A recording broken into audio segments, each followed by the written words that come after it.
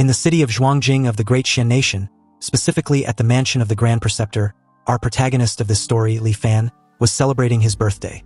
And despite his old age, his imposing demeanor and admiration from countless people, especially beautiful women, were nothing short than the endless wine he drank throughout his years. You see, in the past 50-odd years, Li Fan went from having nothing to achieving the rank of Grand Tutor, and his power had overshadowed the world that no one could rival him. The story of it all would be enough to fill a multimillion-word novel. But when he remembers the time he first transmigrated to this world, he was nothing but a poor, struggling scholar. Now, looking back on his life, he felt accomplished, having achieved everything a man could ever want. Anyway, back to the birthday party. The entire top floor of the manor were filled with several dancers entertaining the guests under the influence of amazing alcohol and great music.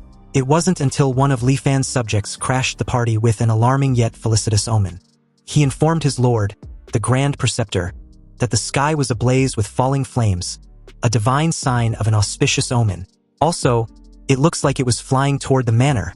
Li Fan rushed to the balcony of his manor to get a better look at what's going on, only to see, just as his subject described, flames were indeed falling from the heavens. But upon a closer look-up, it seems that two powerful figures, being the source of the flames, were actually battling it out. One of them yells the name Dao Xuanzi, telling this person not to take it too far. Everyone, including Li Fan, were absolutely stunned to see these godlike beings who hadn't even noticed their insignificant existence. But unlike the rest who were already on their knees and worshipping their magnificence, Li Fan was quick to realize the implications of the two fighting, even though he was still unable to comprehend how there were actual freaking cultivators in this world. Meanwhile, in the sky, the dark-haired cultivator Dao Xuanzi asked Ko Hong, the sturdy cultivator with a fluffy golden hair like a lion, if he seriously thought he would let him leave just because he fled to the land of immortal extinction. Dao Xuanzi then demanded for Ko Hong to hand over his cultivation method, or the fight won't end until one of them is dead. Ko Hong scoffed at such folly. It's precisely because he lacks a core formation method that he had been trapped at the foundation establishment stage for nearly 100 years. Now, his lifespan limit was approaching, and he was about to turn to dust. Having finally obtained this core formation method, how could he possibly hand it over to another? Dao Xuanzi couldn't agree more. The Golden Core Dao was a path one walks alone. And although there were many core formation methods in this world, there were far more cultivators trapped at the foundation establishment stage. And since it's come to this, with the path to longevity right in front of him, how could he possibly let Ko Hong go? Ko Hong laughed at the absurdity. They were brothers for 100 years. Yet now they draw blades on each other for a mere chance at survival. Ko Hong admits he was no match for Dao Xuanzi, and it seems he won't be escaping his fate in the current situation. However, there were so many mortals below, so he was wondering if Dao Xuanzi could withstand such a dense concentration of the immortal mortal miasma. In reply, Dao Xuanzi just readied his sword for a devastating attack. And without a care in the world, he points the blade at his former companion. His expression suddenly turned furious as he questioned what Ko Hong was planning to do. Conjuring a giant golden dragon to counter Dao Xuanzi's purple blade, Ko Hong announced that perhaps he could find a chance to live if Dao Xuanzi was unable to handle the power of the immortal mortal miasma. Then, moments later, the two powerful techniques clash, creating a massive explosion that lights up the entire sky, and clouding the entire city of Zhuangjing with a deafening blast that reverberated throughout every alley. Seeing a battle of that magnitude, Lin Fan and his servants are completely gobsmacked. And right as that power slams into the entire city, Li Fan, with a panicked look on his face, realizes their demise was inevitable. It took a while for the dust to settle, and amidst the rubble of his home, Li Fan eventually woke up, only to find his wife and children dead. Coughing hard, he got up to see what's left of his mansion. There were dead bodies everywhere, and from the looks of it, he might be the only survivor. The prosperous city that was once full of life was now a living nightmare of fire and blood. And as far as the eye can see, there was indeed nothing but mangled bodies and collapsed buildings. After surviving such a catastrophe, likely not even 1 in 100 of the citizens remained. Li Fan drops to his knees and took a seat amidst the wreckage, absolutely livid that he'd lost everything because of just two cultivators who suddenly appeared out of freaking nowhere. He took a deep breath, then starts laughing in despair. Seriously, how the hell can there be cultivators in this world? From the moment onwards, like an obsessed fanatic the very moment he became an official, Li Fan used the power in his hands to search for any possible trace of the immortal path. After he became the imperial tutor, standing above all others, he scoured the entire world with the aid of his men, relentlessly searching for clues. From the north to the frozen sea, the south to the great ocean, the east to the ruinous abyss, and the west to the linked mountains. In all of Great Xian Nation, there wasn't a single shred of evidence that immortals existed. Li Fan had already given up, and having grown super old, he now even wonders if those two were even real. Looking up at the sky, he wants to know where they came from and what exactly they were. Annoyed, Li Fan thinks that fate was messing with him. So he activates a power called Huanjin. Suddenly, countless glowing subtexts appeared in front of him, and at the bottom was the phrase, "When the true becomes false, the false becomes true." Subsequently, a bright light shined with a dazzling brilliance as the Huanjin system announced that charging was complete. A virtualized current scenario was initiated, and Li Fan was asked if he wants to return to the initial anchor point. You see, Huanjin was the name Li Fan gave to his unique treasure. Its function was to turn truth into illusion and reality into virtuality. It turns everything he had truly experienced into a simulated, illusory experience, allowing him to return to a set anchor point, which was the moment he first transmigrated to this world. In fact, this was already his second life since transmigrating to the Great Xian Nation. In Li Fan's first life, although he had great ambitions, he was ultimately just an ordinary person. Li Fan wanted to become a Zhuangyuan but repeatedly failed the exams. After turning 30, he finally gave up on the idea of becoming an official and started a small business. Li Fan became a common wealthy patriarch, then married, had children, and lived out an ordinary life. It wasn't until he was old and on his deathbed that he finally awakened the unique treasure, Huanjin. This was what led to his unstoppable rise in this second life. Because after the Huanjin system charges, it allows him to restart this life and return to a breakpoint to begin anew. However, Li Fan couldn't restart just yet. He still had important things to do in this life, so he gave orders to a soldier to take care of the mess in the city. He was to order the garrison camp stationed outside the city to rush to Shenzhen and maintain order in the disaster's aftermath. Most of Xuanjing's buildings were destroyed, and after his trusted garrison camp took control of Shenzhen, not only could they expedite the post-disaster reconstruction, more importantly, Li Fan can stay in the barracks to oversee the cleanup efforts and secretly send people to investigate the whereabouts of the two cultivators. 1 month later, the ruined city of Shenzhen had only just begun to recover a semblance of life. Meanwhile, in Li Fan's private quarters, a subordinate reports that there was still no sign of the two cultivators. Li Fan, frustrated upon hearing this, knew he shouldn't have gotten his hopes up again. Anyway, since this was the case, he decided that there was nothing else to do and activated the Huanjin power to go back. He was then suddenly surrounded by blue energy and subtext, and after confirming his decision to restart his life once more, the transition of him going back in time, from his old age all the way back to his youth, was displayed in front of him. Several screens show moments from his life, and as he remembers the names of the two cultivators, he vowed to wait for them in 50 years' time. Li Fan then falls into a portal, determined to hunt the two immortals in his next life. After all, riches and honor were nothing but fleeting clouds to him at this point in his second life. It didn't take long for the system to regress Li Fan to the anchor point. In the first year, overjoyed, Li Fan acted out, and was almost forced by his aunt to drink an exorcism water from the village witch. Half a year later, he took the provincial exam, and although he was placed low in the 30s, he ultimately succeeded in becoming a Jurin, bringing honor to his ancestors. In his second year, he took the metropolitan exam and passed. Li Fan performed exceptionally well in the palace exam, placed in the second rank, and was bestowed the title of Jinshi. He then pulled strings in Shenzhen and obtained the post of county magistrate for Jiangnan's one county. In his third year, he began to cultivate his trusted inner circle, and also successfully produced a batch of explosives and matchlock rifles. In his fifth year, refugees gathered to rebel against Prince Langya's manor. Li Fan led troops to the rescue, saving Prince Langya's family. The prince was deeply grateful to him.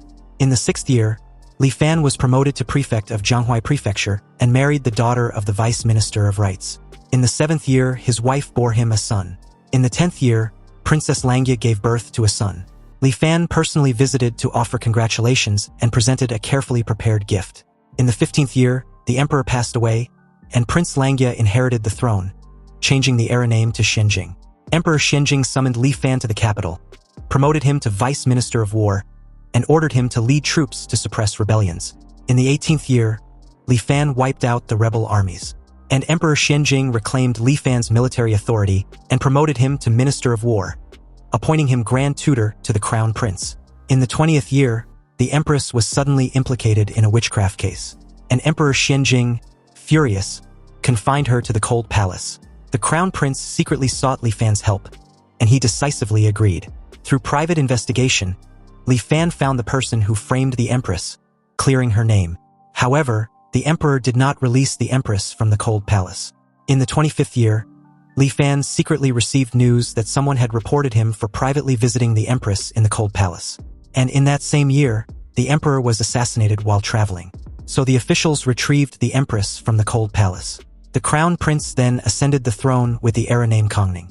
In the 26th year, Li Fan was additionally ennobled as Grand Tutor and appointed Grand Scholar of the Deliberative Council, reaching the pinnacle of officialdom. He used this opportunity to eliminate dissent and build his own faction in the imperial court. In his 30th year, the people of the world knew only of the Grand Tutor, not the emperor. In the 31st year, the Empress Dowager became pregnant and bore him a son. In the 38th year, Emperor Hongning died of depression. In the 40th year, the Empress Dowager died of illness. In the 45th year, Li Fan's wife passed away. In the 46th year, Li Fan's eldest son died of illness. And in the 50th year, 2 immortals arrived from the ruinous abyss, destroying the city of Shenzhen. Li Fan only managed to narrowly escape with his life. The simulation ended, and Li Fan had to choose one from the 4 options to retain. The first option was an item in Li Fan's possession during this simulation.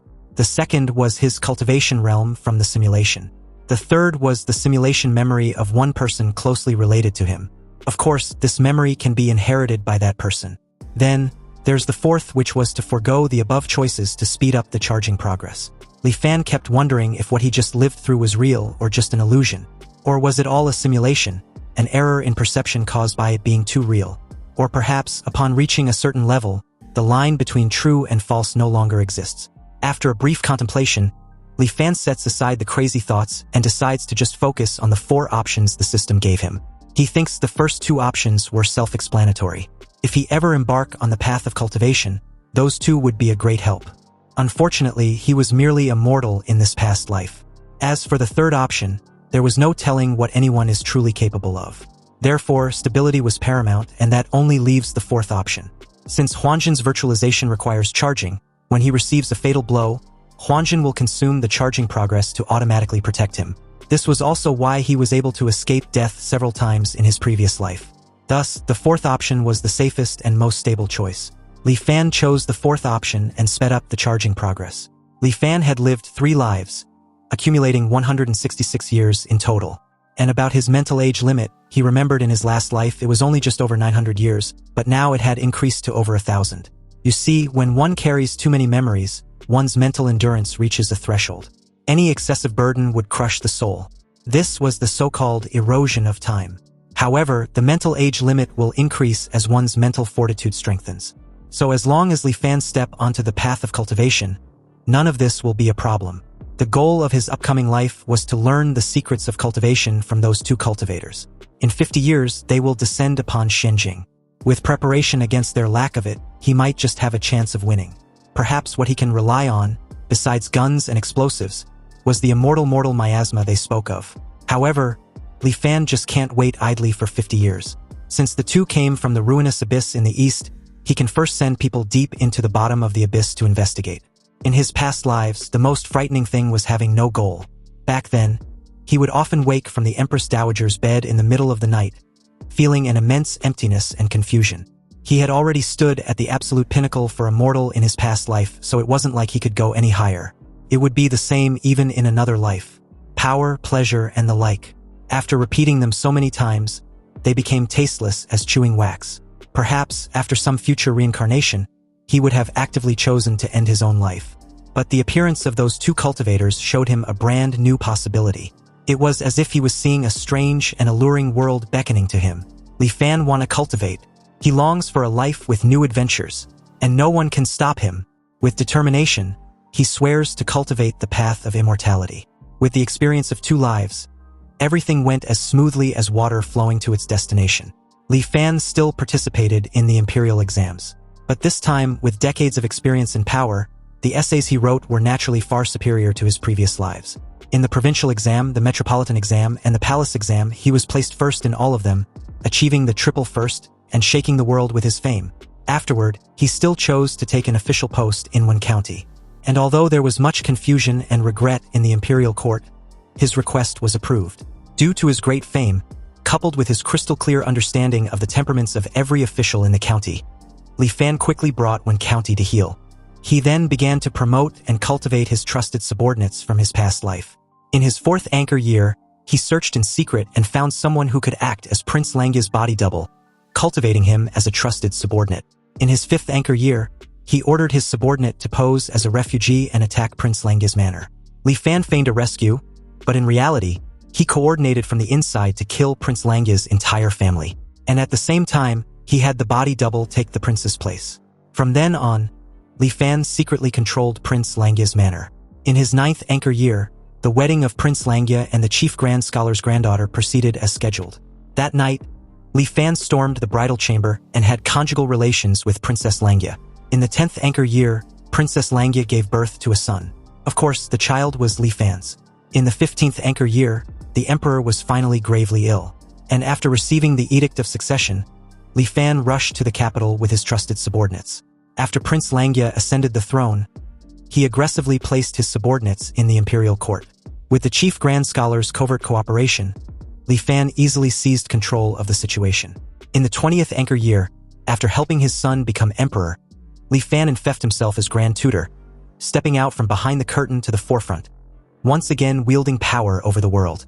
After this, not only did the wheels of the great Xian nation's development not become stagnant, but they turned even faster under his will. At his grand tutor's manor in the 35th anchor year, Li Fan asks a subordinate about the fog over the ruinous abyss. He learned that it dissipates for half a day every 15 years. The hooded subordinate reports that the immortal-seeking camp was ordered to station themselves by the ruinous abyss and observe day and night. It was just a few days ago that they finally made a breakthrough. He adds that after the great fog dispersed, a faint light could be seen shining from the bottom of the abyss. So they used a telescope to observe and actually discovered an inverted landscape. And although what each person saw was not identical, there were 10,000 mountains rising and falling, with magnificent structures hidden among them, barely visible. There were also towering cities on the plains, bustling with life, and with no less than 1 million people. And on top of that, there was even a city in the sky wreathed in rosy light, with all kinds of rare and exotic beasts flying about. It was truly incredible. After receiving a confirmation that the 2 cultivators came from the ruinous abyss, Li Fan wanted to know if they have found a way to get to the bottom of the abyss. But the hooded subordinate replied that they had tried various methods, but as soon as they descend to a certain depth, they were shredded by a sudden astral wind. The astral wind was so terrifying that even the strongest armor could not resist it for a moment. Li Fan dismisses his subordinate with a simple wave of his hand. Then, looking at the full moon, he realizes he would probably have to wait for the 2 cultivators after all. And so, the 50th anchor year eventually arrived in the great Xian nation, bringing with it a very eventful night. In the night sky, the 2 auras of power clash violently once again. And just like last time, Kohong yells the name Dao Xuanzi, telling him not to take it too far. However, this time around, several fiery projectiles were suddenly shot towards the 2 in the middle of their brawl. Kohong gets ticked off and wonders who dares to launch a surprise attack on them. Below, several armed soldiers, with a coordinated effort, fired their rifles relentlessly at the 2 cultivators. However, with a simple hand gesture from Kohong, all the bullets stop in midair as he wonders what they were. And with his curiosity piqued, he used his flames to disarm and summon one of the rifles from a soldier. Incredulous, Kohong finds the weapon fascinating. After all, it was using intricate mechanical structures in place of formations, and the explosive power in place of spiritual energy. To think that after several thousand years, the mortals exiled to this land of immortal extinction could actually research such an ingenious object, Kohong was amazed, though he also thinks it's a pity. The weapon was only effective in the land of immortal extinction where the great Tao was incomplete. But outside this place, it was just a pile of useless scrap metal. Also, at such audacity of mere mortals daring to make a move against them, Kohong, who originally felt a hint of guilt, now had an intolerable expression on his face. He questions if these insignificant mortals were just seeking their own death, before invoking his Tao art technique, the Flame Dragon's Roar. Suddenly, a massive fire dragon was formed, then charged towards every soldier in the manor. But as the enormous dragon whips through the entire city before charging towards its target, the utter destruction it left in its wake was so devastating that it took less than no time for the entire city to bore some resemblance to Li Fan's previous experience. Only this time around, a slight yet shocking deviation left Kohong stunned, wondering what was going on. Apparently, The flame dragon's roar of his was fundamentally not something mortals could withstand. Yet almost every soldier of Li Fan's was surprisingly much alive. In that moment, Dao Xuanzi also noticed that the weapons were soaked in mortals' blood. And after Ko Hong was tainted by the immortal miasma, his Dao arts were weakened. The usage of the immortal miasma meant that the enemy was clearly prepared. At this point, it's obvious they walked into an ambush the very moment they arrived. Since where they were was bizarre and dangerous, Dao Xuanzi suggests they shouldn't stay any longer. But before the two could bounce, a voice threatens that if they flee, the news that they obtained a core formation method would spread throughout the entire cultivation world the very next day. Dao Xuanzi and Ko Hong immediately panicked since only the two were supposed to know about this. They start to wonder who could have leaked the information.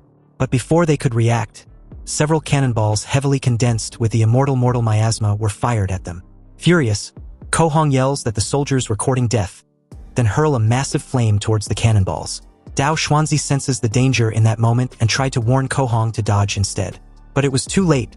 Ko Hong's flames only managed to trigger all the cannonballs to explode, releasing the immortal miasma. The entire night sky above what remains of the city were coated with heavy raindrops of the immortal miasma, dyeing everything red. And on the ground, somewhere amidst the wreckage was the two cultivators, now surrounded by dozens of armed soldiers.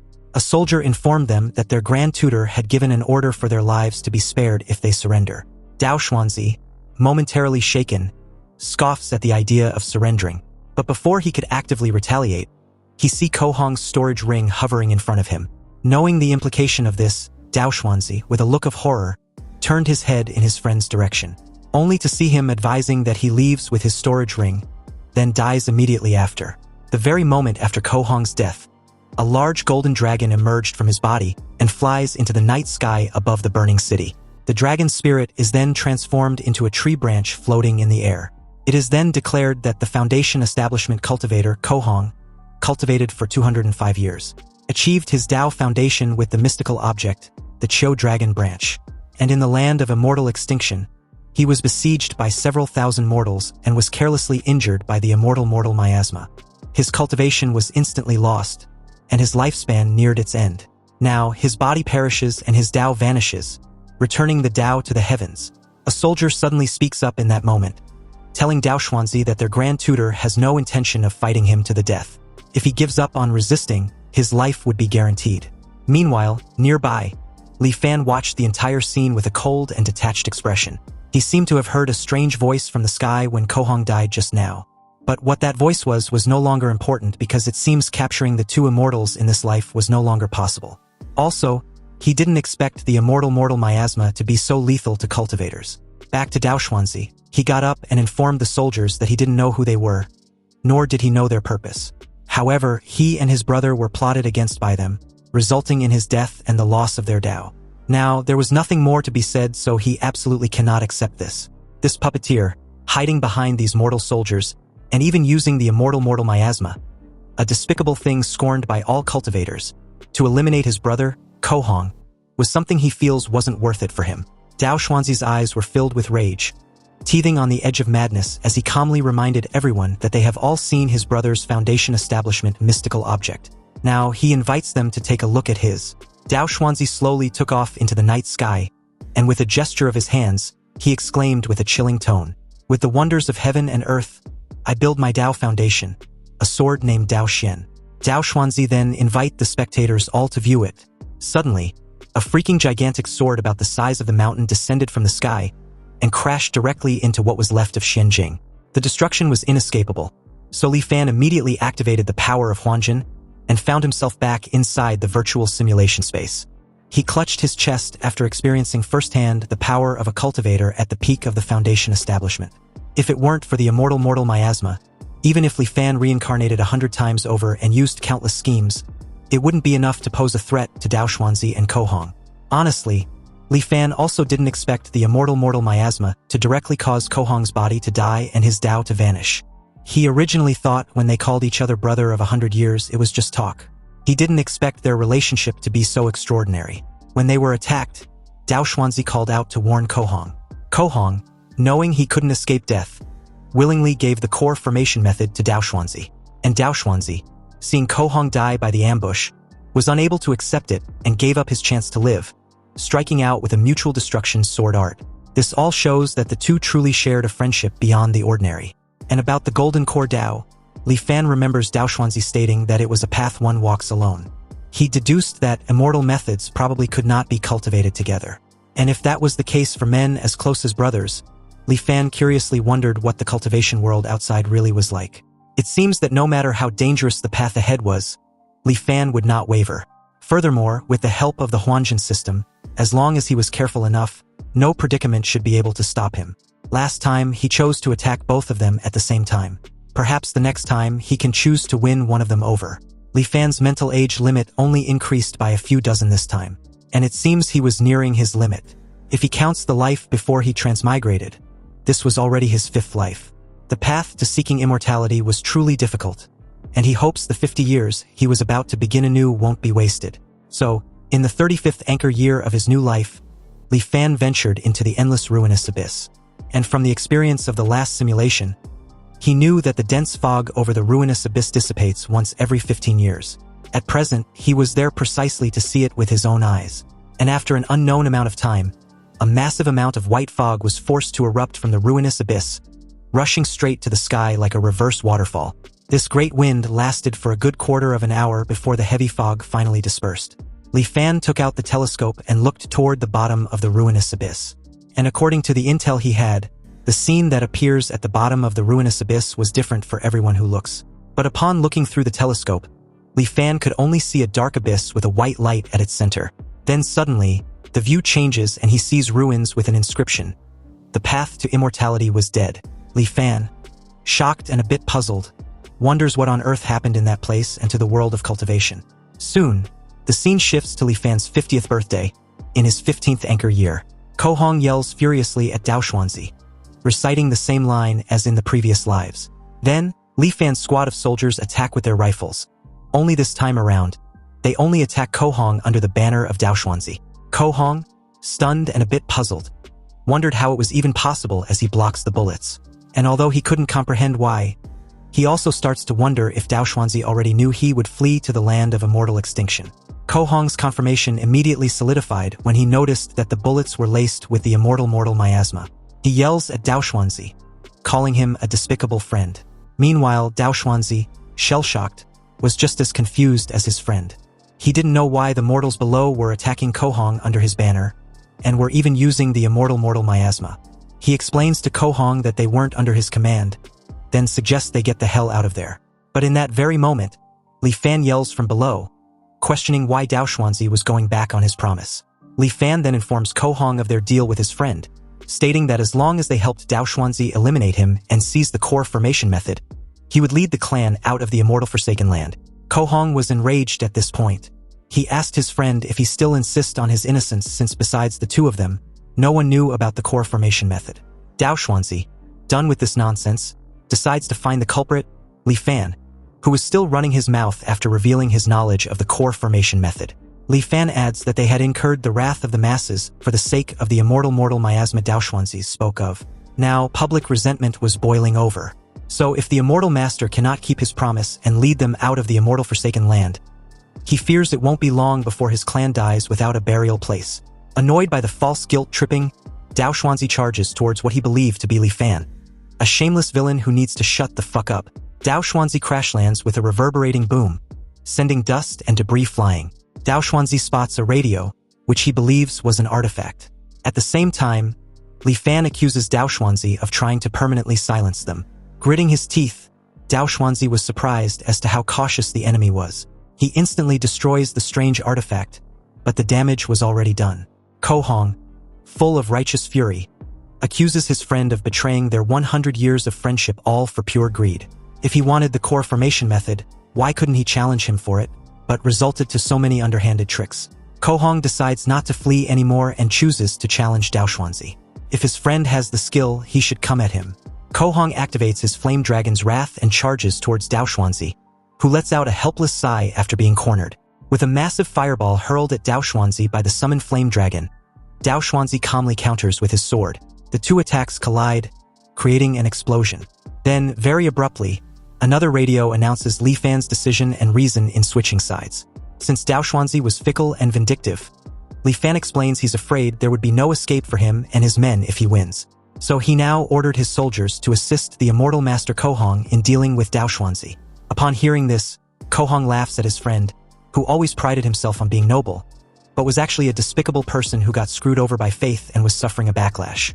Well, it's as the saying goes, he who commits many injustices is doomed to self-destruct. Dao Xuanzi gets ticked off and calls his gullible friend a fucking fool. But Kohong was far too gone to care or reason with. After all, his friend fancied himself clever, so why was he now deserted by everyone? This was what they call being a victim of one's own cleverness.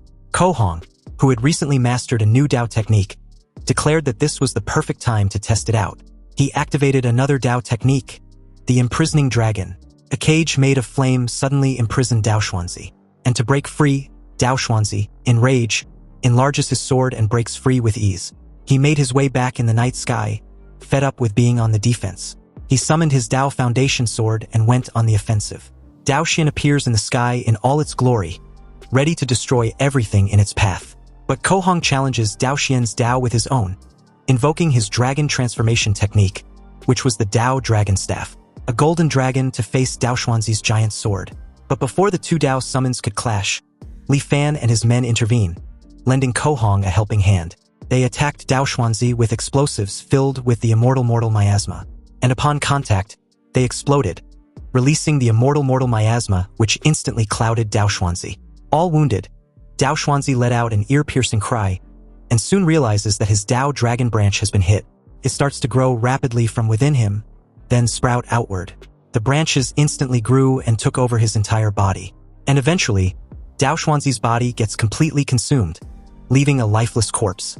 Anyway, just like Kohong's death in the previous simulation, it's announced that the Foundation Establishment cultivator, Dao Xuanzi, cultivated for 201 years and established his Dao Foundation with the wondrous item, the rusted sword Dao Xian. However, in the immortal Forsaken Land, he fought with another and was ultimately killed at the hands of the Foundation Establishment cultivator, Kohong. Now, his body has perished and his Dao has vanished, returning to the heavens. Li Fan was quick to notice that the voice also appeared when Kohong died before. He made his way to Kohong and introduced himself. Li Fan extend his greetings and respectfully implore Kohong's mercy to save the lives of the 1,000 souls of his clan. Kohong realizes Li Fan was the one whose voice was echoing from all directions earlier. He questioned why a mere mortal dared to interfere in a battle between cultivators. Li Fan explains that he was merely seeking a chance of survival after realizing that his clan would have perished if Dao Xuanzi won the battle. Kohong finds this harsh and Lin Fan takes the opportunity to remind him of the promise Dao Xuanzi made. But Kohong explains that for 100 years, Dao Xuanzi had always appeared to be a man of his word, but in reality, he acts without any principles, even deceiving mortals. He also adds that great immortal severing formation at the ruinous abyss was incredibly dangerous, even for cultivators, requiring a great deal of effort just to leave. So how could they possibly take mortals with them? Li Fan, shocked by the revelation, asks if Kohong also didn't know how to leave the land of immortal extinction with a mortal. Kohong casually confirms this before Li Fan suggests they find somewhere private to talk. In an underground shelter of the manor, Li Fan again wanted to confirm if it's true that mortals cannot be taken along when leaving the immortal Forsaken Land. Kohong had no reason to lie to Li Fan, and simply reminds him that he was a mere mortal. Perhaps a golden core stage cultivator could protect him, a mortal, while breaking through that great immortal severing formation. But for someone with a Foundation Establishment stage cultivation base such as himself, it was absolutely impossible. Li Fan tried to ask for any other alternative. Some hope for mortals like them to someday leave this world. Kohong reiterate that to leave the immortal Forsaken Land, one must pass through the great immortal severing formation. But with the frail body of a mere mortal, it was utterly impossible to pass through. And besides, Li Fan was already old enough to have one foot in his grave. Why was he so obsessed with leaving the land of immortal extinction? Wasn't he satisfied in being a local emperor? Li Fan didn't answer, but wanted to know if it was possible for his descendants to leave if they could cultivate to the Foundation Establishment realm like Kohong. Upon hearing this, Kohong laughed at the absurdity. You see, there was not a shred of spiritual energy in the land of immortal extinction, making cultivation impossible. Also, not only was it a fact that immortals and mortals were perpetually separated, but mortals in the land of immortal extinction were covered in miasma. So how could they possibly cultivate the path of immortality? Kohong then advised Li Fan to give up on this idea. For mortals like him, if they wish to cultivate, they must first go to the outside world to reconstruct their bodies and wash away the miasma. Otherwise, even if the great Tao to immortality were placed right before them, they could see it but never be able to touch it. Frustrated, Li Fan, once again, asks if there was really no way out for mortals like them. And the very moment Ko Hong confirms there wasn't, Li Fan got up and respectfully took his leave. Ko Hong only felt that something was off when Li Fan suddenly stopped short as the door closes behind him. But by then, it was too late. The underground shelter had instantly been filled with the immortal mortal miasma. Ko Hong screams in pain, realizing he's fallen into a trap. Outside the cave, Lin Fan listens to Ko Hong's agonizing screams, and with a cold look, he declares that if immortals and mortals could not coexist, then how could he ever trust the words of an immortal? According to the intel obtained from Ko Hong, the land of immortal extinction was an immortal forsaken land, and the cause of it all stemmed from a great change, an unknown plague in the ancient cultivation world thousands of years ago. At first, no cultivator paid any mind to this plague among mortals. Until the first cultivator was infected by it, the plague was then strengthened and began to spread among cultivators. The vector of transmission was the very spiritual energy that cultivators relied on for survival. The plague, through the spiritual energy of heaven and earth, quickly spread throughout the entire cultivation world. For cultivators infected with this plague, a light case would mean their cultivation base would regress and their realm would fall. A severe case would mean losing their entire cultivation base overnight, becoming no different from a mortal, after which their body would perish and their Tao vanish, returning to the heavens. In their desperation, the cultivators vented their anger on the source of it all, the mortals. Thus, a large-scale campaign of slaughter began. But before long, this campaign of slaughter was forcibly halted. Not only did the plague not disappear with the death of the mortals, it seemed to have lost its restraints, spreading out along the spiritual energy that permeated the heavens and earth. This, in turn, led to the demise of even more cultivators. But waiting for death was not the cultivators' way. On one hand, a group of cultivators began to research methods to treat and resist this plague. On the other, some cultivators proposed the infamous Great Migration Plan. It involved banishing all mortals from the cultivation world to surrounding lesser worlds and shattered the grotto heavens that lacked spiritual energy. They would then use spell formations to permanently isolate them, preventing these mortals from ever returning. Originally, there were no more mortals in the cultivation world, but not all offspring of cultivators had the aptitude for immortal cultivation. So, over time, many new mortals were born into the world. Within the bodies of these mortals lingered a shadow of the plague. And because this plague had a particularly devastating effect on immortal cultivation, the descendants of mortals who wished to cultivate had to first purge the plague from their bodies. Over time, the plague became synonymous with the distinction between immortals and mortals, and so people named it the immortal mortal miasma. Legend has it that to prevent the cultivators within the immortal sex from going astray, the progenitor mortals were banished to the surrounding lesser worlds. And these places of banishment became what mortals call the immortal forsaken lands. Anyway, after a comprehensive read, Li Fan was keenly aware he didn't know how many immortal forsaken lands were there, and the number of cultivators willing to brave the immense risk to enter these places was even smaller. But to have run into two of them was already a stroke of great fortune. As a mortal, his lifespan was limited. Even if he could continuously simulate lifetimes, he was just repeating them within the confines of his lifespan. Li Fan was already 70 years old this year, and his physiological lifespan limit was 86. In the remaining 16 years, he knew the possibility of meeting another cultivator was practically zero. In that very moment, a chilling realization gripped him. Li Fan starts to wonder if he was truly destined to repeat the life of a mortal, lifetime after lifetime. Was there really no other way? Fortunately, it didn't take long for him to snap out of these downward spiral of thoughts. After waiting bitterly for nearly 300 years, how can he be resigned to this? Li Fan then paid a captured Ko Hong a visit, wanting to know how the mortals in the Great Migration arrived in the immortal forsaken land. Ko Hong, upon hearing the question, was genuinely surprised that Li Fan still hadn't given up yet. So what if he managed to get out? At 70 years old, he still want to pursue immortal cultivation? Lin Fan leaning close to Ko Hong's face and reminded him that his cultivation base was completely gone. So as of now, he was just like the rest of them. However, if he were to return to the cultivation world, he might be able to resume cultivating, right? Li Fan proposed a deal with Ko Hong.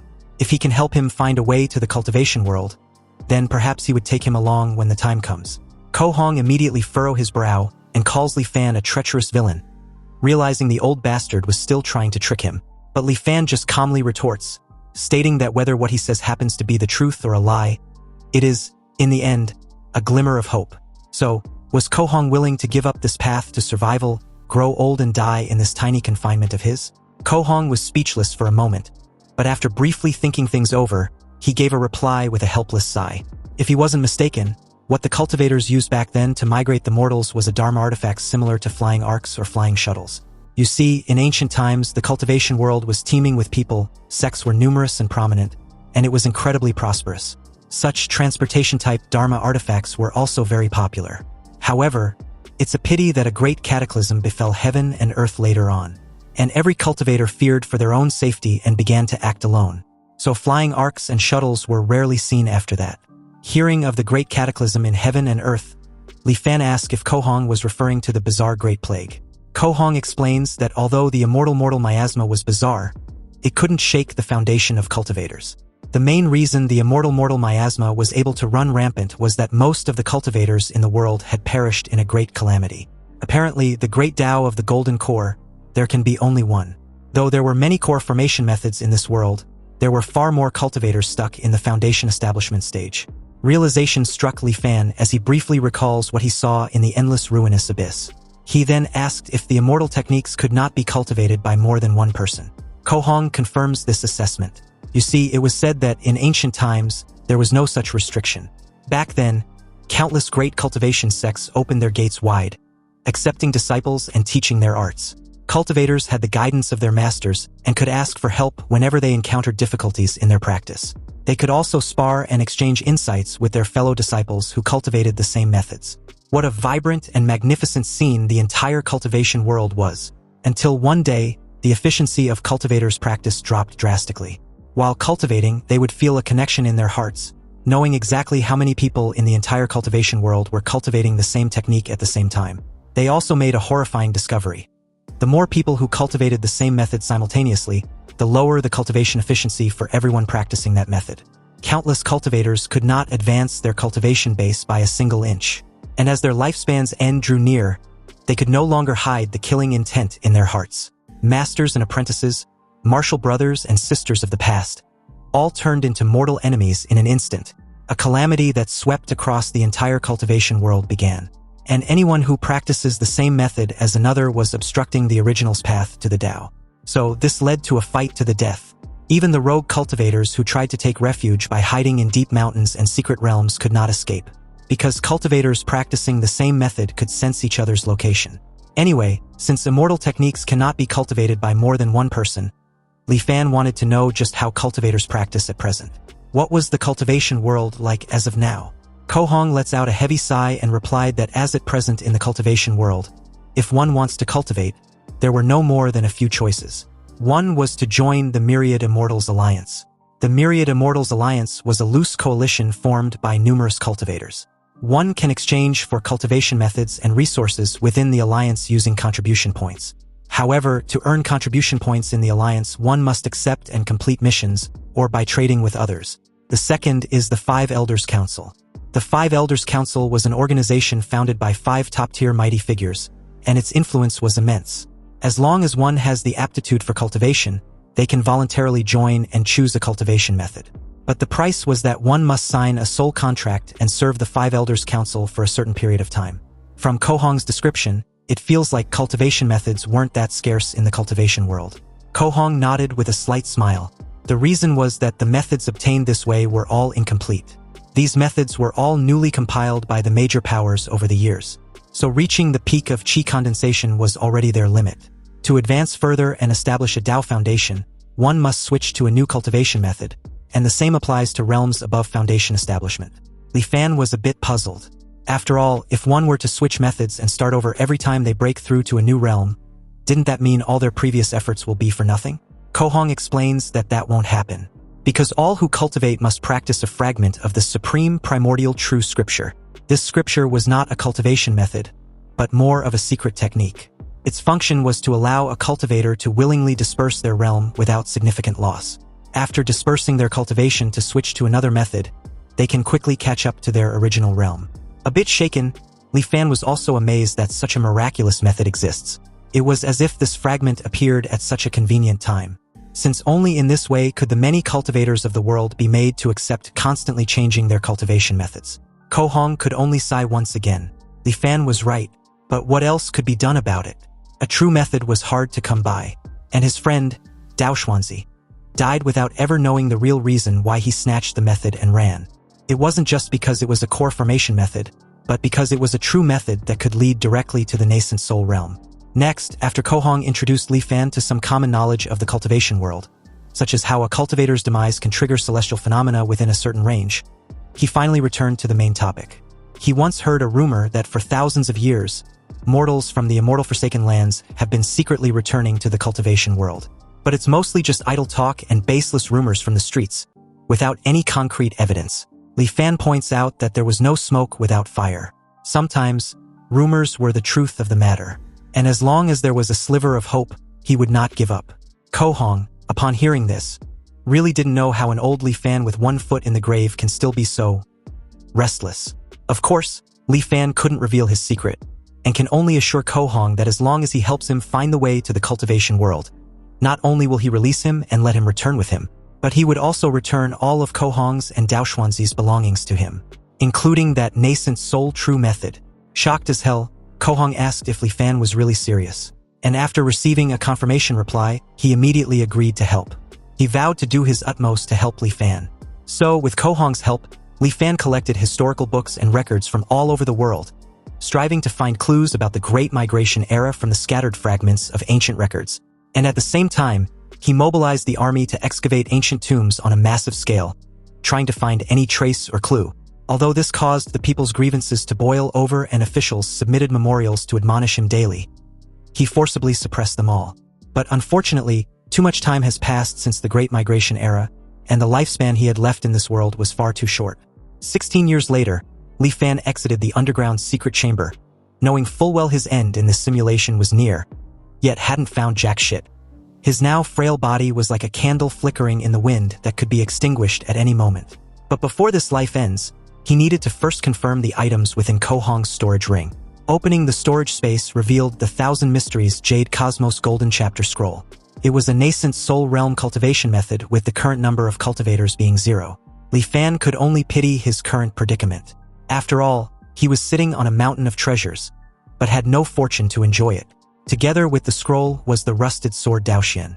And according to Kohong, after a cultivator perishes, their foundation establishment wondrous item will lose its wondrous nature as the cultivator's body perishes and the Dao vanishes. But something unexpected happened that made his eyes widen in shock. Apparently, his Huanjin system suddenly discovered the rusted sword Daoxian in his possession and classified it as a rechargeable item, although its current status was damaged. The system then asked if Li Fan wants to proceed with recharge. The moment Li Fan decisively chose yes, the anchor charge progress began with the current anchor points being at 1. Anyway, according to the feedback from Huanjin, the truth returning, when the anchor charge progress reaches 100%, a second anchor point will be unlocked, and in the future, everything will be virtualized. Also, when choosing to return, he can choose to restart from any of the anchor points. If a second anchor point can really be unlocked, it will be so much more convenient. And although wondrous items were rare, the cultivation world was boundlessly vast, so there must be an endless stream of them. As long as Li Fan can leave the immortal Forsaken Land, he can also escape his mortal shackles. Li Fan closed the space ring, aware that other than some standard-issue spirit stones, there was nothing else of value in the ring. So, with a slight reluctance, Li Fan ended the life simulation by activating Huanjin, returning to the virtual simulation space. There, the system gave him the choice to choose one of the 4 options to retain. And although the options were the same as last time, Li Fan's choice was different this time around. The very moment he decisively chose the first option to retain an item, all the items in the storage ring was suddenly displayed in front of him. Li Fan, a bit regretful he couldn't retain all the items in the storage ring at once, lets out a heavy sigh before choosing the nascent soul cultivation method. But something unexpected happened when he checked his system panel. The nascent soul cultivation method he just chose had been bound to him, meaning it would permanently exist within his truth-returning system. After getting over his brief shock, a sly, devious smile tugged on his lips. After all, this unexpected development had opened up many more possibilities for planning in future simulations. You see, in Li Fan's current life, his act of ordering the large-scale excavation of ancient tombs to find a path to the cultivation world was far too shocking. Even with his firm control over the imperial court, it still stirred up considerable opposition. If the court had pushed for it right from the start, it would have surely been unsustainable. But in his next life, if he starts planning from an earlier moment, in 20 years' time, it might not be impossible to change the mindset of the entire world. Time flowed on, and Li Fan's sixth life began. With his subtle influence behind the scenes, many small changes occurred in the world. In the fifth anchor year, an ancient seeking school emerged out of nowhere. This school brought several ancient texts to the capital for an audience with the emperor. The exquisite and unparalleled nature of the ancient texts, rarely seen in the world, shook the nation. The ancient texts were titled Change, Way and Virtue, Southern Flower, the Analects, and the Great Learning.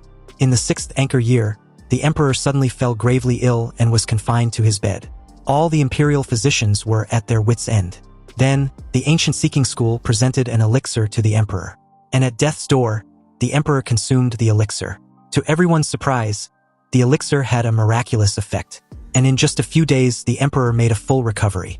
In the 11th anchor year, Zhonghua Prefecture uncovered a major tomb robbing case, arresting a team of over 100 tomb robbers. The prefect of Zhonghua Prefecture, Li Fan, did not dare to act on his own authority. He wrote a memorial, sent it to Xinjing City via the 800 Li Express, and requested His Majesty's judgment. A full month passed before the emperor's decree finally arrived. They were not sentenced to death, only to be enslaved and sent to the capital. In the 15th anchor year, the emperor fell gravely ill, wishing to extend his life with an immortal pill. He dispatched over 100,000 troops to excavate ancient tombs everywhere in search of traces of such pills. Unfortunately, the immortal pill was hard to find. The emperor died with regret, and the trend of seeking ancient tombs grew even stronger throughout the land. But before his death, the emperor abdicated the throne to the Prince of Langya. And with that, Li Fan once again secretly controlled the world. In Li Fan's 23rd anchor year, following the excavation of an ancient tomb, a lost piece of history was gradually pieced together, a dynasty that could be traced with the name Qi. Li Fan immediately offered a bounty to the world, declaring that anyone who could find a tomb of the Qi dynasty would be ennobled as a marquis. In the 25th anchor year, the tomb of the first emperor of the Qi dynasty, Yixing, was finally found. And after all obstacles were cleared, Li Fan entered the tomb's interior, surrounded by his retinue. In just over a month, a passage to the main burial chamber was carved out. The main tomb passage stretched for several hundred meters, its walls covered in vivid, lifelike murals. Though 1,000 years had passed, they were still clearly visible. Li Fan and his men arrived at the main burial chamber. The chamber was 40 to 50 meters high, with a length and width of several thousand meters. The ceiling seemed to imitate the layout of the stars, inlaid with tens of thousands of luminous pearls. Mountain peaks rose one after another, submerged in a sea of clouds. It was unknown how this sea of clouds was formed, and it remained fixed within the chamber, never drifting. Even after several thousand years, it had not dissipated. Invisible paths connected the various mountain peaks, and everyone marveled in amazement as they walked along. In that moment, Li Fan, marveled at such ingenuity, was convinced that these were truly the methods of an immortal. Anyway, atop the highest peak was a simple thatch hut, and the fertile fields outside was barren. As they drew closer, they realized the thatch of the hut was actually woven from countless fine golden threads. Realizing the thatch hut was clearly Yixing's coffin, Li Fan ordered 2 of his men to go open the door. The 2 did as they were instructed, opening the door, and what was inside stunned Li Fan for a moment before he approached. It was an ancestral shrine for Yixing, an outer disciple of the Taihang sect. It seems that although this person, Yixing, joined a sect called the Taihang sect, he remained just an outer disciple and never set foot on the path to immortality. He was ultimately exiled to this place by the cultivators, and even in death he could not forget his sect. Obviously, Yixing was not identified as an emperor, but a mere outer disciple of the Taihang sect. However, according to Kohong, all the sects in the world should have perished during the Great Calamity before the Great Migration era. So it seems there's a hidden story behind this. Yixing was likely entrusted by the cultivators of the Taihang sect to oversee the Great Migration of this world. In deep thoughts, Li Fan wondered if they would be able to find the flying ark used for the migration back then. Since the search of the main burial chamber yielded nothing, Li Fan ordered the ancient seeking camp to excavate the surrounding area. Several days later, news arrived. Li Fan received a report that the ancient seeking camp had found a record mentioning the words flying ark in the list of burial goods from a nearby attendant tomb chamber. However, that tomb chamber was robbed long ago, and based on the signs of damage, the robbery occurred over 1,000 years ago. Suddenly, an intense murderous aura loomed over Li Fan when he heard this report. Then seconds later, he lost it and furiously trashed everything on a table next to him. Li Fan was pissed off that the same scenario was repeating itself. It was driving him to the fucking wall. Every time he see a glimmer of hope, it ends up being unattainable, like flowers in a mirror or the moon in the water. Anyway, after releasing all his pent-up frustration, Li Fan issued another bounty, another reward to the world. Whoever finds clues related to the immortal arc would be ennobled as a marquis of 1,000 households. And just like that, in his 35th anchor year, the ancient seeking camp found the tomb of an immortal. Apparently, a few days ago, a group of people were excavating an unremarkable grave when they were suddenly injured by a mysterious force, suffering heavy casualties. The ancient seeking camp dared not be negligent and dispatched men to investigate overnight. But even with many highly experienced veterans, they could not disturb this small tomb in the slightest. Li Fan spared no time and ordered for the use of the immortal miasma to open the tomb at once. The ancient seeking camp quickly obliged and poured bucket upon bucket of the immortal miasma on the invisible barrier protecting the tomb from intruders. Fortunately, just like how it was effective against cultivators, the barrier was no different. It didn't take long for it to shatter completely. Li Fan instructed his men to be careful during the excavation and report immediately to him if they find anything resembling a flying ark. Moments later, a report of an object resembling a flying ark among the burial goods reached Li Fan's ears, and he rushed to the site immediately. When he got there, it was indeed as described, a flying freaking ark. But the size of it caught Li Fan off guard. He couldn't help wondering if the small wooden boat in front of him was really the flying ark he had been longing for. However, through the message carved on the tomb wall by its owner before his death, he eventually understood the full story. It turns out the tomb's owner was named Qian Hong, a Foundation establishment stage cultivator. And over 3,000 years ago, he was hunted by his enemies and with nowhere else to go, he hid in this immortal forsaken land. However, since the immortal forsaken land was completely devoid of spiritual energy, and he didn't have many spirit stones on him, his life was at risk. Before long, Qian Hong's spirit stones were depleted, and without spirit stones to replenish his spiritual energy, his cultivation base deteriorated day by day. He speculated that when the mortals were exiled to the immortal forsaken land thousands of years ago, they might have left behind 1 or 2 flying arcs.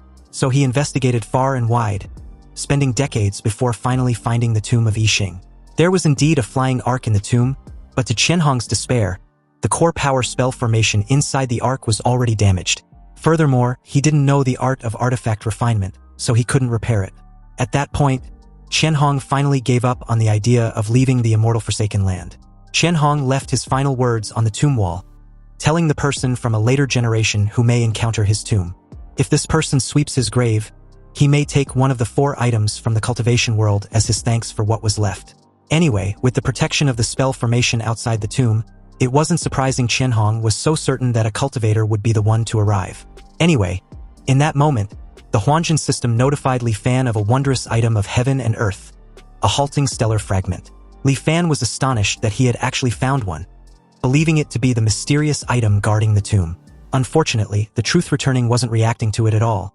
He realized that forcing his way into the tomb with large amounts of the immortal miasma had likely damaged the halting stellar fragment, turning it into an ordinary stone. With a sigh, Li Fan turned his attention to the other relics.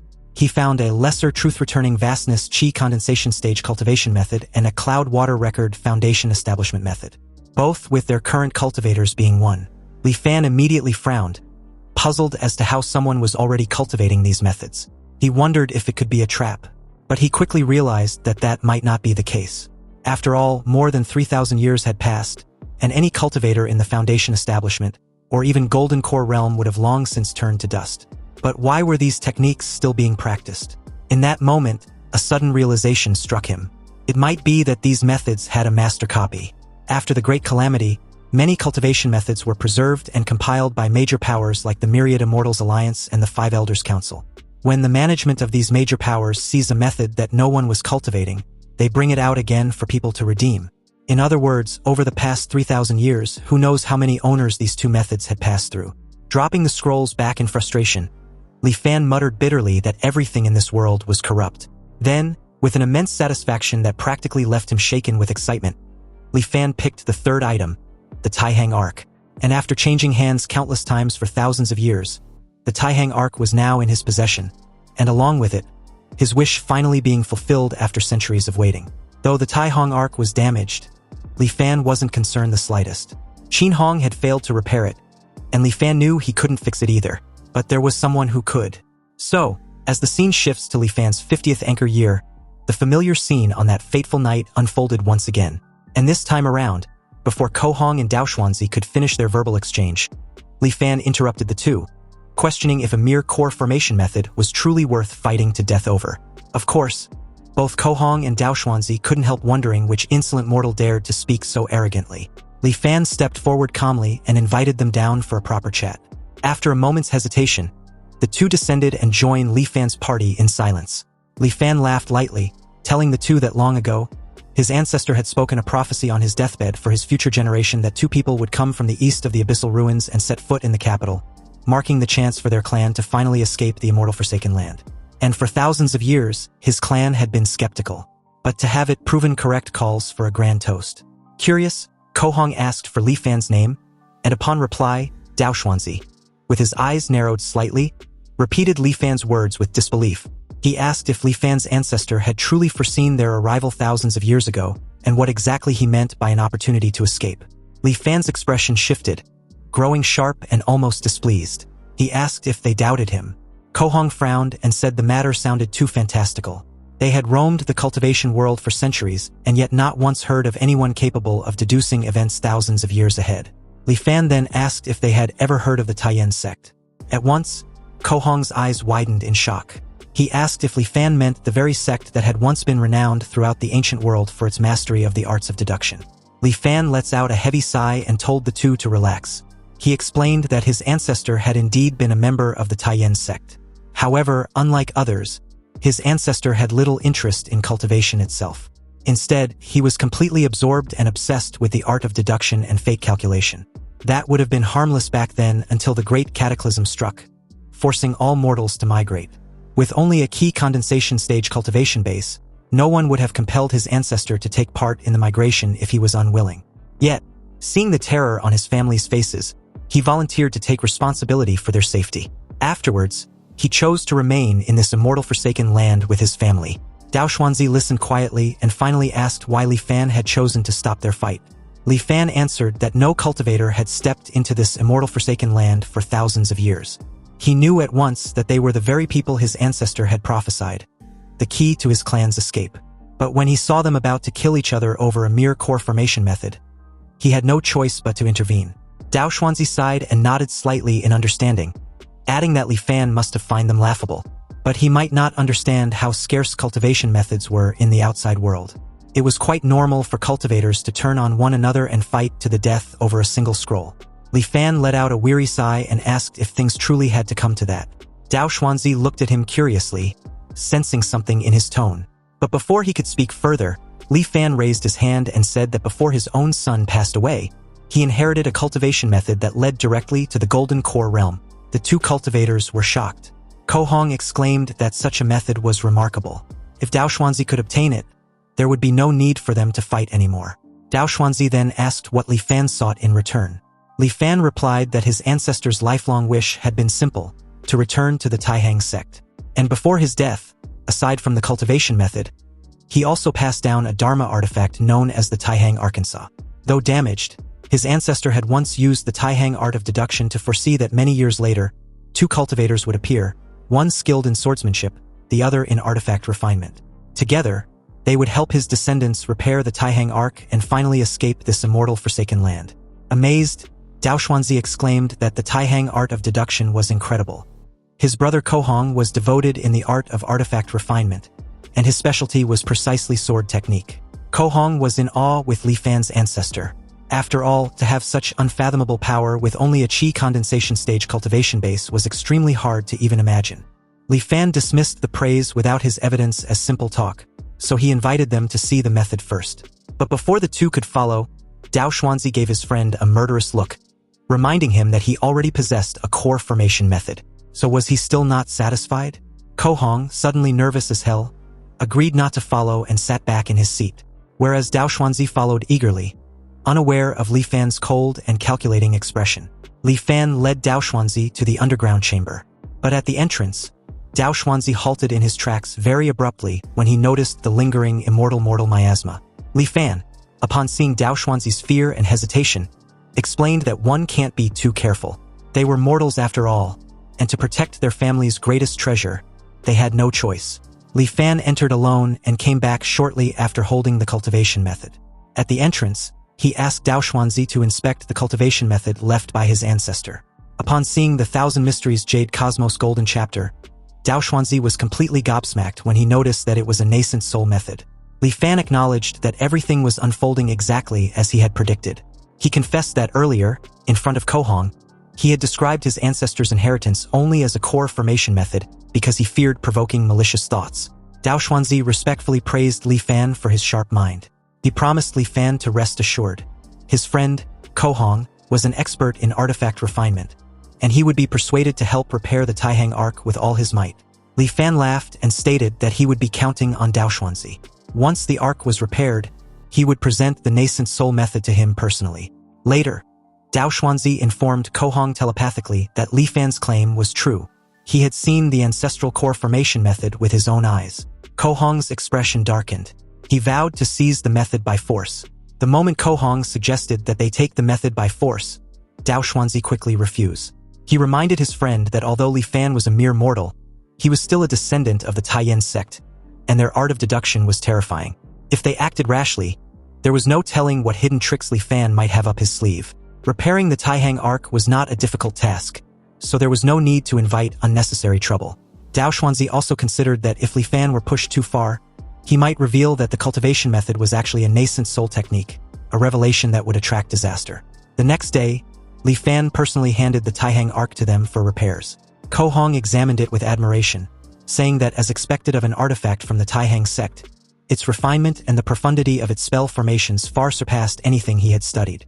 Repairing it would undoubtedly advance his own mastery of artifact refinement. Li Fan told them to proceed freely and assured them that whatever materials they required, he would provide. Cultivation knew no concept of time. What seemed like a small wooden boat took Kohong and his companion nearly an entire year to restore. When Li Fan heard that the repairs were complete, he rushed to see them. Kohong explained that the Taihang Ark's core power formation, the size-changing formation, along with its dust cleansing and several auxiliary formations, had been fully repaired. However, the defensive and offensive formations could only be partially restored due to material limitations. It would be able to break through the great immortal severing formation, but facing the attack of a cultivator would still be difficult. Li Fan told them that this was of no concern. As long as he could escape the great immortal severing formation and return to the cultivation world with his ancestor's relic, he would find a way to rejoin the Taihang sect. Kohong then described the Ark's properties. It was powered by spirit energy and controlled through divine sense. It could transform between three sizes: a compact form about 10 meters long and 2 to 3 meters wide, a medium form roughly 100 meters long, and a fully expanded form that stretched 1,000 meters in length. Though their spirit stone reserves were limited, the energy already stored would be enough for Li Fan to leave in the Ark's second form. Smiling, Kohong asked whether Li Fan, being a mortal, needed their help as a pilot, only to be stunned as the small wooden boat suddenly transformed into a miniature flying ship before their eyes. Kohong was astonished, remarking that Li Fan's methods were truly extraordinary if he could control the Taihang Ark despite lacking cultivation. Li Fan laughed lightly, calling it a minor trick unworthy of praise.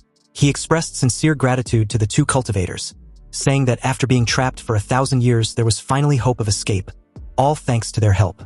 Dao Xuanzi then asked about the promised cultivation method.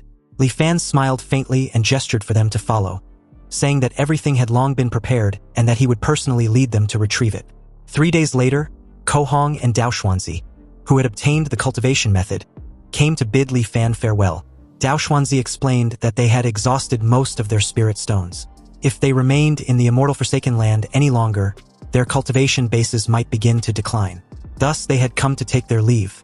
Kohong told Li Fan that if he ever managed to leave this immortal Forsaken Land, he could find them in Lingtian City near the Tsongyun mountain range. He handed Li Fan a map of the area surrounding the exit of the Great Immortal Severing Formation, drawn carefully from memory. Since there were no blank jade slips available, he had to use paper and brush instead. Li Fan thanked him sincerely. After exchanging a few more pleasantries, Kohong and Dao Xuanzi transformed into 2 streaks of light and disappeared into the distance. Watching them depart, Kohong remarked that Li Fan possessed a remarkable temperament, a true character among mortals. But he sighed, noting that Li Fan's great limit was drawing near. Even if he managed to return to the cultivation world, he would only have a few years left to live. Dao Xuanzi closed his eyes and said softly that without achieving longevity, all else was mere illusion. He reminded his companion that they had once turned against each other and fought to the death, precisely for a chance at immortality. Ko Hong then recalled something and asked his partner which cultivation method Li Fan had given him. Dao Xuanzi smiled faintly and replied that it could not possibly be the same one Ko Hong had received. He added that once he returned, enter a closed-door cultivation and break through to the golden core stage, he would not forget the 3 promises he had made to him. As they ventured deeper into the abyssal ruins, they noticed the protective formation mists still lingering. Dao Xuanzi laughed and asked whether his friend dared to pass through. Then, without hesitation, Ko Hong accepted the challenge and charged forward. Meanwhile, aboard the Taihang Ark, Li Fan stood at the edge gazing into the endless fog of the eastern ruinous abyss. He realized that 14 more years remained before the mist would naturally disperse. By then, he would already be 85. His great limit would be upon him. Smiling faintly, he whispered to himself that there was nothing left in this life to cling to. On that day, he decided to test the true nature of the great immortal severing formation. He guided the Taihang Ark and dove straight into the abyss at full speed. The ruins were blanketed in dense silver fog and the surroundings seemed endless and unreal.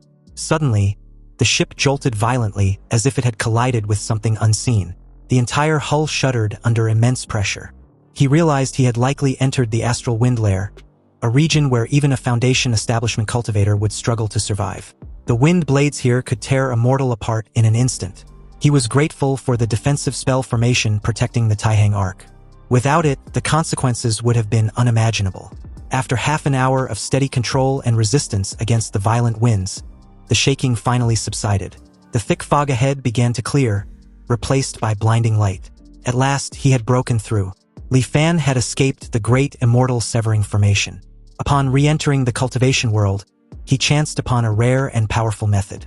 Within 100 years, he successfully formed his core, and from that point onward, his cultivation journey was smooth.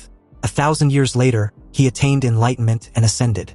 Upon reaching the immortal realm, he started once more from the lowest rank, cultivating step by step.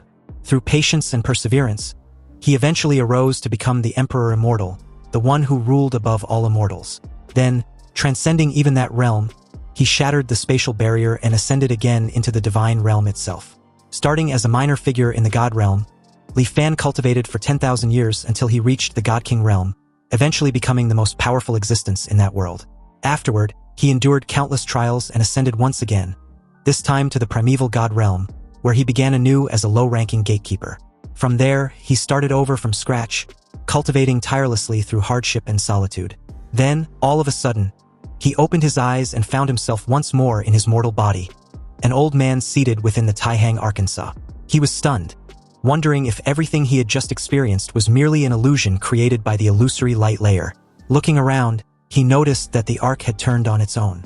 According to Ko Hong's map, he should have already left the illusory light layer and entered the 3rd layer of the immortal Forsaken Continent, the invasion layer. It seemed he had awakened only because the Taihang Ark had automatically navigated out of the illusion. Realizing this, Li Fan reasoned that he must have lost consciousness while passing through the illusory light layer, yet the ark had continued traveling safely on its own. Perhaps he could allow the vessel to steer itself while he supplied the power for acceleration.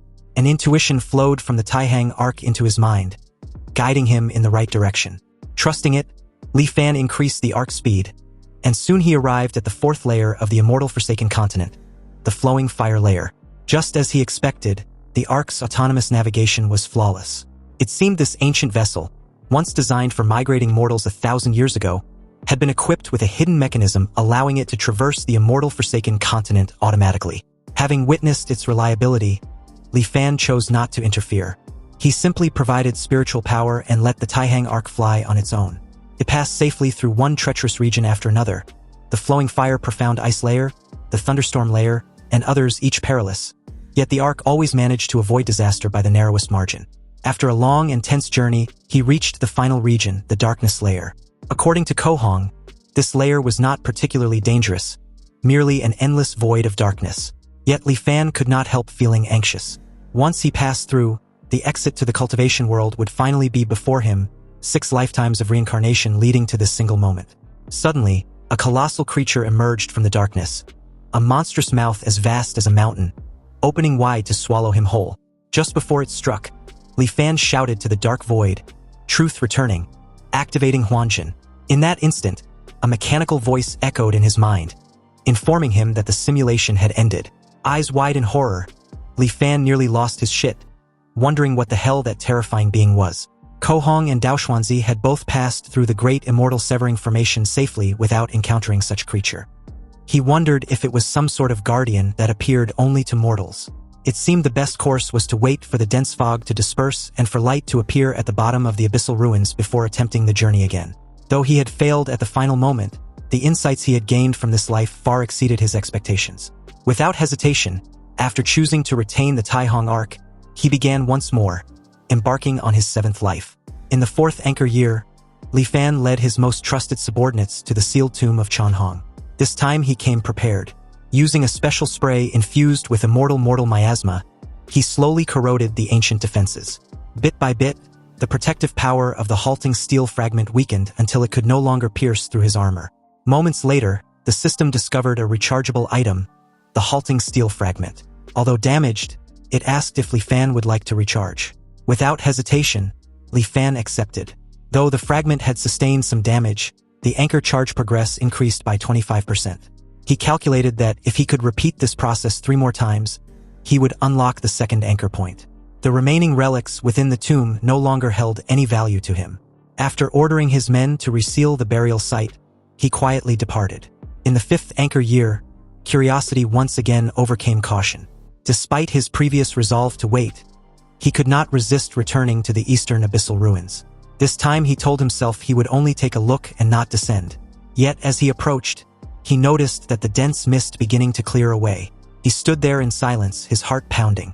At that moment, he thought that if he were to pilot the Taihang Arc now, he could likely travel smoothly all the way to the immortal realm. He had already waited this long. Must he truly wait another 15 years? His expression hardened. So what if the Huanjin system wasn't fully charged? How could he ever reach the Great Tao if he continued to act so timidly? Though anxiety crept into his chest, he steadied his resolve. He had already tested this path once in his previous life. As long as he avoids that unknown creature lurking in the darkness layer, he believed he could finally escape this immortal forsaken place. Just then, a dazzling golden light shined from the abyss ruins, and along with it, something deeply unsettling. As the golden light dissipates, the inscription, "The Path of Immortality was dead," appeared once more. Li Fan, finally back to his senses, wondered what just happened. Moments earlier, countless voices in his head were luring him into the abyssal ruins. If not for the light from the bottom of the abyssal ruins piercing through the great immortal severing formation, he would have been torn into pieces. Anyway, 15 years later, in his 20th anchor year, the truth returning finally finished charging. And with this confidence boost, Li Fan once again returned to the abyssal ruins. He piloted the Taihang Arc and reached the thunderstorm layer without any major incident. He stopped just above the darkness layer. Suddenly, a strong wind began to blow, and the frenzied thunderstorm, affected by this strange wind, started to weaken.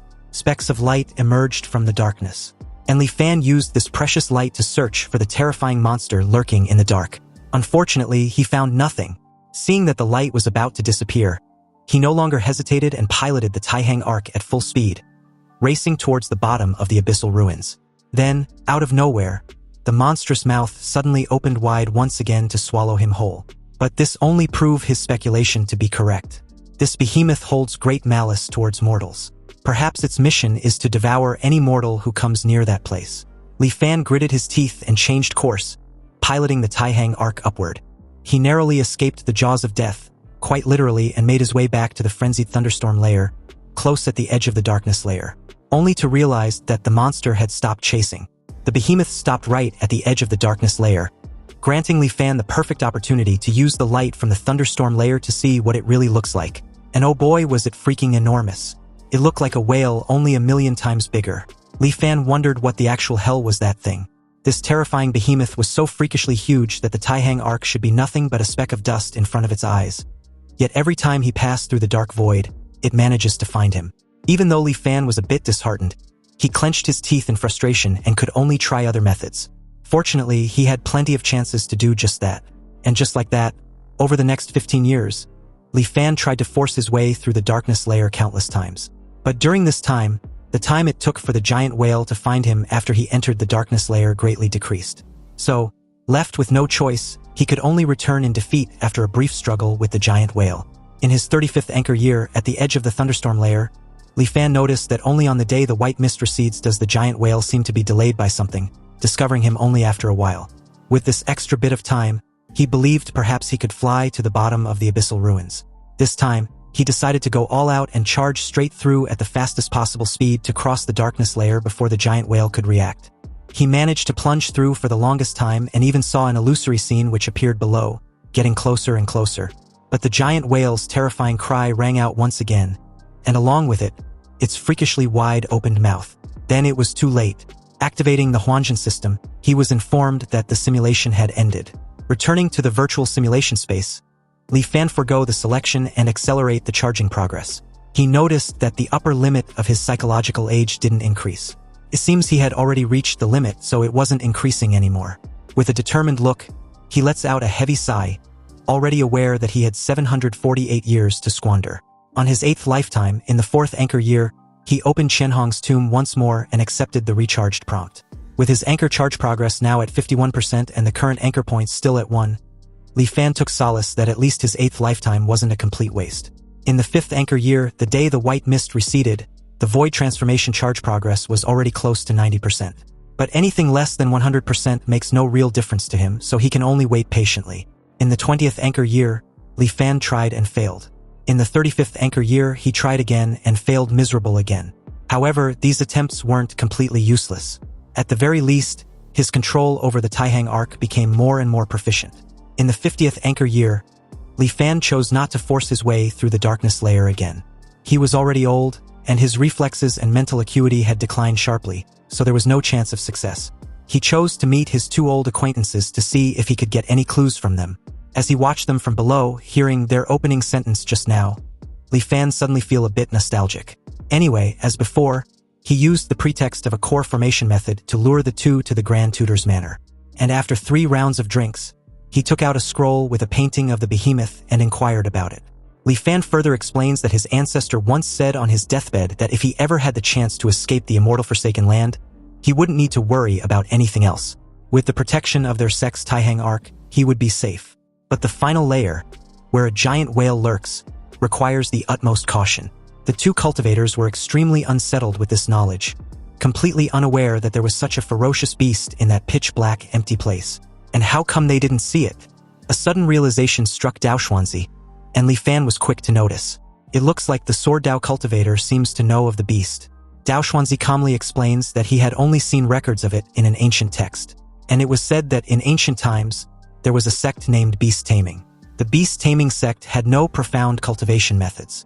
Relying solely on their beast taming art, they could control the exotic beasts of heaven and earth to fight for them. And among the most famous exotic beasts controlled by the Beast Taming sect, this giant whale seems to be one of them. In that moment, Ko Hong seems to also have a faint recollection on the topic. He recalled the name of the beast to be a rift-splitting whale. Li Fan then asked if either of them knew how to avoid this rift-splitting whale. But to his dismay, they replied that they've only heard fragments about such beast and had no reliable insight. After all, such an exotic beast disappeared from the cultivation world thousands of years ago. Upon hearing this, Li Fan lets out a sigh and raised his head in disappointment.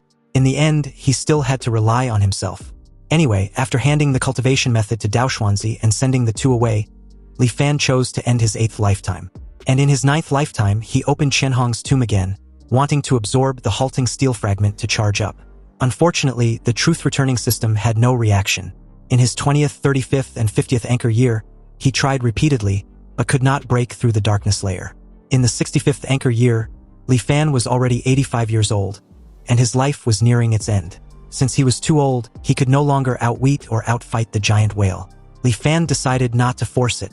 He will just completely give up control of the Taihang arc and let it slowly drift towards the bottom of the abyssal ruins from the start, drifting through the astral wind layer, the illusory light layer, the inversion layer, the flowing fire layer, the profound ice layer, the thunderstorm layer, and the darkness layer. But to his incomprehension, the rift-splitting whale was nowhere to be seen. Li Fan, absolutely mind-boggled and in a daze, kept wondering what was happening. Why didn't the rift-splitting whale appear this time around? He was almost at the very bottom of the abyssal ruins and could even see the exit. Li Fan decided not to miss this amazing opportunity. So, with every ounce of energy he had left, Li Fan sped up full throttle ahead. But to his confusion, the rift-splitting whale suddenly appeared right behind him, closing in fast. It opened its freakishly enormous mouth, wanting to swallow the Taihang arc whole. Meanwhile, Li Fan was still puzzled as to why it suddenly discovered him. That's when it clicks, realization hitting him like a thunderclap. This rift-splitting whale cannot see, or rather, it ignores objects moving at a constant velocity. So as long as he maintained the same speed, he can pass through the darkness layer of the Great Immortal Severing Formation safely. Li Fan, overwhelmed with this realization, couldn't help laughing wholeheartedly. He couldn't even believe that the last shackle keeping him in the immortal Forsaken Land was completely broken by him. Anyway, back to the rift-splitting whale, it eventually closed its mouth but missed the Taihang arc spectacularly. And amidst Li Fan's wild laughter and the giant whale's roar, the Taihang arc broke through the rift between the two realms and headed straight for the cultivation world. But in that very moment, Li Fan's surroundings blurred, and it was as if he had instantly crossed the distance of several worlds. Under immense pressure, blood streamed from his nose, eyes, and mouth, but he paid it no mind. Looking back at the Great Immortal Severing Formation, his perspective was now infinitely elevated. However, at that moment he saw a sight he would never forget. It was the rift-splitting whale, hundreds of them, actually, thousands upon thousands of rift-splitting whales, carving out patches of dark space from the void and the immortal Forsaken Land he just came from. From the perspective of the cultivation world, growing ever more distant. Soon, the Taihang arc suddenly emerged from an abyssal ruin similar to the ruinous abyss in the immortal Forsaken Land. And as it briefly traversed in the immortal plains, Li Fan, at death's door, smiled in sheer delight. He had finally entered the cultivation world, even though it was extremely brief. To be able to see it before dying meant his ninth life wasn't lived in vain. And with that, he activated Huanjin, ending the simulation. Li Fan was immensely satisfied with this outcome. 9 lives and nearly 500 long years, he had finally touched the threshold of cultivation. Anyway, according to his previous plan, he was going to choose to speed up the charging progress. But after seeing the list of selectable items, he now hesitated. As the system gave him another 4 options to choose from, Li Fan was shocked to see the halting steel fragment as an item he could retain. So after some thought, he decided to choose to retain the steel fragment, simply because it was a good chance to verify a certain guess in his heart. And with that, his 10th life began. Since he didn't choose to accelerate charging, he need to wait 20 years for it to complete. In the 3rd anchor year, Li Fan came to the outside of Qianhong's tomb. He didn't choose to use the immortal miasma to break into the tomb, but instead directly took out the halting steel fragment from the Huanjin system. After this steel fragment brought from his previous life appeared in the world, a wondrous change occurred. It actually began to slowly dissipate, like a block of ice under the scorching sun. And the formation generated by the halting steel fragment inside Qianhong's tomb clearly grew much stronger. This was just as Li Fan thought. Mystical objects of heaven and earth possess uniqueness, and 2 identical mystical objects should not exist in the world. Yet with the Huanjin system's ability, he created an identical one from thin air. The consequence was that the 2 mystical objects spontaneously merged, ultimately becoming one. Afterward, Li Fan ordered his subordinates to use the immortal miasma spray to break into the tomb. It took a considerable effort to slowly wear down its power. Entering Qianhong's tomb, the halting steel fragment's appearance hadn't changed much. It just looked slightly less damaged, and it seems the Huanjin system still can't absorb it. And from the looks of it, the halting steel fragment needs to be repaired more completely before it has new energy for Huanjin to absorb. Li Fan then stored this strengthened version of the halting steel fragment in the Taihang boat, as part of his belongings for the future trip to the cultivation world. In the 20th anchor year, the Huanjin system was nearing its charging completion. So Li Fan ruthlessly investigated and purged a batch of corrupt officials and powerful landlords, taking all the gold, silver, and jewels their families had accumulated over generations. This was because he would still have to deal with mortals after arriving in the cultivation world. So gold, silver, and other valuables must be prepared in advance. Besides money, food was also essential. But grain was the foundation of the nation, and besides, he was asking for far too much at once. The officials all submitted memorials in opposition. But Li Fan didn't waste words. In front of all the civil and military officials, he expanded the Taihang boat to its maximum size, suspending it in the air above the imperial palace. After the common people saw this, they all knelt and kowtowed. And when the civil and military officials in the court saw such immortal methods, they all changed their attitudes. They proactively and diligently helped him prepare the grain. With the officials' proactive help, plus the execution of a batch of profiteering merchants, the Taiyan boat was finally stuffed full. All preparations were made. Li Fan had no more ties to the mortal world. Piloting the Taiyan boat, he once again came to the skies above the ruinous abyss. He relaxed his mind and let the Taiyan boat autopilot at a constant speed. It only took a few hours, but in his eyes, it felt even longer than the hundreds of years he had experienced before. The tearing sensation of crossing between two worlds washed over him. But this time around, he gradually adapted to it. After a long wait, he finally passed through the immortal extinction Great Formation and arrived in the cultivation world. However, after getting a clear look at the surrounding scenery, he was a bit dumbfounded. He wondered what was going on. Why was the place he emerged from completely different this time around? He couldn't even find the location of a sea on Kohong's map either. But since he can only take it one step at a time, Li Fan dropped the issue. He wondered if he could find an inhabited place before the spirit stones in the Taihang boat run out. On the vast sea, he randomly picked a direction and piloted the Taihang boat, flying while searching everywhere for traces of cities. The sea was truly vast and boundless, and he flew for 7 days and 7 nights without seeing any sign of human habitation. After another 10+ days like this, the Taihang boat's speed grew slower and slower as it was about to run out of power. Fortunately, just at this desperate moment, the faint shadow of a ship finally appeared on the sea in the distance. When Li Fan looked at the ship with his telescope, he was speechless. It was an actual ship, but in the process of sinking. It seemed to have been attacked because there was a large hole in the hull, and 2/3 of it was already submerged. In the water around the ship, dozens of people were struggling, clearly the ship's crew and passengers. At that moment, one of the passengers assured the rest not to be afraid. They should just hold on a little longer. He had already sent a signal to an immortal master, and he would soon be there to save them. Hearing of an immortal master, Li Fan's heart skipped a beat, and he quickly devised a plan. He put away the Taihang boat, jumped into the sea, and quietly swam toward their direction. He then silently blended into the crowd, also pretending to be on his last breath, barely struggling to survive. When the immortal master arrived, hovering just above them, he seemed to have used some sort of magic art. His clothes and face were as if behind a layer of gauze, impossible to see clearly. Li Fan joined the desperate crowd, begging to be saved. But this was creating so much noise that the immortal master couldn't tolerate. In that moment, the surroundings instantly fell silent. Li Fan was stunned to also find out that he couldn't make a sound. Then, with a casual flick of a finger, the ship, which was already mostly submerged, got lifted out of the water, and the large hole in its hull was actually repaired in an instant. The immortal master then waved his hand, and everyone, including Li Fan, was hurled back into the ship by an invisible force. He then asked for the person responsible for the signal transmission. The passenger in question, Su Changyu, bowed and replied that it was him, referring to himself as a lowly one. The immortal master then asked Su Changyu if he understood the rules. After they get to the place, what happens has nothing to do with him. He had never seen any of them, and he didn't know who any of them were. Su Changyu respectfully replied that he understands. The immortal master said nothing more and simply waved his hand for the second time. Then, very abruptly, the ship began to move quickly in a certain direction. Although Li Fan was amazed, he didn't know what magic art the immortal master used, and the Huanjin system didn't pick up on anything. The immortal master stood at the bow, not saying a word, and everyone on the ship once again fell into a strange silence. More than half a day passed like this. Then, after dark, a faint flickering light was finally visible in the distance. It was an island that looked quite prosperous. Hundreds of large ships were docked at the island's harbor, and it was truly a magnificent sight. However, the ship Li Fan was on did not head toward the harbor.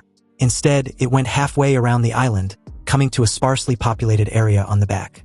The ship quietly followed a waterway into a natural karst cave, and after traveling through the narrow cave for a while, the ship finally stopped. After the ship stabilized, several burly men in black came aboard to meet it. The men in black acted as if they didn't even see the immortal master, simply herding everyone on the ship to disembark. They then brought everyone to a spacious hall. One of them announced that everyone would rest there for the night. There was plenty of food in the hall, and they may take as they wish. After giving these instructions, the men in black turned and left. Amidst the crowd, a young guy complained about their rotten luck to actually run into a sea monster. There were nearly 100 of them when they set out, but now less than half have survived. Another chimed in, adding that he didn't know what his father was thinking, insisting on sending him to this great world to cultivate. But if anyone was to ask him, how can cultivating be as fun as listening to music? The young guy agreed, informing the rest that back in his homeland, he was the son of the Prince of Jinan. What riches and glory couldn't he enjoy? And what's so good about this godforsaken place? But Su Changyu suddenly questioned them what the point was for complaining now. After all, which family among them didn't pay a huge price to send them all there? Instead of complaining, they might as well cultivate patiently. If they can really become an immortal master, not only will they have hope for long life, they would also have a chance to return to their homeland and possibly bring their family out of their mortal shackles. Li Fan was quick to realize that everyone there was just like him. Mortals exiled from a land of immortal extinction. But it's just that, in the land of immortal extinction they came from, the existence of the cultivation world doesn't seem to be a secret. And they had already developed a mature smuggling route. In that moment, someone claps Li Fan's shoulder, unsettling him. This big guy wanted to know what official post Li Fan held in Dali because he looks a bit unfamiliar. Or perhaps he was a wealthy merchant from one of the provinces. Suddenly, Li Fan's expression turned dark, and the very second he turned in the big guy's direction, he slapped his hand away, bruising it in the process. The fatty, sensing the bone-chilling aura radiating off Li Fan, apologized and backed the fuck off like a terrified chicken. Just a stare from this person had scared him to death, and he felt like Li Fan was giving off an aura of a person who had been in a high position for years, which was indeed the case. Li Fan was no simple character. The next day, at dawn, a middle-aged man came to the spacious hall and announced that he would soon take them to get their household registration. Once they have it, they would officially become members of Liuli Island. But they must remember not to say what should not be said. Otherwise, he cannot guarantee their safety. They were all residents of the western Dayu Island, and their island was destroyed by a windstorm, which was why they fled to Liuli Island as refugees. He then informed them that they were free to ask questions if they have any. But seeing as no one dared to ask any question, the middle-aged man instructed them to change into tattered clothes. Afterward, under the lead of the middle-aged man and the watch of 4 or 5 men in black, they followed a hidden passage out of the karst cave and came to the surface. Their group of several dozen people was not small, but most of the island's residents merely gave them a casual glance before paying no more attention, clearly accustomed to such sights. After twisting and turning through the city's residential area for God knows how long, they eventually arrived before a manor. And not long after, the young servant at the gate went inside to announce their arrival and returned. Then, leading them through a side door on the left and into a large hall, 2 or 3 other groups, totaling over 100 people, were already gathered in the large hall. Soon it was their turn. The middle-aged man, Sun Zhang, respectfully greeted Steward Zhao, one of the Lord's aide overseeing this occasion.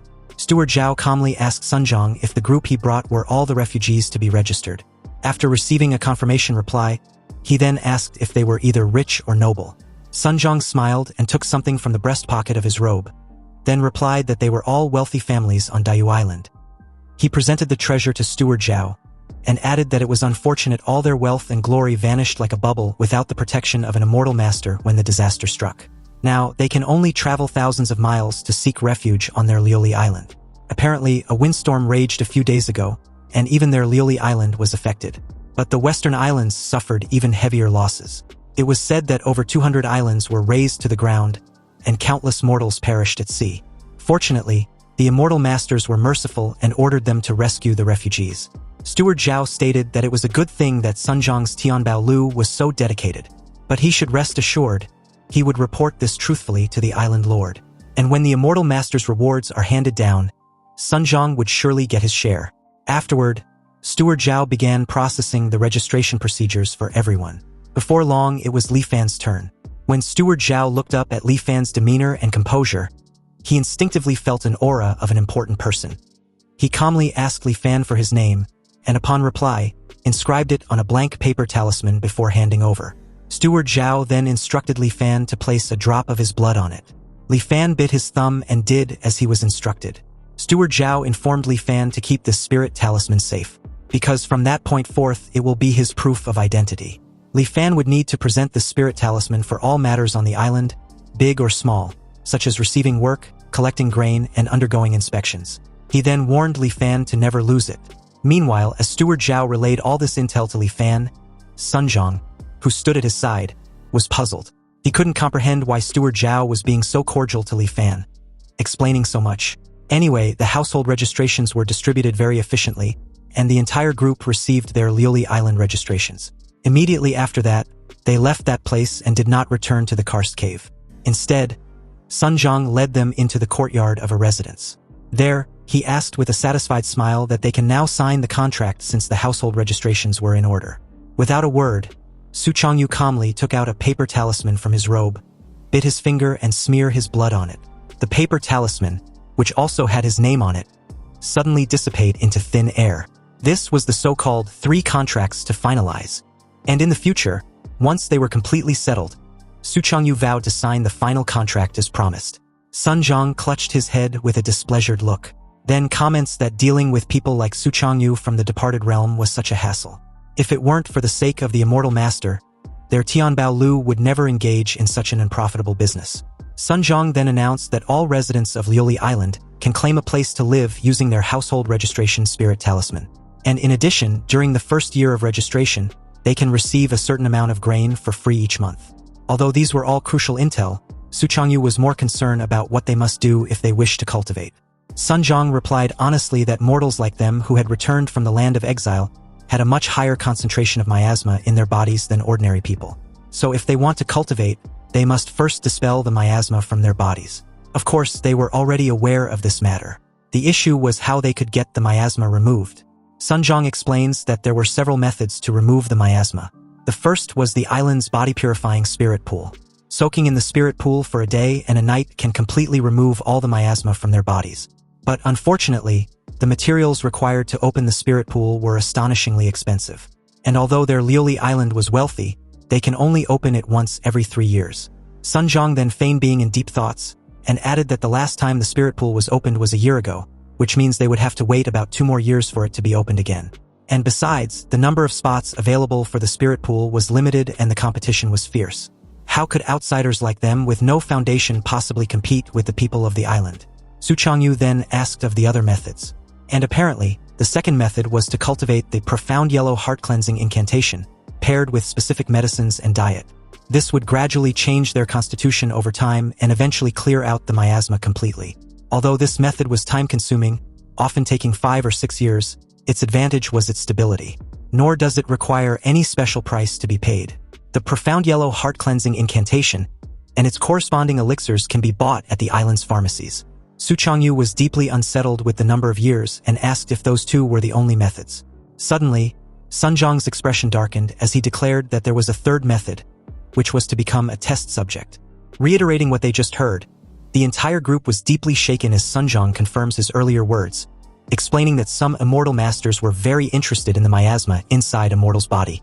And every year, volunteers are selected from the mortals on the island to serve as test subjects. The immortal masters use special methods to extract the miasma from the test subjects' bodies for research. It only takes a few months to completely drain the miasma from a test subject's body. However, the process was excruciatingly painful, and it was a state of being unable to live and unable to die. Often, the vast majority of people can't endure until the miasma is fully extracted and are driven completely mad by the torture. Once again, Su Changyu asked if there wasn't any other method as Sun Zhang added somewhat skeptically. Apparently, it's said that the direct mortal descendants of those immortal masters can rely on heavenly materials and earthly treasures to reconstruct their bodies. Not only would they no longer have to worry about the affliction of miasma, but they could also improve their cultivation aptitude. However, such methods were beyond their imagination. Even their island lord of Liuli Island didn't receive such treatment. Sun Zhang then declared that this was all he knew, but if they truly wished to cultivate, they should all think it over carefully in the coming days. He was fully aware they had all returned from the land of exile after enduring countless hardships, and they all have a heart that yearns for the Tao. This was completely understandable. After all, who among them on the island wasn't like that in the beginning? But unfortunately, the path of immortality was incredibly difficult. Even if they managed to remove all the miasma from their bodies, very few can sense the spiritual energy of heaven and earth and guide it into their bodies. So why seek out trouble? And besides, there was nothing wrong with being immortal. Instead of bitterly pursuing the path of immortality, it was better to enjoy life, indulge in its passions, and live in the moment. Su Changyu remained silent with his fist clenched tightly. And from the looks of it, it's evidently clear he had no intention of giving up on pursuing the path of immortality. Anyway, after Sun Zhang left, the crowd dispersed. Li Fan asked around and found the place claiming to have free housing. He showed his spirit talisman and was then led by a guide to the residential area in the northern part of Lioli Island. Countless houses were densely packed there, and most of these houses had only one room, but fortunately, they all had small courtyards enclosed by walls, so they didn't seem too shabby. After handing him the key, the guide left. Inside, the room was very simple, with only a bed and a few tables and chairs. But at least he had settled down without much trouble. And it was all thanks to those people from the departed realm. Unfortunately, aside from Su Changyu, this group seems to be entirely mediocre, with no heart for the Tao, incapable of achieving anything great. However, since his primary goal now was to remove the miasma from his body, Li Fan was seriously considering the spirit pool. And although the spots for entering the body-purifying spirit pool were precious, the treasures he had plundered from within the Taihang Arc were countless. So forcing his way into a spot shouldn't be too difficult. However, the downside was that it's too conspicuous. And as they say, one shouldn't flash his wealth. Li Fan had yet to have any foundation on Lioli Island, so suddenly revealing too much wealth will surely attract prying eyes. He needed to plan this carefully.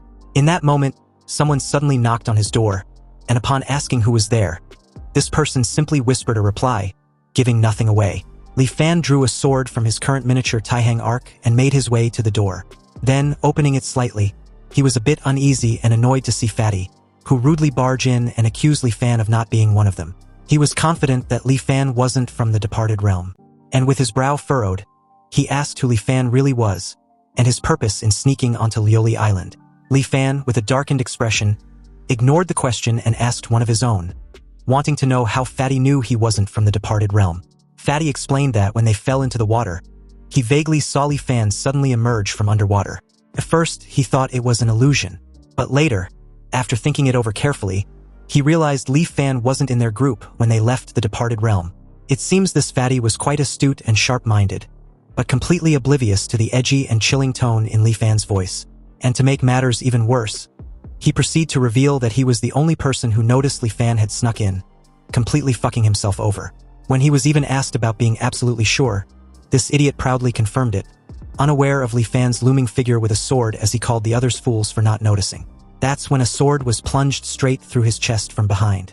Fatty's face turned ashen before dropping lifelessly on the floor, permanently offed. Li Fan placed the sword back inside the Taihang Arc, then Fatty's corpse, thinking of how utterly clueless he was. Relying on a bit of cleverness, Fatty discovered Li Fan might have snuck in under a false identity, and he couldn't wait to come and threaten him. He didn't even stop to think that people from the departed realm also get their household registration by falsely claiming to be refugees. Now that Fatty had a Lioli Island household registration, he really thought of himself as a native.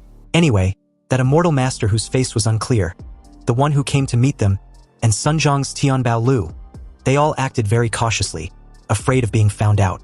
Clearly, the identity of being immortal from the land of exile was something that must be kept secret. So the Tianbao Lu and that group from the departed realm wouldn't dare to investigate this with great fanfare. Even if they investigate and find out Fatty came to see him before he disappeared, as long as Li Fan insists he never saw him, they can't do anything to him because not even a body can be found. Li Fan thoroughly cleaned away Fatty's blood, then discarded the evidence in the Taihang Arc. A few days passed, and just as Li Fan expected, aside from Su Changyu who came to ask him a single question, Fatty's mysterious disappearance didn't attract anyone else's attention. During these past few days, he had been inquiring about various matters on the island while planning how to reasonably use the treasures from the Taihang Arc. Gradually, he came to have a general understanding of this Lioli Island where he was at present. This sea region was called the Zongyun Sea. It was vast and boundless, with tens of thousands of islands scattered across it. Lioli Island was located in the south-central part of the Zongyun Sea and was of medium size. It was named Lioli Island because the surrounding waters were abundant with a type of delicious fleshy fish called the Lioli fish. These Lioli fishes were very popular among mortals, and certain elixirs refined by immortal masters also used the Lioli pearls which occasionally form inside their bodies. Therefore, the immortal master presiding over Lioli Island must collect a certain number of Lioli pearls each year. Going out to sea to catch Lioli fish was the most popular job, and one only need to turn over 70% of the catch, and keep the remaining 30% to sell. But unfortunately, going out to sea requires large boats, and the schools of Lioli fish were unpredictable. Finding the schools requires a special spirit lure from the island. The spirit lure was only distributed by the Lioli Manor when going out to sea and was collected upon return. Private fishing was not allowed. If caught, the penalty was immediate execution. Therefore, Fishing for lioli fish can only be done with permission from the lioli manor. A few days ago, a fleet that went out to sea not only returned with a great haul of lioli fish but also encountered a shipwreck. This shipwreck was carrying over a dozen chests of gold, silver, and jewels. This time, the fleet lucked out completely. Regarding the items salvaged from the shipwreck, the island's rules were the same as for the lioli fish, so they could keep 30% for themselves, and the remaining 70% must be handed over to the authorities. When this fleet returned to port, half of the island was in an uproar. Even the island's financial supervisor, Steward Chin, came to inspect it personally. Many people on the island began to pull strings privately, trying to secure a spot for the next sea voyage. So with this intel, Li Fan deduced that as long as he can go out to sea alone, he can launder the treasures from the Taihang Ark through a shipwreck. But the only difficulty was how to obtain the qualification to go out to sea alone. There were too many people on the island who want to join the fleet. So after some casual inquiries, he learned the means to do so. Apparently, the key was the island lord of Lioli Island who had 3 trusted aides: Steward Zhao, Steward Zhou, and Steward Qin. Steward Zhao was in charge of personnel, Steward Qin was in charge of finances, and Steward Zhou was in charge of security. But the vast majority of spots for the fleet's sea voyages were in Steward Qin's hands.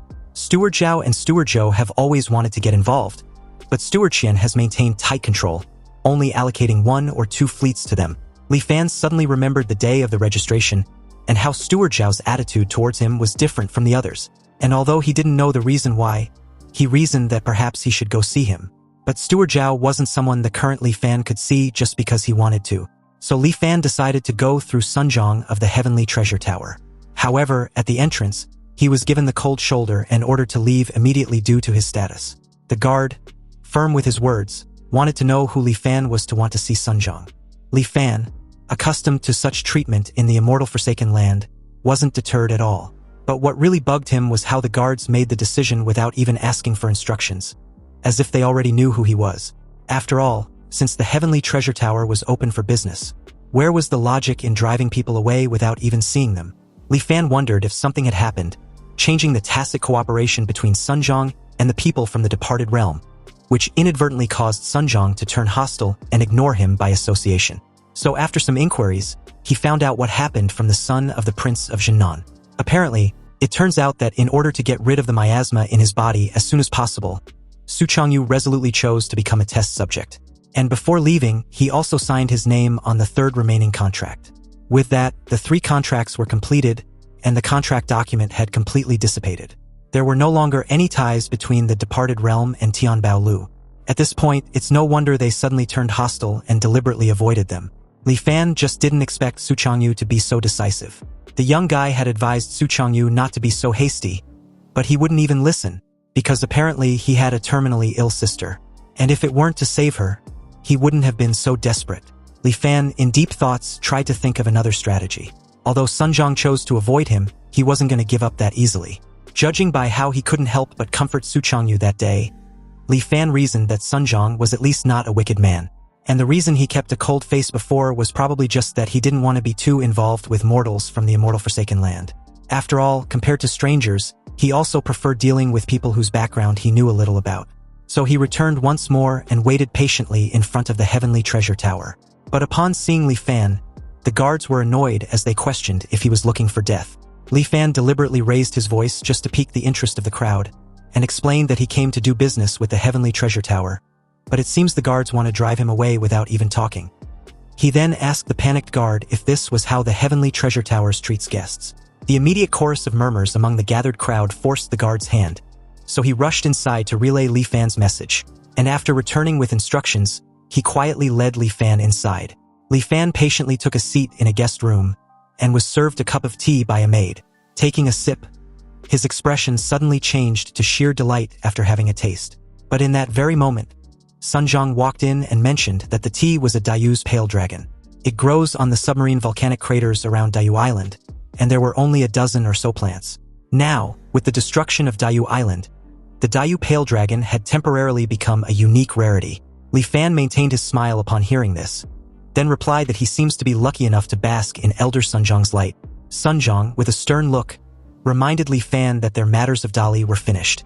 There should be no more entanglements between him and anyone from the departed realm. So why had Li Fan sought him out for the second time? Li Fan explained that he had been misunderstood because he was indeed there to discuss a business deal. Nothing more. Sun Zhang couldn't help staring at Li Fan with a mocking smile. Aside from Su Changyu, he simply couldn't comprehend anyone else from the bunch having any beneficial deal. However, upon seeing the way Li Fan just simply stared back at him made him falter for a slight moment. The two held each other's gaze for a brief moment too long before Sun Zhang reluctantly pulled up a chair to take a seat. He asked Li Fan what business deal he wanted to discuss. And like a man far beyond his age, Li Fan calmly pitched his idea. He first asked if the Heavenly Treasure Tower was interested in a quota for the seafaring fleet. And Sun Zhang explained that every time the fleet goes out to sea, not to mention the treasures that can be salvaged, just the lioli fish and other marine specialties were enough to make a fortune. So if he was to say that their Heavenly Treasure Tower wasn't interested, then it would be a lie. However, the fleet quotas were firmly controlled by Steward Qian. Let alone their tower, even Steward Zhao can only get 1 or 2 spots. Li Fan was a newcomer after all, so what ability did he have to dare scheme for it? Li Fan wasn't the least bit rattled with this intel and simply asked for a meeting with Steward Zhao. His expression firm and determined. He added that he had his own way to persuade Steward Zhao if he was allowed to see him. A deafening silence suddenly ensues as Sun Zhang stared at Li Fan with a furrowed brow, his decision unclear as he tried to gauge the weight of Li Fan's words. Then, very abruptly, someone authoritatively interrupted, drawing the gazes of the two men. This person, the shopkeeper, was a young woman with a veil covering half of her face. She told Sun Zhang to simply let Li Fan see Steward Zhao. After all, it wasn't a difficult thing to do. However, if Li Fan fails, he would be chopped up and thrown into the sea to feed the fish. Sun Zhang immediately got up and respectfully offered his greetings as she gracefully took over. Li Fan spared no time offering his sincere gratitude, thanking her for the opportunity. But the shopkeeper simply brushed it off, almost amused. Since Li Fan seems to have some confidence, it didn't look like he was talking big. Li Fan replied that he always keeps his promises. His word was his bond. Anyway, granting an audience with Steward Zhao was no skin off her back. And if Li Fan really succeeds, her Heavenly Treasure Tower can even extract a corresponding benefit. But according to the island's rules, 3/10 of the harvest from each voyage can be kept for oneself. Li Fan doesn't want a single cent of those 3/10. He proposed half of it goes to Steward Zhao, and the other half goes to the Heavenly Treasure Tower. Perplexed, the shopkeeper wanted to know what Li Fan wanted in return after going to such great lengths. Li Fan boldly expressed his desire to enter the body-purifying spirit pool engaged once in every 3 years. Upon hearing this, Sun Zhang and the shopkeeper were equally stunned. Then, unable to hold it in, the shopkeeper began laughing wholeheartedly. She couldn't believe that Li Fan, at his age, still wanted to learn from others to cultivate immortality. Li Fan remained silent and unbothered as she laughed to her heart content, before adding that only by seeking eternal life will he have no regret even if he dies. The sincerity in his words seemed to shut her laughter up real quick, a slight contemptuous smile suddenly forming on her lips. She then agrees to help Li Fan with this matter. With everything settled, the shopkeeper informed Li Fan to wait until a date was set. Then she would send someone to notify him. Li Fan thanked her once again and took his leave, not forgetting to add that he was staying in house number 7, 6th longitudinal outside the city. They can find him there if anything else happens.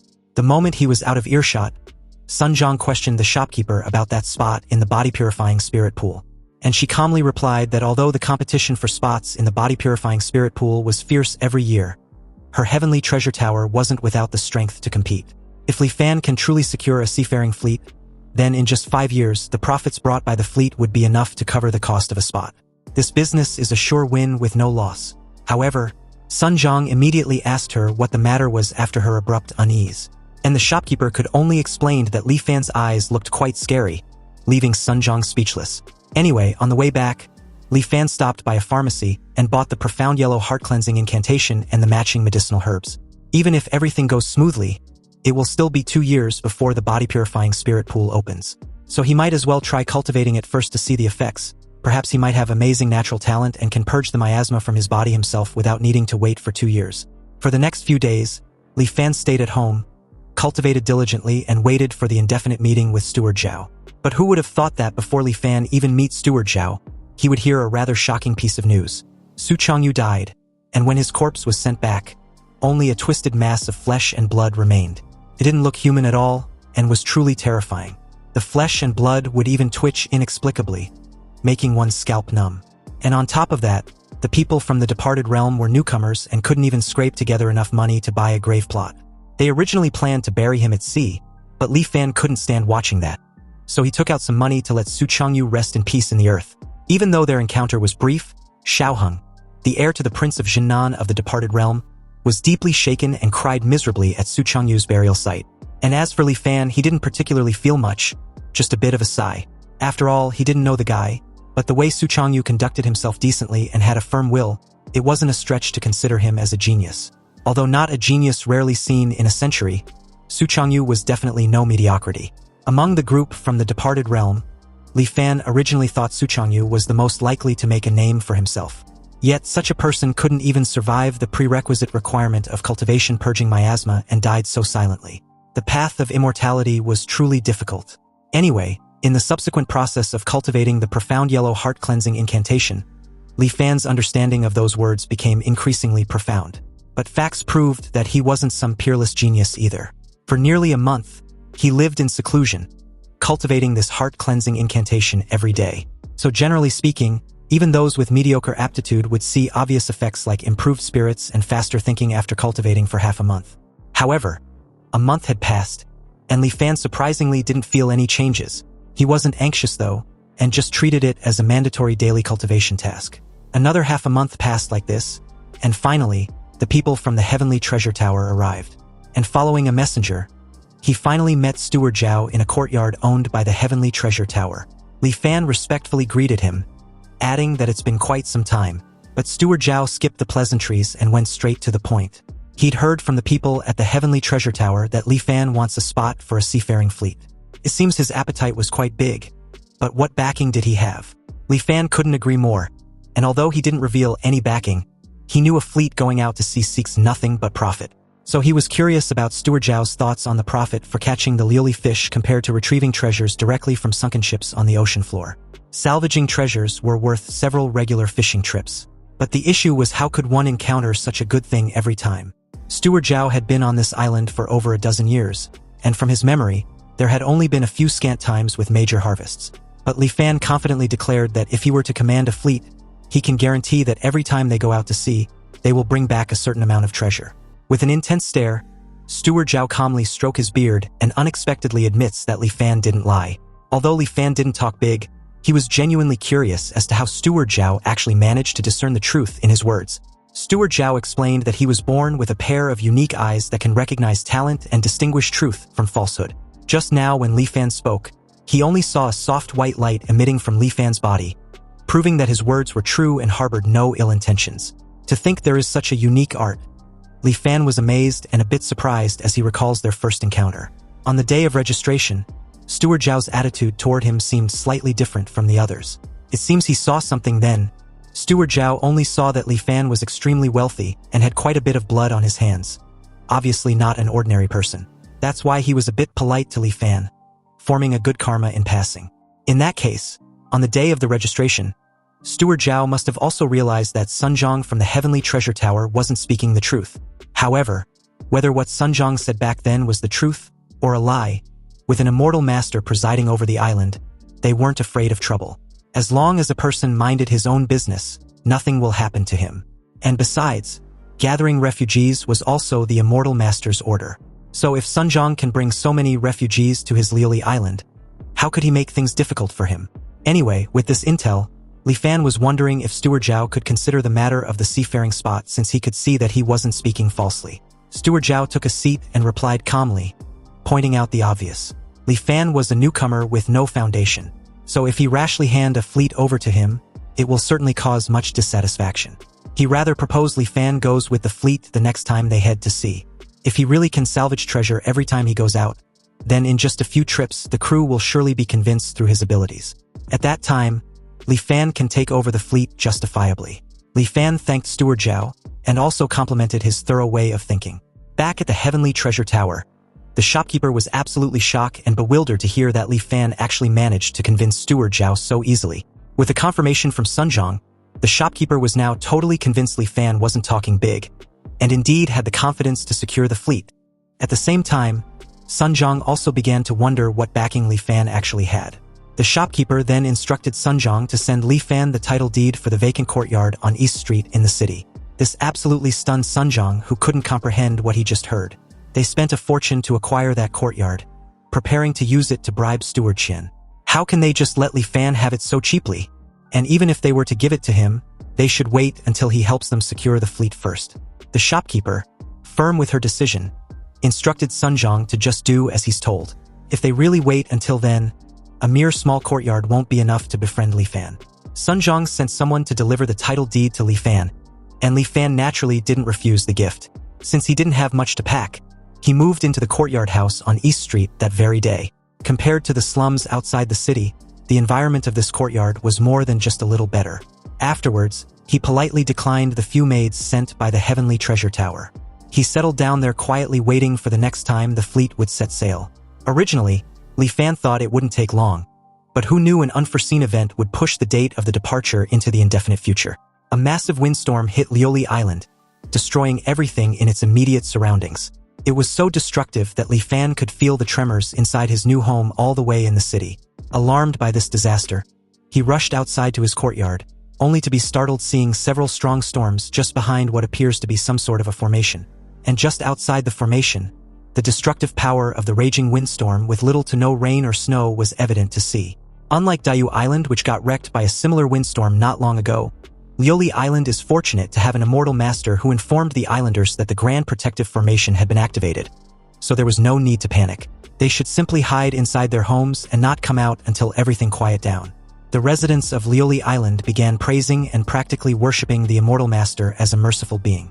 Back to Li Fan, who kept staring at the formation silently and filing anything he could learn from this experience, noticed that the blue light of the island's protection Grand Formation flows and turns, and the faintly emerging characters also look exceptionally profound and mysterious. Also, about the howling sound just now, like ghosts weeping along with the raindrops, have all been completely shut out by the light barrier. Meanwhile, outside was the violent storm, while inside was calm and tranquil. Li Fan questioned if this was the means of the immortals. Just then, his eyes widened very abruptly as a heavenly divine thunder violently struck the formation, and the aftershock of the collision between it and the Grand Formation created an overwhelming pressure that instantly brought him to his knees, spurting a mouth full of fresh blood in the process. Li Fan, shell-shocked, couldn't fathom such power from just a thunder strike, and what's more, it appears to be just one of many installed for the island, as several started striking around and on the island like a divine punishment.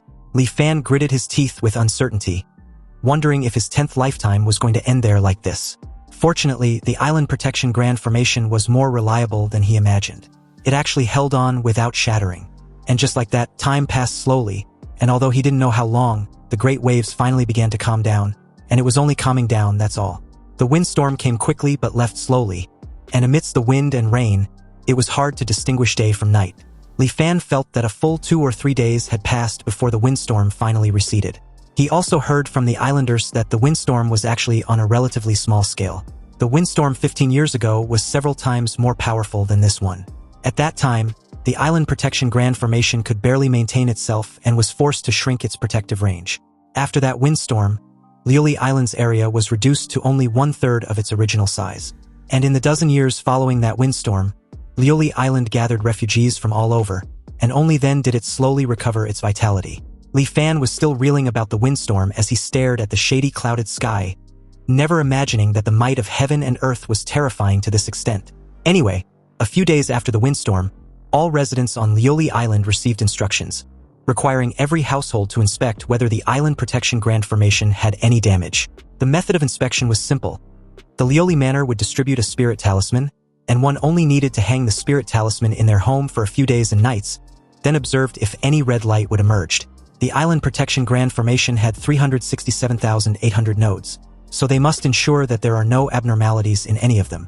Under the will of the Immortal Master, and also out of consideration for their own safety, everything on Lioli Island was paused to prioritize the maintenance of the Island Protection Grand Formation. In the past, the Immortal Master would coordinate the maintenance work for the landmass, but this time, it is said that the spirit stones maintaining the landmass's operation were nearly exhausted, so the Immortal Master returned to Wanxian Island to retrieve spirit stones. The landmass inspection self-counts 360 flashes of the spirit talisman as one small cycle, and 360 small cycles as one large cycle. As long as no red light emerges within one large cycle, It represents that the landmass was unharmed. Li Fan was impressed and amazed with the Island Protection Grand Formation. It was so massive yet incredibly intricate, and truly hard to imagine how it was built. 5 days later, the result that made everyone on the island breathe a sigh of relief came out. The Island Protection Grand Formation was undamaged. And with the return of the Immortal Master, the residents of the island finally completely set their minds at ease. Life on Lioli Island gradually returned to normal. In the following months, refugees from other islands arrived at Lioli Island from time to time to seek asylum. These survivors were only a minority, and the vast majority of people on their islands had died in the recent windstorm. The Tseongyun Sea region was vast and boundless, with an unknown number of islands, large and small. Only those islands with special resources would have an immortal master presiding over them. Anyway, during these few months, Li Fan didn't stay idle. He persisted in cultivating the profound yellow heart-cleansing incantation every day, and finally, there were results. But both the upper limit of his physiological age and psychological age had increased once more. And although the margin wasn't large, it still made him feel energized. So just like that, another month passed, and news from Steward Zhao finally came. Apparently, the windstorm in the Tseongyun Sea had completely disappeared, and the fleet's next departure was imminent. 3 days later, on Lioli Island's pier, Li Fan met up with Tseongyun that Steward Zhao told him to come to, and after a few exchange, he boarded the ship. Meanwhile, on board, some of the crew members wondered what kind of madness had seized the island lord to organize this sort of assessment. After all, the fleet with the smallest harvest this voyage will be deemed unqualified, and will have their future sailing qualifications cancelled. How can this be good? And it was all caused by the windstorm. There has also been rumors that the Island Protection Grand Formation of Coral Island to the south shattered, and the entire island was razed to the ground. And those supplies that Coral Island needed to submit have fallen onto their Lioli Island's head. The two crew members questioned what kind of situation this disaster had put their Lioli Island in, and how they were supposed to live in the future. It was said that it's only temporary, and they just need to make up for what was owed before. The boss of the crew, Zhang Haobo, yells at the two for their cowardly behavior. Why don't they look on the bright side? Doesn't the first place also receive a reward? And the share of the harvest was increased from 30% to 50%. The crew dejectedly tells Zhang Haobo to stop dreaming. First place? With their fishing skills? Yeah, right. He was pretty much aware that they barely complete the fishing quota every time. Another agreed with what was said. The way he sees it, this will be their last time going out to sea. He even suggests they just not go back and become free and unfettered pirates. Musing over the idea, he comments on how thrilling that would be. Zhang Haobo assures them not to worry. There was a capable person on the ship this time around. He introduced Li Fan to the crew and guaranteed that they would return fully loaded. The crew were skeptical when they heard this, and upon seeing how pale and clean Li Fan was, they wondered if he had ever been to sea. Zhang Haobo yelled at them for being blind fools. Can't they recognize a noble person when they see one? Zhang Haobo then declared Li Fan as a great talent specially invited by Steward Zhao, and he would be taking over their ship soon, so they needed to be more polite towards their new captain. The crew, as expected when aggravated, yells that their boss, Zhang Haobo, had been the captain of the Tseongyun ship for almost 10 years. So how can he just give it up like that? One of them even added that Zhang Haobo had saved his life in the past. So if he's being driven out of his position, then he, Lu San, would be the first to disagree. He won't stand for this injustice. Zhang Haobo gave a humorous chuckle and nodded slightly, quite pleased with himself for instigating this intimating tactic to show Li Fan who was really in charge. He watched Li Fan's reaction with a sly smile as the crew continued to yell, expressing their dissatisfaction. They even suggested throwing Li Fan into the sea to feed the fish once they set sail. After all, it was perfectly normal for someone to die at sea anyway. Zhang Haobo tells the crew to calm down, then acting all ungrudgingly, he stated that even though he knew everyone thought highly of him, the Tseongyun ship was Steward Zhao's property after all, and at the end of the day they were merely selling their lives for him. And now that Steward Zhao had declared he wants to change personnel, he has no choice in the matter. Li Fan listened quietly, and having lived through several lifetimes, these moral coercion and public manipulation were nothing but petty tricks to him. He cut in with a firm and commanding tone, questioning the crew whether they do not trust Steward Zhao, who apparently trusted him to lead them. Are they insinuating the Lord's aid has bad eyes? Since he had already promised Steward Zhao that he can find treasures every time they set sail, he certainly won't let everyone down by association.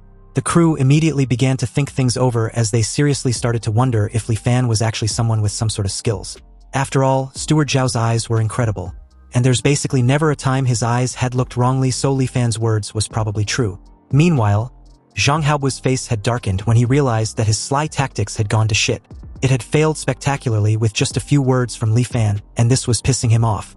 He turned sharply with an accusatory finger pointed in Li Fan's direction, claiming he was spouting nonsense about finding treasures every time they set sail. It's clearly horseshit and he doesn't believe it. Zhang Haobu believes Li Fan had obviously used connections to snatch his position as captain. Did he take him for a fool? Anyway, since Li Fan likes talking big, he'd like to see how he would fare in the end. Zhang Haobu gave the command to set sail and head out to sea. The Songyuan moved without wind, sailing out of the port and heading towards the vast sea, relying not on wind power nor manpower, but on a set of micro-spell formations driven by spirit stones. The ship was also equipped with a spirit lure, so when traces of Lioli fish are discovered in nearby waters, the spirit lure will issue a guide. But the sea is vast, and the range the spirit lure can perceive is limited. So it requires extremely experienced crew members to first find the general range where the fish schools appear. However, when encountering the ravages of a windstorm or the migration of fish schools, all past experience becomes useless. One can only look for a needle in a haystack, relying entirely on luck. And the Songyuan's luck seemed to be not so good. More than half a month passed. Apart from netting some ordinary fish schools and finding some conventional marine minerals, there were no major harvests. Not only were the crew members all wearing long faces, but even Zhang Haobu began to feel anxious in his heart. After all, there is a punishment for being last place this time. The rule on the island was to return within a month. They've only caught this little bit of stuff this time. It's quite possible they really have the smallest harvest. They can only hope for a turn of events in the next few days. Zhang Haobu stares at the sky, hoping the immortal master protects them. In that moment, Li Fan came out from the cabin, and upon seeing him, Zhang Haobu was quick to throw shade, wanting to know if Li Fan had finally decided to grace them with his presence. If it weren't for his daily meals, Zhang Haobu would have thought Li Fan had died in his room. Li Fan simply requested for a small boat because he'd sensed sunken treasures nearby. Zhang Haobu, completely gobsmacked, screamed in absolute disbelief. He began to stutter, questioning Li Fan if he was joking. But once again, Li Fan just instructed him to quickly prepare a small boat for him. He had seen jewelries shining with brilliance under the deep sea, waiting for him to salvage it. The opportunity was fleeting, and the light of the treasures was becoming dim. Li Fan told him to hurry before he loses its bearings. Zhang Haobu immediately ordered the crew to prepare the boat at once. And in just a few minutes, the small boat was prepared with Li Fan on board. But before leaving, he told them not to follow and should simply wait for his signal. When they asked why, Li Fan replied that they were too noisy, and their noise could easily interrupt his line of sight. Obviously, this left the crew completely speechless. As Li Fan set off and out of earshot, Lu San asked Zhang Haobu if it was possible that Li Fan was running away by himself. Zhang Haobu dismissed this as silly talk. After all, the sea was vast and Li Fan didn't bring any dry rations along.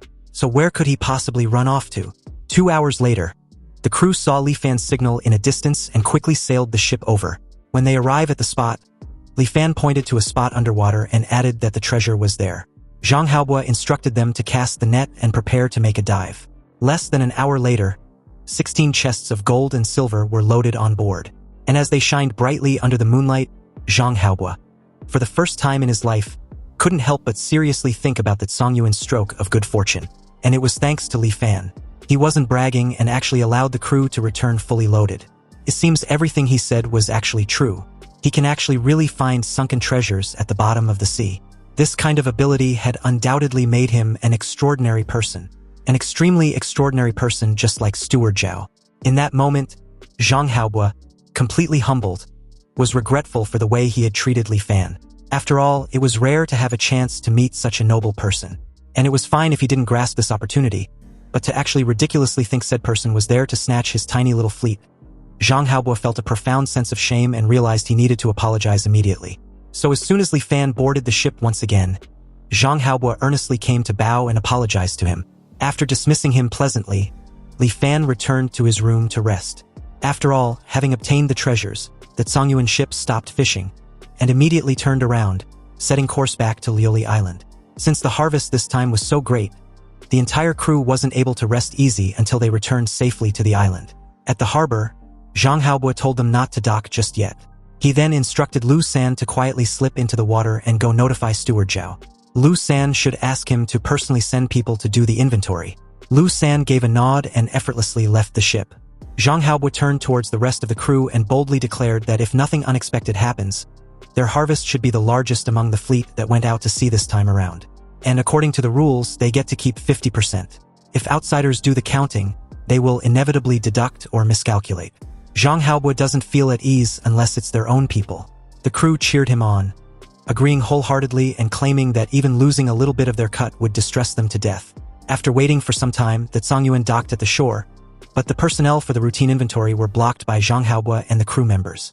When they questioned the meaning of what they were doing, the crew said nothing and still made no move of letting them on board to take the inventory. One of them deduced that judging by the ship's draft, that Zhongyuan returned empty-handed this time around also. And from the looks of it, Zhang Haobo's time as captain of the Zhongyuan ship was coming to an end as well. The crew members nearly engaged in a verbal spat with them before Zhang Haobo shut that down real quick. He reasoned that there was no need to argue with them. Li Fan quietly watched the entire scene, noting that there was a reason why Zhang Haobo could sit firmly in the position of captain of the Zhongyuan. It was only his background and experience that seemed to limit him. Anyway, Steward Zhao personally arrived with his men shortly after. And as 16 chests of jewelries were carried off the ship under the watchful eyes of the crowd, the entire dock caused a sensation. Consequently, the news that the Zhongyuan had harvested a massive amount of treasures spread like wildfire and soon covered the entire Liuli Island. Meanwhile, at the Heavenly Treasure Tower, Sun Zhang barged in on the shopkeeper, looking all flustered. When she asked what the matter was, Sun Zhang, huffing profusely, stammered coherently about the Zhongyuan ship, treasures, and over 10 chests of them. The shopkeeper didn't understand what was there to make a fuss about if it was just over 10 chests of treasures, and presumed a client wanted to digest these things on the island. If they do, then they still have to go through their Heavenly Treasure Tower's channels. She stops abruptly when realization hits her. The Zhongyuan was the ship Li Fan boarded to set sail a month ago. Sun Zhang, still breathless, confirmed this, adding that it was no wonder Li Fan could persuade Steward Zhao. He was absolutely certain he would find treasures as soon as he went out to sea. Sun Zhang then declared that Li Fan's ability seemed to be just like their Heavenly Treasure Tower's grand shopkeeper. The shopkeeper immediately gave the order for Sun Zhang to go arrange a meeting with Li Fan immediately. She wanted to know when they can invite him for a meal. Also, he should send someone to clean up the tower, then send the title deed over to Li Fan. Without hesitation, Sun Zhang agreed to do as he's told and left. The shopkeeper wondered if Li Fan has a spirit-channeling treasure physique. Apparently, the legendary spirit-channeling treasure physique. As long as rare treasures exist within a certain range of oneself, one will sense them. And the grand shopkeeper of the Heavenly Treasure Tower, Yin Yuding, the shopkeeper's older sister, also possesses this special constitution. And it was precisely by relying on this heaven-defying ability that her sister built the Heavenly Treasure Tower. This large-scale chamber of commerce now spans the Zhongyuan Sea from nothing over the past dozen years. And to think that another spirit-channeling treasure physique had appeared now was truly surprising and unexpected. As the scene shifts to Steward Zhao's manor, Li Fan had paid him a visit. Steward Zhao first praised Li Fan. He truly was extraordinary. Fishing up 16 chests of treasures on his first time out to sea, Li Fan really gave him a huge surprise. The harvest this time was indeed substantial, but Li Fan was afraid it will be hard to get this much in the future. Steward Zhao agrees with this assessment. That stands to reason. How could one have such luck every time? However, just relying on the harvest this time around is enough for him to operate a separate fleet for Li Fan. Upon hearing this, Li Fan thanked him for the opportunity. Anyway, Steward Zhao heard that Li Fan had racked his brains just to seek a spot in the body-purifying spirit pool. Li Fan confirmed that it was precisely so. Even with inexhaustible treasures, one will turn into a pile of yellow earth after 100 years. Only by seeking immortality, asking for the Tao, and witnessing eternal life is this trip to the world not in vain. Steward Zhao admired Li Fan's resolved determination. To still have a heart that yearns for the Tao at his age, he admits he's inferior to him. Over 10 years ago, when Steward Zhao was the same age as Li Fan was at present, he once saved an immortal master by a stroke of luck. The immortal master asked if he was willing to follow him to cultivate, but Steward Zhao knew he had long passed the best age for cultivation. Even if he cultivated, he might not achieve anything. Moreover, the older one gets, the more deep-rooted the miasma in the body becomes, and the more painful it is to remove. Now, as he gets older, he vaguely feels regret. But it's a pity that there is no medicine for regret in this world. Among the hundreds of thousands of mortals on Liuli Island, those like Li Fan were truly the minority. Li Fan's response to the flattery was cordial, but he was wondering about the matter regarding the quota for the body-purifying spirit pool, if Steward Zhao could help him secure a spot. Unfortunately, Steward Zhao replied that he can't help Li Fan with this matter. The opening of the body-purifying spirit pool requires the island's immortal master to preside over it, and the quota is also decided by the immortal master. 1 year before opening the spirit pool, the immortal master will announce the required materials, and each family collects the materials on the list and hands them over. The quota is decided based on the amount of contribution points. However, Li Fan doesn't need to worry. The Heavenly Treasure Tower has open branches on every island in the Zhongyun Sea. If they are talking about the ability to collect materials, there aren't many on Liuli Island who can compare to them. With this intel, it seems Li Fan's priority about the Heavenly Treasure Tower needed some adjustments. And speaking about the Heavenly Treasure Tower, just as he returned to his small courtyard from Steward Zhao's manor, Sun Zhang came to his door with the title deed. It was obvious that he had been waiting for a long time. Although surprised, Li Fan was actually interested in meeting the shopkeeper, so he inquired about her, wanting to know whether she was looking for him for something. And since he happened to want to meet her once more, he readily agreed. As for the title deed to the Tingyu Tower that Sun Zhang brought, Li Fan did not accept it. When the two met that very evening, the shopkeeper of Liuli Island's Heavenly Treasure Tower formally introduced herself as Yin Yuzhen. Li Fan did the same, introducing himself formally this time around. Yin Yuzhen was quick to point out how extremely concise Li Fan was with his introduction. Li Fan replied that he was merely a simple mortal, and there was really nothing worth saying. Yin Yuzhen then asked of the spirit channeling treasure physique, wanting to know if that was also not worth mentioning in his eyes either. Li Fan genuinely admits he had no clue what a spirit channeling treasure physique was. But since his composure gives nothing away, Yin Yuzhen was doubtful. If Li Fan didn't have the spirit channeling treasure physique, then how did he manage to find the location of the treasures in the vast sea? Li Fan replied that it was just a feeling in his heart. This reply displeases Yin Yuzhen, who couldn't help but pout with irritation that Li Fan was denying the obvious. But upon seeing that Li Fan seemed to truly not know, Yin Yuzhen told him about it out of helplessness. Li Fan took a moment to mull over this intel, before asking a series of questions which completely caught her off guard. If she was saying that her sister was also a spirit channeling treasure physique, then how old was she, what did she look like, where was she 20 years ago, and where was she now? Yin Yuzhen, suddenly panic-stricken, questioned in shock if Li Fan was their long-lost father or some sort. But as she briefly thought things over, she realized that it wasn't right since Li Fan didn't look anything like them. Li Fan was baffled for a moment before stating that he was just curious. But Yin Yuzhen took it as him being curious about his own kind, which she gets. Li Fan didn't bother rectifying this, so she continued, adding that she and Yin Yuzhen were originally from Yelan Island in the north. Their parents died in a disaster when they were young, leaving only them to depend on each other. In Yin Yuzhen's memories, she and Yin Yuzhen could only rely on begging to survive every day, never knowing where their next meal would come from. But starting from a point she can't recall, her sister could always find various valuable things in different places. So their days got better day by day. Then later on, Yin Yuzhen established the Tianbao Lu single-handedly. Now it's a pity that she hadn't seen her for several years. Li Fan asked where she had gone to, and Yin Yuzhen explained that 3 years ago, Yin Yuzhen was chosen by a passing immortal master and taken away. At the beginning, she would send people to bring them messages to say she was safe. But later, they never heard any news from her again. Upon hearing that she was taken away by an immortal master, Li Fan wondered if Yin Yuzhen was taken to cultivate the path to immortality. But unfortunately, Yin Yuzhen knew otherwise. If only that were true, because apparently in the letters Yin Yuzhen sent back previously, she used a secret code only the two of them understood to tell Yin Yuzhen that her current situation was very dangerous, and if she stopped contacting her, it meant she might have met with misfortune. Yin Yuzhen also told her not to look for her either. Li Fan questioned if this trouble was invited by her special physique. Yin Yuzhen was just a mortal, so what she could sense were only things of some value to mortals. And these treasures, in the eyes of those immortal masters, were no different from scrap metal. It wasn't like no immortal masters noticed Yin Yuzhen's special physique before, but none of them took it seriously. Yin Yuzhen still doesn't even know why her sister was taken away by that last immortal master.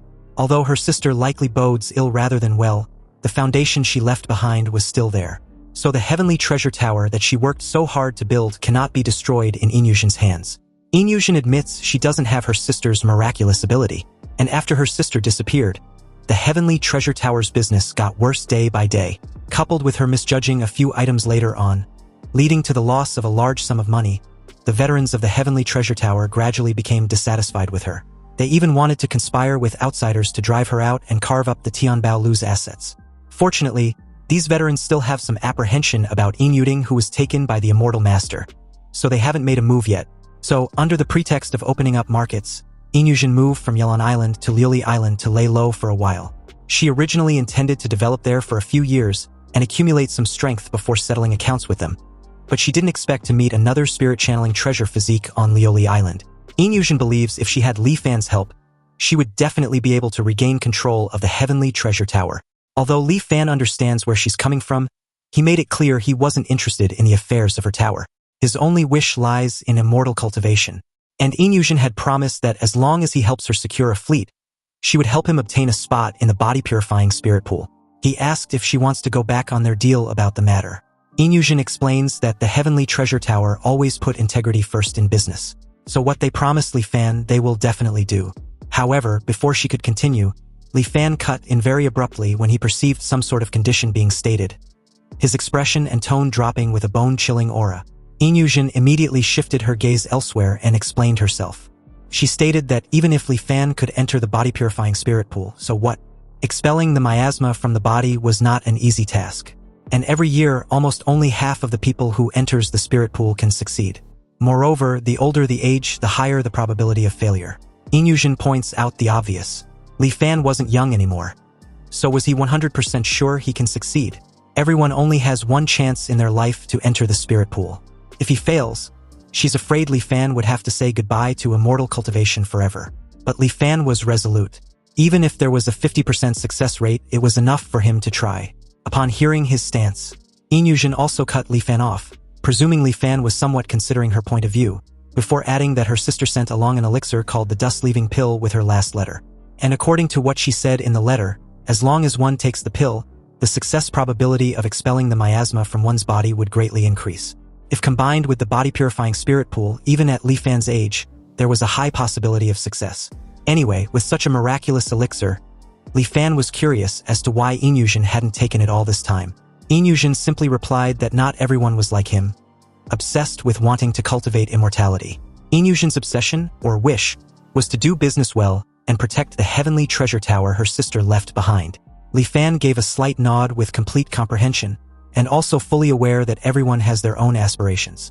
With this acknowledgement, Inyushin, visibly delighted and a bit enthusiastic, asked if Li Fan had agreed to what she had been insinuating. Li Fan headed out the door before calmly replying that he needed to go back to his quarters and consider it. He will give her an answer in 3 days. The two exchanged their farewell after Inyushin agreed to wait for Li Fan's answer. She just hoped she hadn't seen anything wrong this time around. So after making some inquiries, Li Fan confirmed that Inyushin did not lie about the dust-leaving pill. Li Fan met Inyushin again 3 days later and agreed to her request. They agreed that before the spirit pool opens, he would help her tower to collect a certain amount of treasures every so often. And when the spirit pool opens, Inyushin will give him the dust-leaving pill. To show her sincerity, Inyushin took out a title deed for the Tingyu Tower. And since both sides had an agreement, Li Fan no longer stood on any ceremony and took it into his possession. Thus, he moved again. The Tingyu Tower was located in the center of Liuli Island, and although it's situated in a busy market, it feels as if it resides deep in the mountains. During the year Li Fan lived in the Tingyu Tower, he first completed 3 of Liuli Island's official voyages, each time bringing back several chests of treasures, shocking the whole island while also successfully winning a fleet quota for the Heavenly Treasure Tower. Afterwards, every time the Heavenly Treasure Tower's fleet set sail, Li Fan would tag along. And in just a year, the Tianbao Lu earned a basin full of money, almost equal to the sum of the previous 5 years' earnings.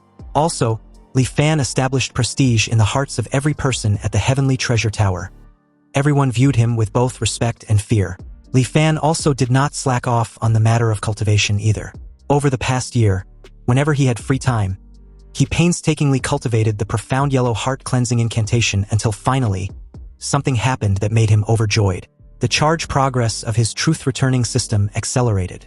Before this, the charge progress of Huanjin relied solely on the natural passage of time to increase, reaching 100% every 20 years, and after slowly rising to the upper limit of 200%, it would increase no further. Li Fan had been in the cultivation world for over a year, and according to the previous pattern, the charge progress should be between 6 to 7%. But he discovered that the charge progress actually reached 15%. The charging speed was nearly twice as fast. Aside from the heart-cleansing incantation, he hadn't come into contact with anything else that could be helpful for this. So the only explanation was that cultivating the profound yellow heart-cleansing incantation, which can apparently accelerate the charge progress of his truth-returning system. Also, besides the charge progress, the upper limits of his physiological age and psychological age had both seen significant growth. Time passed quietly in cultivation, and soon only 1 year remained until the opening of the body-purifying spirit pool.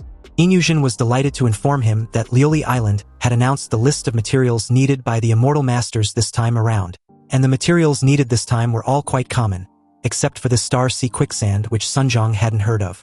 It seems the key to competing for the spot this time lies with this star sea quicksand. Inyushin had never heard of this thing either, and it looks like they would have to ask someone from the Manhwa Chamber of Commerce. These people were all reincarnated hungry ghosts, greedy beyond measure, and Sunjong was afraid they would have to bleed heavily for this. But no matter what, Li Fan must obtain the star sea quicksand. He was determined to get the spirit pool quota. You see, the Manhwa Chamber of Commerce was not a local chamber of the Zhongyun Sea, but comes from a continent unknown tens of thousands of miles away. It was said that this Chamber of Commerce was backed by an immortal master, which was why they can easily cross the endless seas to do business on this remote Lioli Island. They still have a year to prepare. The merchant walker from the Manhwa Chamber of Commerce will pass by the Zhongyun Sea in 3 months. So Inyushin plans to contact him then. Li Fan points out that they cannot place all their hopes on the Manhwa Chamber of Commerce. Lioli Island has taken in many refugees from all over the Zhongyun Sea in the past year. There might be someone who recognizes this star sea quicksand so they can ask around. Also, other factions on the island would be looking for this star sea quicksand, so they needed to monitor them closely as well. With the publication of the materials needed for the body-purifying spirit pool, the matter spread across Lioli Island. Even some ordinary people who didn't care about this matter knew that the major factions on the island were now looking for something called star sea quicksand. Xiaoheng heard of the star sea quicksand by chance and immediately paid Li Fan a visit at the Tingyu Tower. Li Fan wanted to know what business he had with him. Xiaoheng had recently heard that Li Fan was also looking for the star sea quicksand. Li Fan confirmed this before adding that he was old in age, so if he wanted to cultivate, he could only rely on the body-purifying spirit pool. Li Fan then questioned if Xiaoheng knew about the star sea quicksand. Xiaoheng explained that back when the immortal master descended upon their Dali land, he promised that as long as they gathered the supplies he needed, he would take a group of people to the cultivation world. And among those supplies was star sea quicksand. Li Fan questioned why he had no impression of that. Xiaoheng replied that when it was announced to the world, the content on the list had already been reduced by a few items, and as reserved quotas, they were distributed to the major noble families of Dali. And what his Prince of Jinnan's manor was assigned to collect was this star sea quicksand. Upon hearing this, Li Fan told him to state his conditions.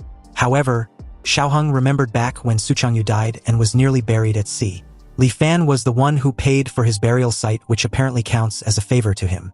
Xiaoheng also knows he shouldn't be doing this, but life on this Lioli Island was truly too hard to endure, and he doesn't have great abilities like Li Fan. Xiaoheng was still currently living in the slums. Li Fan got a gist of what Xiaoheng was getting at and interrupted him, adding that he needn't need to say more. He understood his difficulties and was determined to get this item. So as long as he can provide a clue, he can ask for whatever he requires, and he will do his best to satisfy it. Excited upon hearing this, Xiaoheng thanked Li Fan in advance before divulging in what he knew.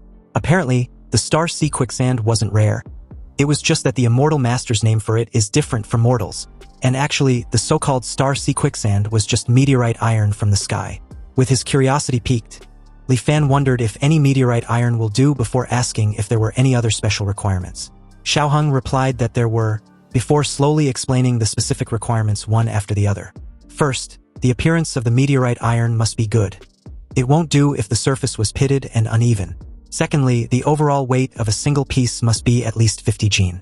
As Li Fan listened, he firmly committed it to memory.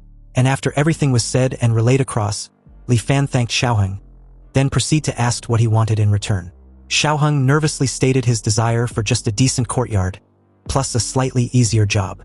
Of course, it would be even better if there were a few servants to help him manage the courtyard.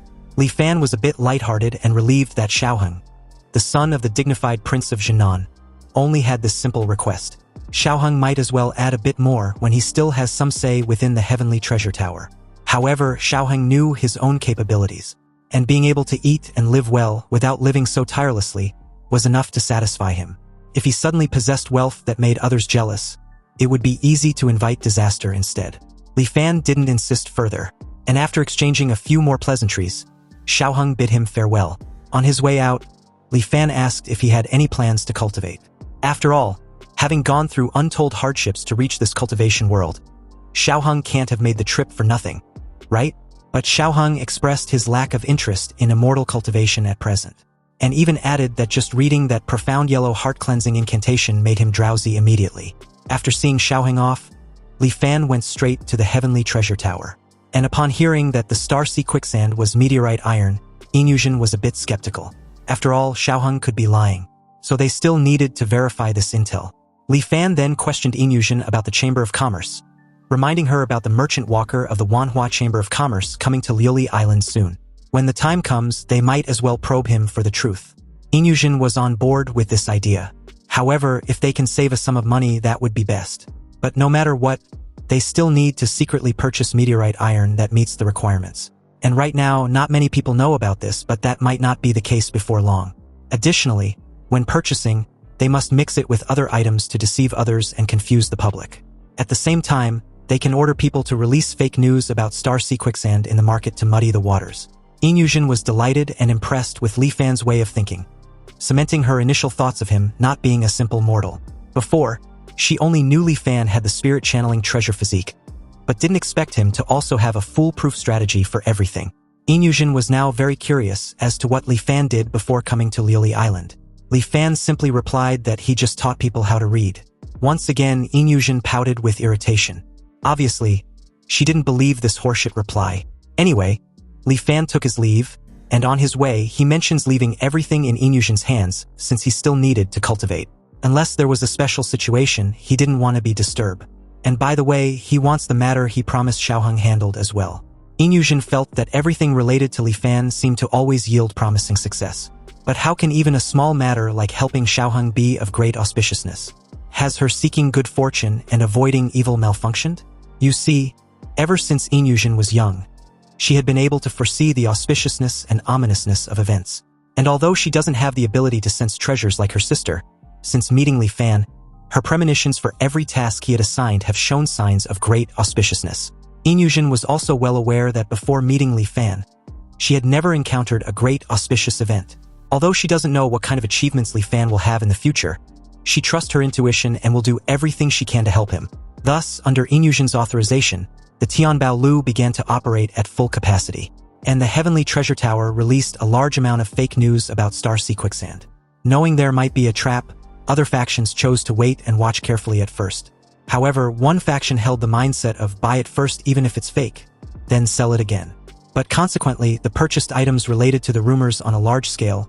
Other factions also couldn't sit still and joined the purchasing army.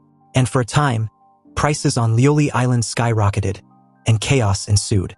As the instigator of all this, Li Fan simply stayed quietly in the Tingyu Tower cultivating. It wasn't until 3 months later that Inyushin finally contacted the merchant walker of the Tianhua Chamber of Commerce. So early that morning, she and Li Fan took a small boat from the Heavenly Treasure Tower, left Liuli Island, and traveled north for dozens of miles to the sea area agreed upon by both parties. The two saw a flying ark abruptly appear in the sky, and was welcomed on board. After all, it's been a long time seeing shopkeeper Inyushin. The flying ark arrived above them, then slowly came to a halt on the water's surface. Inyushin internally gave a teasing laugh, presuming Li Fan must be shocked seeing a flying ark for the first time. But upon seeing no reaction at all from him, she was once again annoyed with Li Fan's expressionless demeanor. Seriously, what gives? Anyway, after the merchant walker and Inyushin exchanged pleasantries after 3 years without contact, he acknowledged how time really flies before asking who Li Fan was. Inyushin introduced Li Fan as an elder hired by their Heavenly Treasure Tower. Upon hearing this, the merchant walker formally introduced himself to Li Fan, before telling Inyushin about the need to go check the goods first because he was afraid that after this time around, it will be difficult for them to meet again. Inyushin immediately asked what the guy meant by that. Had some unforeseen incident occurred? The merchant walker replied that he didn't know the specific reason either. He just suddenly received a notification from headquarters a few days ago that all the merchant walkers in the Tsongyun Sea must cease all operations and return as soon as possible. If he hadn't already scheduled this trade with Inyushin, he would already be on his way back. So they cannot delay this transaction and must make haste. Inyushin was a bit uneasy with this news, because the reason the Heavenly Treasure Tower has been flourishing on Liuli Island was the fact that it was backed by the Manhwa Chamber of Commerce. But now that the Manhwa Chamber of Commerce was suddenly withdrawing from the Tsungyun Sea, what will happen to their Heavenly Treasure Tower's business in the future? Also, why was there absolutely no reaction from her seeking good fortune and avoiding evil this time around? The merchant walker called out to Inyushin, which suddenly snapped her out of her thoughts. She immediately apologized for her wandering mind and gestured for them to go see the goods. Entering the ship's cabin, Li Fan led the merchant walker past various goods. He showed him the 16 pairs of jade discs, the 23 pieces of coral, the 46 luminous pearls, then 3 pieces of the Star Sea quicksand, which instantly stunned the merchant walker. He immediately rushed over to inspect it directly. As he effortlessly lifts one, Li Fan was shocked, because these pieces of meteorite iron weigh at least 50 jin. Yet in the guy's hands, they seem like toys. The merchant walker was impressed and satisfied with the entire 3 pieces, and even praised Inyushin for her good luck this time around.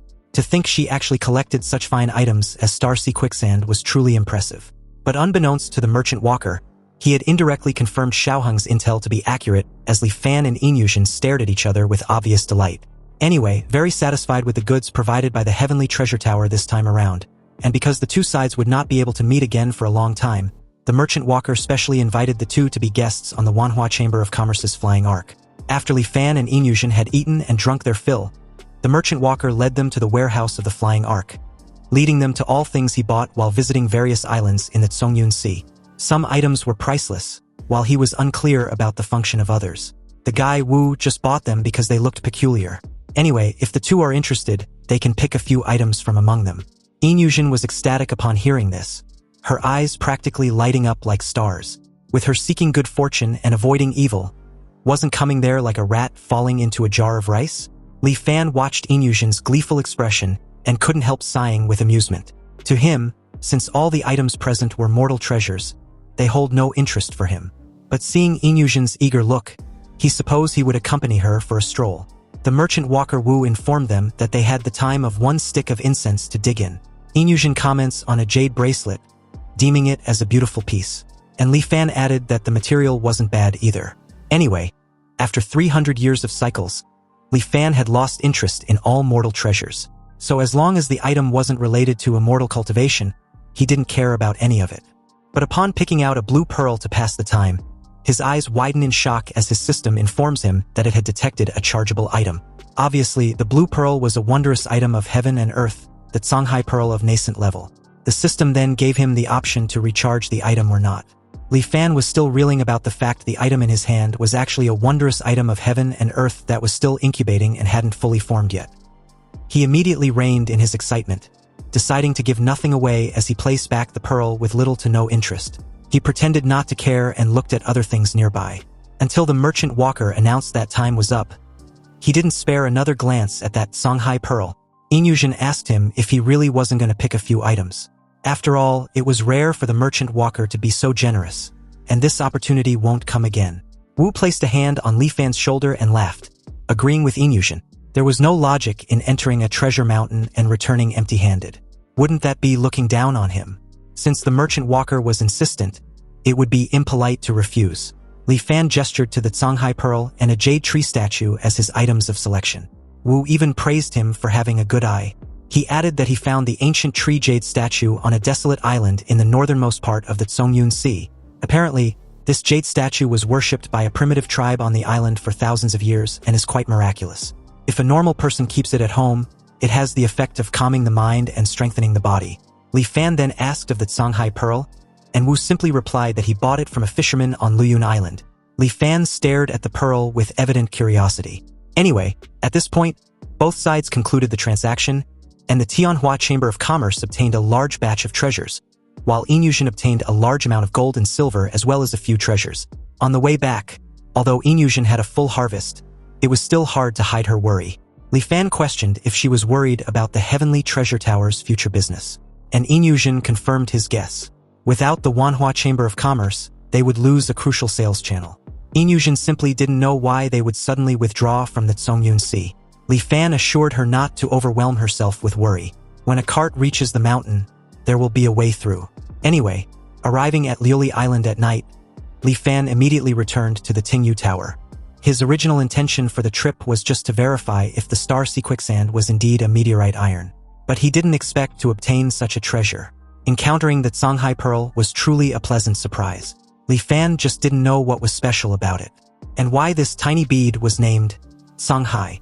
He wondered if the reason could be that it truly contains an ocean inside. A sudden rustling and a knock outside his door made him alert. It wasn't even dawn yet, so he wondered who had come to disturb him at this hour. Li Fan pulled out a short knife before asking who the intruder was, and it turned out to be none other than Xiaoheng, who urgently wants to talk with him. Li Fan opened the door and welcomed him inside for a chat. The very moment he entered, Xiaoheng frantically told Li Fan that the matter concerning them being smuggled to Luili Island from the departed realm had been leaked. Li Fan wanted to know who made the news public, but Xiaoheng didn't know. And now everyone on the island knows they weren't natives of the cultivation world, but came to Luili Island by being smuggled through the Tianbao Lu. It was also said the Immortal Master was furious and plans to arrest and kill them all. Li Fan briefly mulled over what he just heard and told Xiaoheng not to worry, because it didn't seem like a serious issue. Puzzled, Xiaoheng asked why Li Fan had assumed that. Li Fan calmly explained that if the Immortal Master really wanted to kill them, their heads would have been separated from their bodies long ago. And besides, why would he let them hear the news and discuss countermeasures? The way Li Fan sees it, this matter wasn't directed at them, and the target of the person spreading the news seems to be the Heavenly Treasure Tower. So without explaining too much to Xiaoheng, Li Fan hurriedly went to the Heavenly Treasure Tower. And obviously Inyushin also received the news. Apparently, the various forces on the island already know that the fake news about the Star Sea Quicksand was the Heavenly Treasure Tower's doing. And these people weren't resigned to it, so they spread the news about the tower secretly running a business of smuggling mortals. Clearly, they just want them to hand over some Star Sea Quicksand. Fortunately enough, they took the initiative and collected an adequate amount. So they might as well throw out a portion of it and let them fight like dogs eating dogs, scrambling against each other. This will definitely make them start fighting among themselves pretty soon. 3 days later, the Heavenly Treasure Tower arranged a meeting with the various forces on Luili Island and put forward the following requirements. Thus, they had agreed to hand over a portion of the Star Sea Quicksand, but the other parties needed to provide materials of equal value in exchange. At the same time, how the Star Sea Quicksand should specifically be divided among the families was up to them to decide. Finally, they must ensure one spot for the Heavenly Treasure Tower in the body-purifying spirit pool. This condition wasn't very harsh, so after discussing for a while, both sides quickly reached a settlement. And after paying the price of several dozen pieces of meteorite iron, the Heavenly Treasure Tower successfully extricated itself from this chaotic vortex. Then, almost on that very day, the rumors about smuggling on the island vanished without a trace. Time flew by, and the day the spirit pool was to be opened finally arrived. After giving Li Fan the dust-leaving pill, Inyushin urged him to hurry up and take it. But Li Fan, upon waiting for a long time for this day, felt like the entire thing was unreal. After that day, he would finally have the chance to dispel the miasma from his body and officially step onto the path of immortal cultivation. Anyway, after taking the dust-leaving pill given to him by Inyushin, Li Fan entered the spell formation in the center of Luili Island under the guidance of a special personnel. There were a total of 13 people entering the central spell formation, and except for him, they were all teenagers. In an instant, their surroundings became completely different. In a flash, they went from a bustling market to deep mountains. Trees were lush and green all around, and distant peaks were wreathed in mist, with mountain ranges rising and falling. Looking up, the mountain peak was hidden in thick clouds and mist, nowhere to be seen. The group climbed up the stone stairs for 4 hours without stopping. And these youths all had impressive physiques. So after climbing for so long, they didn't even pant once. But as for Li Fan, since he was not young anymore, he was already panting heavily and could strictly just manage not to fall behind. After another 2 hours, they finally reached the summit. The summit was just a small clearing. The crowd stood scattered around, making it a bit crowded. This peak was the highest point among the mountains. Looking around, there was nothing but a vast, white sea of clouds. The wind howled, the sea of clouds rolled, and occasionally mountain tops revealed themselves like islands. The Immortal Master suddenly appeared out of nowhere and asked for their thoughts about the scenery. The guardian of Luili Island, the Immortal Master Hijinghao, gave a stiff smile as the crowd greeted him respectfully. They then followed it up with the usual flattery before answering that the scenery was superb. It was truly an immortal holy land, and they've never seen such a wondrous sight. It even makes their hearts surge with excitement. The crowd immediately cleared a path as Hijinghao gracefully approached the cliff. He mentions that when he first came to Liuli Island, the height of this peak was at the bottom among the mountains, far below the sea of clouds. When he asked if they know that the mountains and rivers of the world can also gradually grow taller, just like people, almost everyone was amazed, reiterating among themselves if it was really true that these great mountains and rivers were also living things. He Jinghao continued, explaining that some of these great mountain peaks seem towering, but their fate had actually ended, and they cannot advance another step in their entire lives. Some were merely small earthen mounds right now, but they have infinite potential. Who is to know if, in some years, they won't grow into pillars that support the heavens, just like this Shaowei mountain. Back then it was unremarkable, but in just a few decades it can now look down upon all the other small mountains. Of course, the majority are like the countless peaks beneath this sea of clouds, destined from beginning to end to only serve as foils, silently looking up at the peaks above the clouds. So if mountains were like this, then what of people? Anyway, as of today, they were fortunate to step into the spirit pool and wash away the miasma from their bodies. But whether they can step onto the immortal path, or even have hope for the great Tao of longevity, and what achievements they would have in the future, all depends on their own fortune. No matter what happens in the future, today they must go all out. Now that he had said all he needed to say, they can all go now. This left the crowd confused, and a young guy respectfully asked where the body-purifying spirit pool was located. To everyone's surprise, the immortal master gestured ahead and replied that it was right off the cliff. The group was hesitant until another young guy questioned whether the immortal master was joking. That must surely be the case, wasn't it? He Jinghao just gave a heavy sigh, and with a simple gesture of his hand, the guy's head was detached from his body in an instant. The head flew off with blood splattering everywhere. And upon seeing this gruesome scene, the entire group, with the exception of Li Fan, immediately got scared shitless. Clearly the young guy had been used as an scapegoat for the others to fall in line and learn a very memorable lesson. They immediately got on their knees and kowtowed to the immortal master, begging for their lives to be spared. They pleaded to be forgiven for their insolence, and promised not to dare question him again. With a cold look, the immortal master He Jinghao advised them to learn from this experience, because on the path of cultivation, having good judgment was also extremely important. They needed to clearly weigh what can be said and what cannot be said, and never wait until their body had perished and their Tao had vanished to blame him for not reminding them as of today. The moment he was done, Li Fan, being the only one left standing, respectfully showed his gratitude of being taught this life-saving lesson. This surprised the immortal master, who silently watched as Li Fan, without any trace of fear or hesitation, walked past him and approached the cliff. Li Fan's steps never faltered, and right at the edge, he took that very first step into the unknown. Li Fan didn't plummet to his death as expected, but was firmly supported by the vast sea of clouds before him, which seemed to possess its own awareness, swirling and coalescing underneath his feet. He took another step forward with his other foot, and once both feet were firmly placed on the clouds, a surging white misty wind blew off underneath his feet, propelling him onward into the vast sea of clouds. The stunned crowd could only watch as He Jinghao silently acknowledged Li Fan's excellent disposition, though it was just a pity he was too old. He watched as Li Fan's departing figure suddenly rode the clouds into the distance. The immortal master then turned towards the rest, who had finally realized that he wasn't messing with them when he showed the location of the body-purifying spirit pool. He informed them that those who enter the spirit pool first get more spirit liquid, so they should all be quick about it and not linger. The entire crowd scrambled frantically and rushed towards the sea of clouds. Meanwhile, as the clouds surrounded Li Fan and rushed him into the sea of clouds, the white clouds around him constantly gathered towards him, and in an instant, they aggregated to form white spirit liquid. Being in the spirit liquid, Li Fan not only didn't feel suffocated, but instead felt incredibly warm and comfortable, like a fetus inside a mother's body, and his mind gradually relaxed completely. But immediately after, the warmth turned into scorching heat. The scorching heat turned into scalding, and the scalding turned into roasting fire. Magma-like heat flowed recklessly and destroyed inside his body, tearing and drilling into every inch of his nerves. This kind of pain is truly unbearable for a human, and Li Fan subconsciously wanted to call out his truth returning. But after 300 years of bitter searching, wasn't it just for this moment? Li Fan roared with resolution. No matter what, he definitely won't give up. He wanted to cultivate immortality and gain eternal life. The pain was like knives, slicing his soul into 1,000 pieces and then another 1,000 pieces, endless and never stopping. His consciousness began to dissipate. Even at this moment, the obsession in his heart made him hold on, and he did not activate the truth returning. His instinct took over, and he started to practice the profound yellow heart-cleansing incantation at that moment.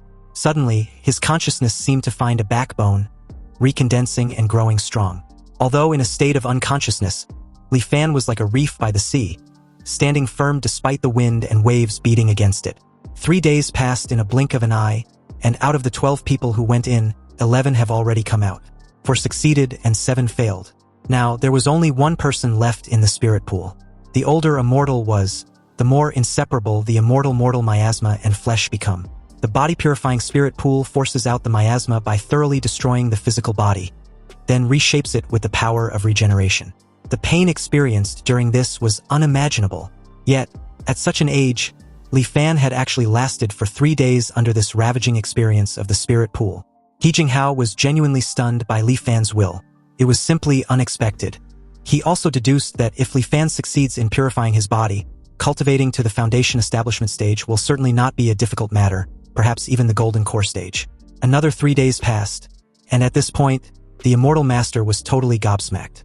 If he couldn't still sense Li Fan's stable life aura, he really would want to rush in there and see what exactly was going on. As another 3 days passed, the immortal master was beyond speechless. You see, the body-purifying spirit pool was created by the celestial venerable Dongji of the Myriad Immortals Alliance. So logically speaking, it shouldn't malfunction. But was there really someone who can stay inside for so long?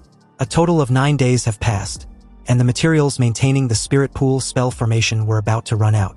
If the spell formation stops, it can only be counted as Li Fan's bad luck, and had nothing to do with He Jinghao. But with Li Fan's disposition and will, if he succeeds, in that very moment, He Jinghao decided to cast his doubts aside and offer Li Fan a helping hand. He would just consider it a gamble that Li Fan would have extraordinary achievements in the future. Li Fan better not disappoint him. So with that, He Jinghao formed a series of hand seals, and one after another, items he secretly saved for himself flew out of his storage item, vanishing into the depth of the sea of clouds. After another 2 days passed, the churning sea of clouds finally began to calm. The white clouds danced and clustered together as it carried Li Fan back to the peak of the mountain. And upon sensing no immortal mortal miasma in Li Fan, He Jinghao laughed wholeheartedly and congratulated him. From now on, his shackles were gone, and there was hope for eternal life. Li Fan, puzzled for a moment there, was baffled as to why He Jinghao was being so polite and enthusiastic towards him. Since he wasn't aware, He Jinghao informed him that he stayed inside the body-purifying spirit pool for a full 11 days. Due to this, the formation materials were going to run out long ago, and it was him who spent a fortune to add more to help him. Li Fan was completely shocked by this, and He Jinghao, upon seeing Li Fan's dumbfounded look, added that everyone left after the first 3 days. But unbeknownst to He Jinghao, the reason Li Fan was still shocked after knowing his duration in the body-purifying spirit pool was his current psychological age. Its limit had broken through the 100 mark. And what's even more exaggerated was the psychological age limit. It actually almost doubled directly, reaching over 2,000 years. As He Jinghao kept rambling on and on, Li Fan also noticed that the profound yellow heart-cleansing incantation had become the profound yellow heart-refining incantation. But now wasn't the time to look closely. He would study it carefully once he gets back to the Tingyu Tower. Li Fan thanked He Jinghao for his grace, promising to never forget, and would definitely repay him heavily in the future. He Jinghao modestly told Li Fan not to mention it. He then took out the 5 Spirits Qi Sensing Method manual and gave it to Li Fan, adding that his next step after removing the miasma was to sense the spiritual energy of heaven and earth, and guide the Qi into his body. Apparently, this 5 Spirits Qi Sensing Method is a summary of the previous generation's experience regarding sensing spiritual energy. He Jinghao told Li Fan to study it well before also giving him a dust-leaving talisman. He Jinghao instructed Li Fan to carry the dust-leaving talisman with him before guiding Qi into his body. Li Fan still lived in the mundane world, and was bound to have contact with mortals every day. Over time, it's inevitable that he will be contaminated by miasma again. So this dust-leaving talisman can help him isolate the intrusion of miasma, but it's hard to sustain, and can only last for about 5 years. But after breaking through to the Qi condensation stage, Li Fan can come to the island to find him. At that time, he would take him to their Myriad Immortals Alliance's station in the Zhongyun Sea, Wanxian Island. He Jinghao told Li Fan the details of the precautions during the process of guiding Qi into the body. And after all relevant matters were explained, Li Fan tactfully took his leave and left the mountain. As He Jinghao watched Li Fan's departing figure, he murmured with a bit of despondency that the mountain's potential was exhausted. So it is time to change to another mountain. He Jinghao soared into the sea of clouds, and as he gazed down the mountain range below, he gathered the rolling mist with a casual gesture of his hand.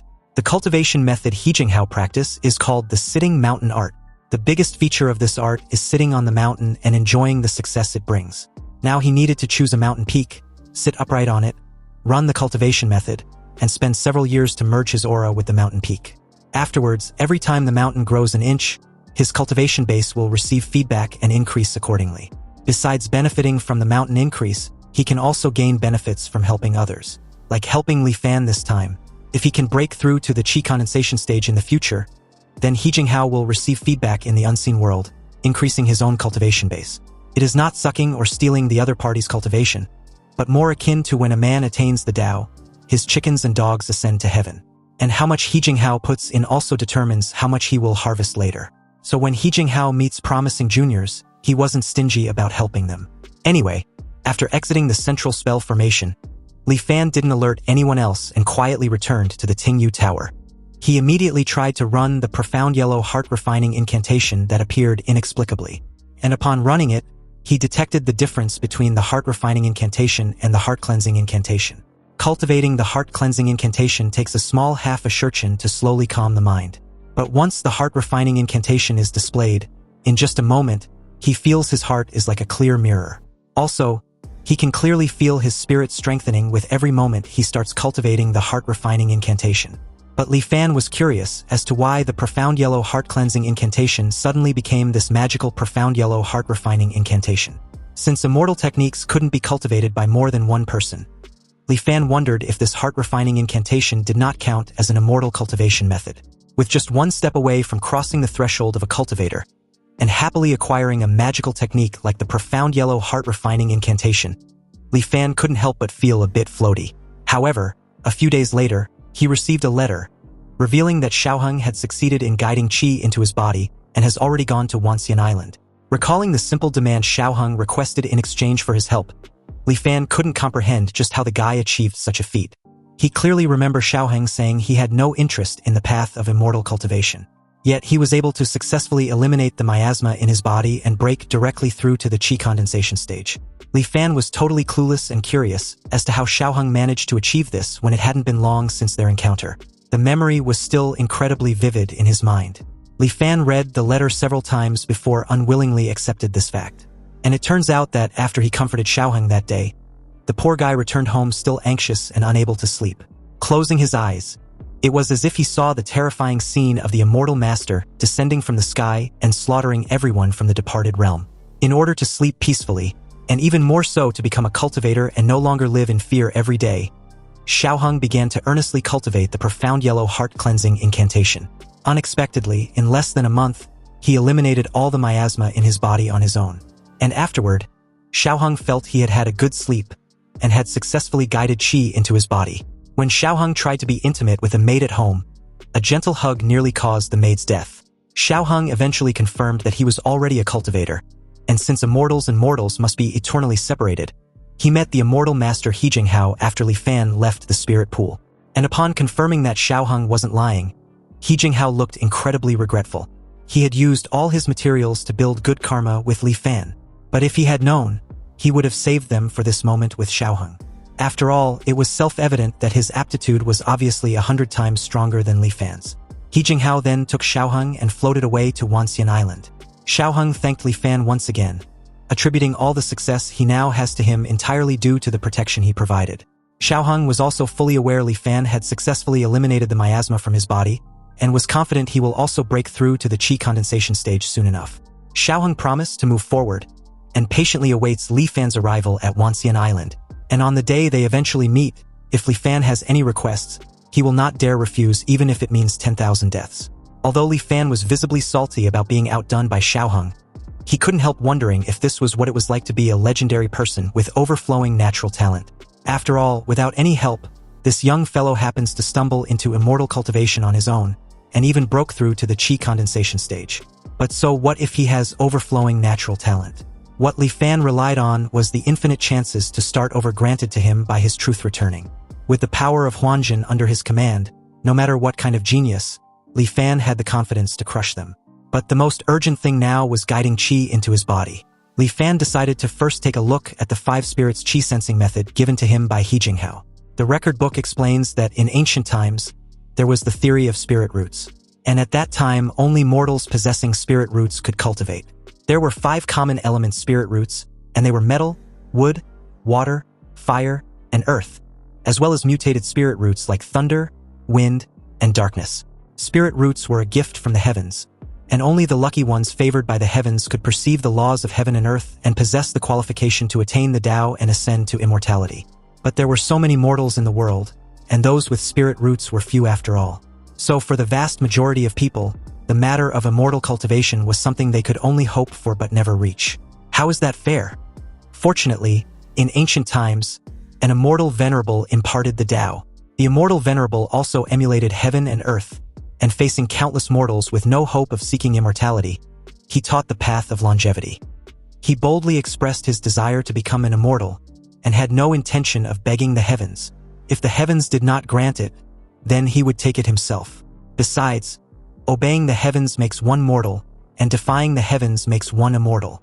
Then the journey of the immortal path became absorbing the spirit of heaven and earth to control its qi, then borrow the wonders of heaven and earth to build the Tao foundation, followed with prying into the laws of heaven and earth to refine the golden core, seize the essence of heaven and earth to form the nascent soul, extract the marrow of heaven and earth to obtain its spirit, sacrifice the soul of heaven and earth to merge the body with the Tao, then finally reverse the principles of heaven and earth to prove longevity. Li Fan suddenly dropped the record book with an expression of shock and horror, realizing that the cultivation method of this world was completely different from what he had envisioned. And it's no wonder ever since contacting the cultivators of this world, he had had a strange feeling. The heavenly Tao of this world seems to bear a faint, immense malice towards cultivators. Whether it's the law that immortal techniques cannot be cultivated by more than one person, or the strange phenomenon like a broadcast illuminating the sky for thousands right after a cultivator dies, or that bizarre immortal mortal miasma inside mortals that is extremely harmful to cultivators, all imply this single focal point: to reverse the principles of heaven and earth that proves longevity. Anyway, the content following the book was the method of the 5 spirits qi sensing. If a mortal who has eliminated miasma cannot guide qi into the body, they can nurture their own 5 spirits, forcibly absorb the spiritual energy of heaven and earth, then refine it to break through to the qi condensation stage. This so-called 5 spirits refer to the 5 emotions innate to humans: greed, fear, rage, hatred, and solipsism. These 5 emotions are hidden within the human heart, inexhaustible and ceaseless. And the 5 spirits qi sensing uses these 5 spirits as motive force and fuel to cultivate the root of heaven and earth in the dantian. The root of heaven and earth connects the cultivator's dantian with heaven and earth. Once formed, the cultivator can use it to forcibly suck in the spiritual energy of heaven and earth and turn it into their own use. Those with excellent aptitude can cultivate the root of heaven and earth in one day and night, stepping onto the immortal path. And through day after day grinding effort, even those with absolutely no cultivation aptitude can also form their own root of heaven and earth within 10 years at most. So just like this, day after day, a full 3 years passed and Li Fan still hadn't been able to successfully guide qi into his body. The 5 spirits qi sensing needs to use 5 emotions as fuel to promote the formation of the root of heaven and earth. But Li Fan's heart was like still water. Yet he cultivated the heart-cleansing incantation, so these 5 emotions accumulated was very little. Also, having been cooped up at home for a long time, Li Fan thought of moving in the quietude, so he decided to go out for a walk. There he unexpectedly run into Zhang Haobo, the captain of the Zhongyuan ship. Zhang Haobo was delighted upon seeing Li Fan after such a long time of no correspondence. Obviously, the feeling was mutual, and Li Fan asked how he had been faring for the past few years. Zhang Haobo nervously scratched his head and replied that the fleet's profits have been really good these past few years. Of course, he also admits this was thanks to Li Fan's blessings, especially his deeds which had been attracting a large number of young people wanting to join the fleet. Plus their treatment and status on the island had also risen with the tide. However, Zhang Haobo and his crew of the Zhongyuan ship were preparing to leave Liuli Island. The news, from Li Fan's perspective, seemed sudden and unexpected. He was a bit confused since life was going well for them, yet they plan on leaving. He asked what exactly prompted them to make this decision. If Zhang Haobo was being honest with Li Fan, the members of the Zhongyuan ship had encountered all sorts of strange things while out at sea recently. In the recent few times they went out to sea, they often catch 1,000 jin of fish with one net, completely full. 9 out of 10 nets were like this, and there were all kinds of fish. It's as if all the fish on the seafloor were fleeing from a disaster, gathering all together. Zhang Haobo and his crew had lived on Liuli Island since childhood and understood the hidden reefs around the island very well.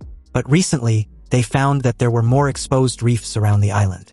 In the past, there were water level changes every year, but this year's water level change seems a bit unusual, making the crew a bit worried. But there was one more thing that worries them even more.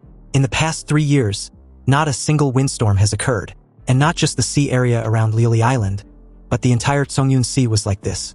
The very idea of windstorms strangely being like it's gone extinct seemed weirdly convincing, and somewhat confirms Zhang Haobo's suspicion as Li Fan mulled things over. Zhang Haobo also adds that since the day he was born, windstorms have never stopped. When there were many, there were over a dozen a year. When few, there were still 2 or 3. But now, for 3 whole years, no windstorm has appeared.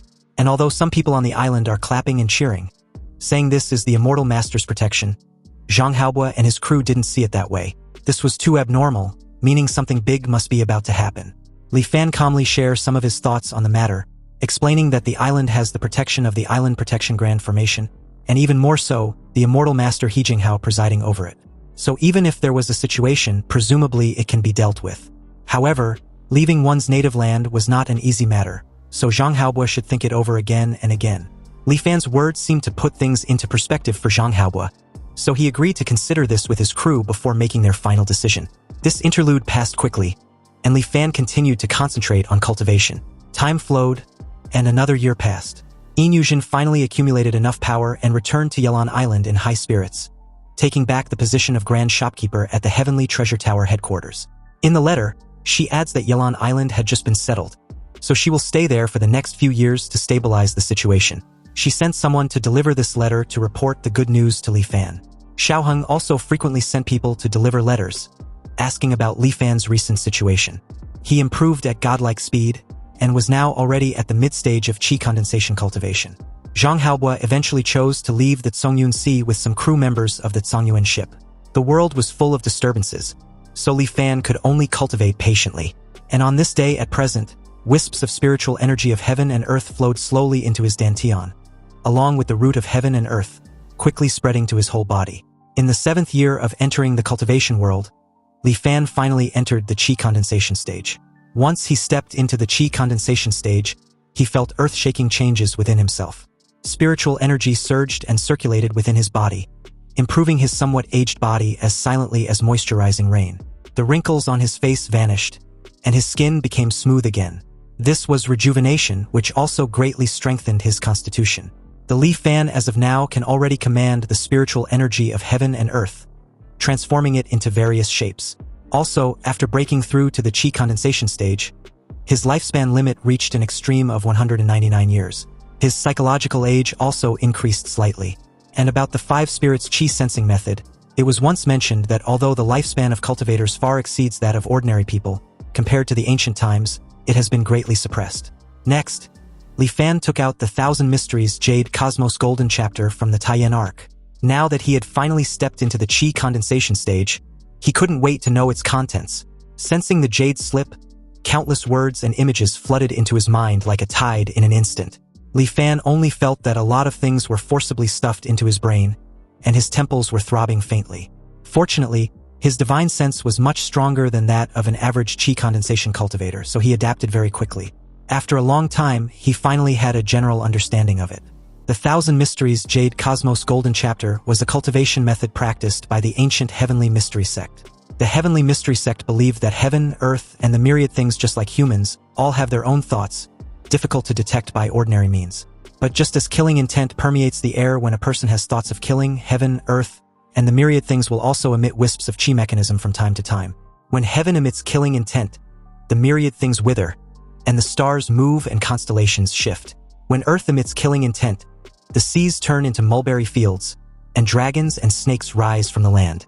By capturing and refining the various qi mechanisms between heaven and earth, one can return to the origin and reach the realm of resonating and merging with them.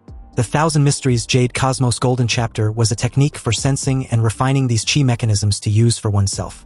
Once the technique was mastered, one can not only borrow the killing intent of heaven and earth to injure others, but also calculate and predict the future through the deduction of qi mechanisms.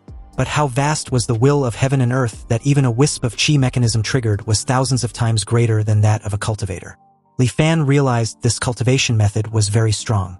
But it was also very dangerous to cultivate. After all, nurturing one's own killing intent, taking the vitality of all things sprouting in spring, and sensing chi mechanisms from the spiritual items of heaven and earth makes it very easy to be injured by it when one rashly comes into contact with it. Theoretically, if this method was cultivated to the highest realm, one can merge with heaven and earth and incarnate as the Tao. Unfortunately, the heavenly mystery sect passed down its legacy for 10,000 years, but the highest anyone reached was only the nascent soul realm.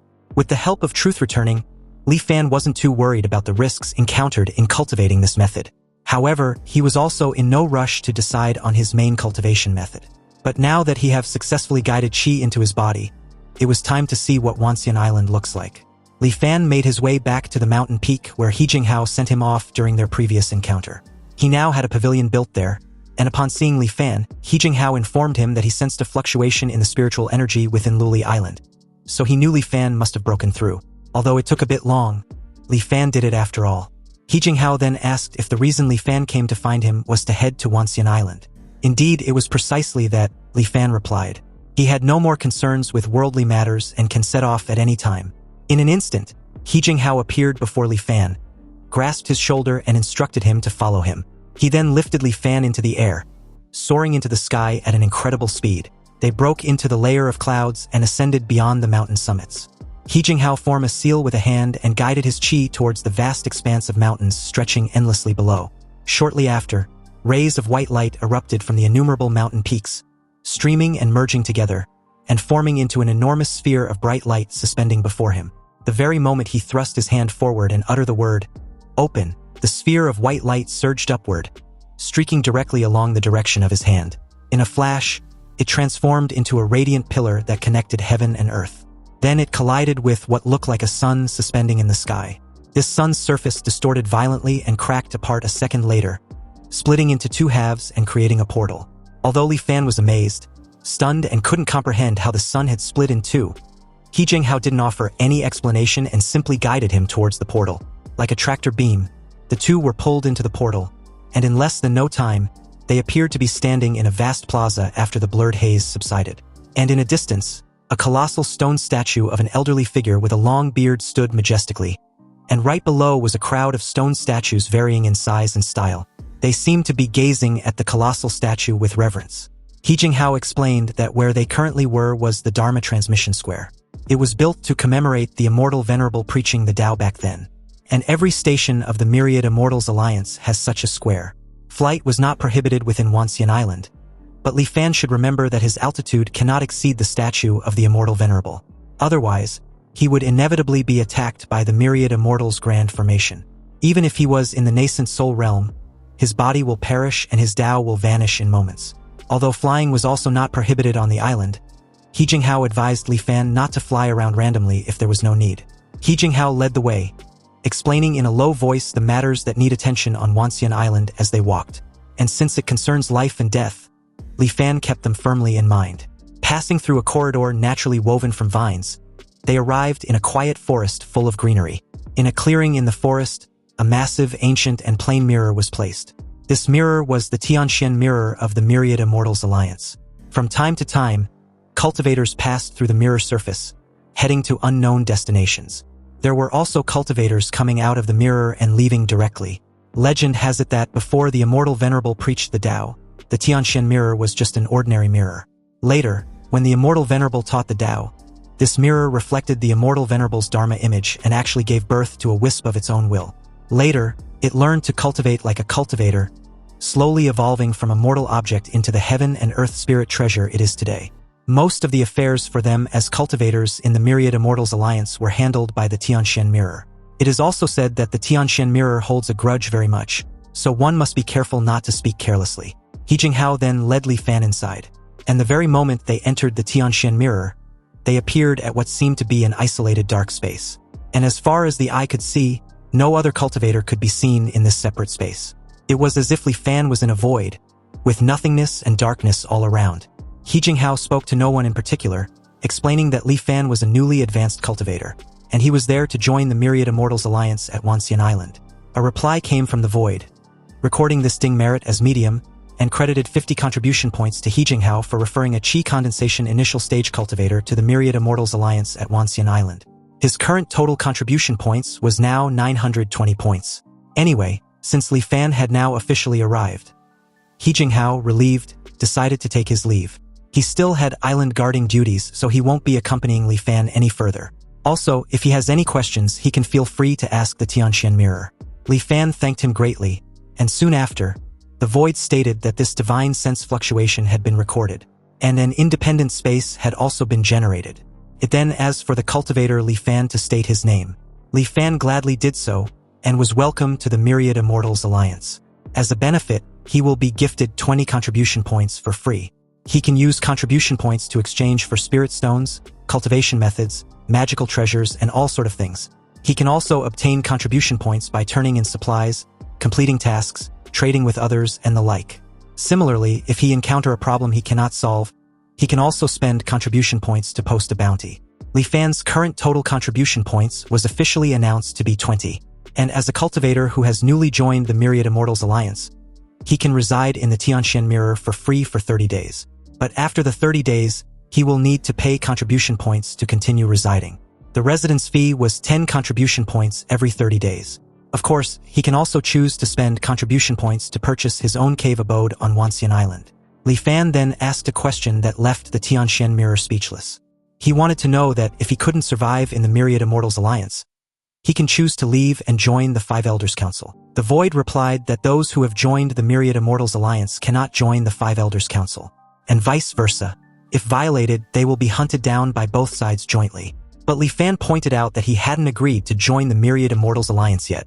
The Void's response was that once a cultivator enters the Tianxian Mirror and have their divine sense recorded, it was regarded as voluntarily joining the Myriad Immortals Alliance.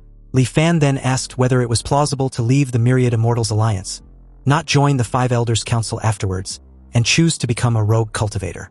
The Void confirmed that it was indeed plausible. However, if Li Fan choose to leave, all items obtained within the Myriad Immortals Alliance will be forcibly reclaimed. It then advised Li Fan to choose carefully. Afterwards, Li Fan asked the Tianxian Mirror one question after the next, tirelessly.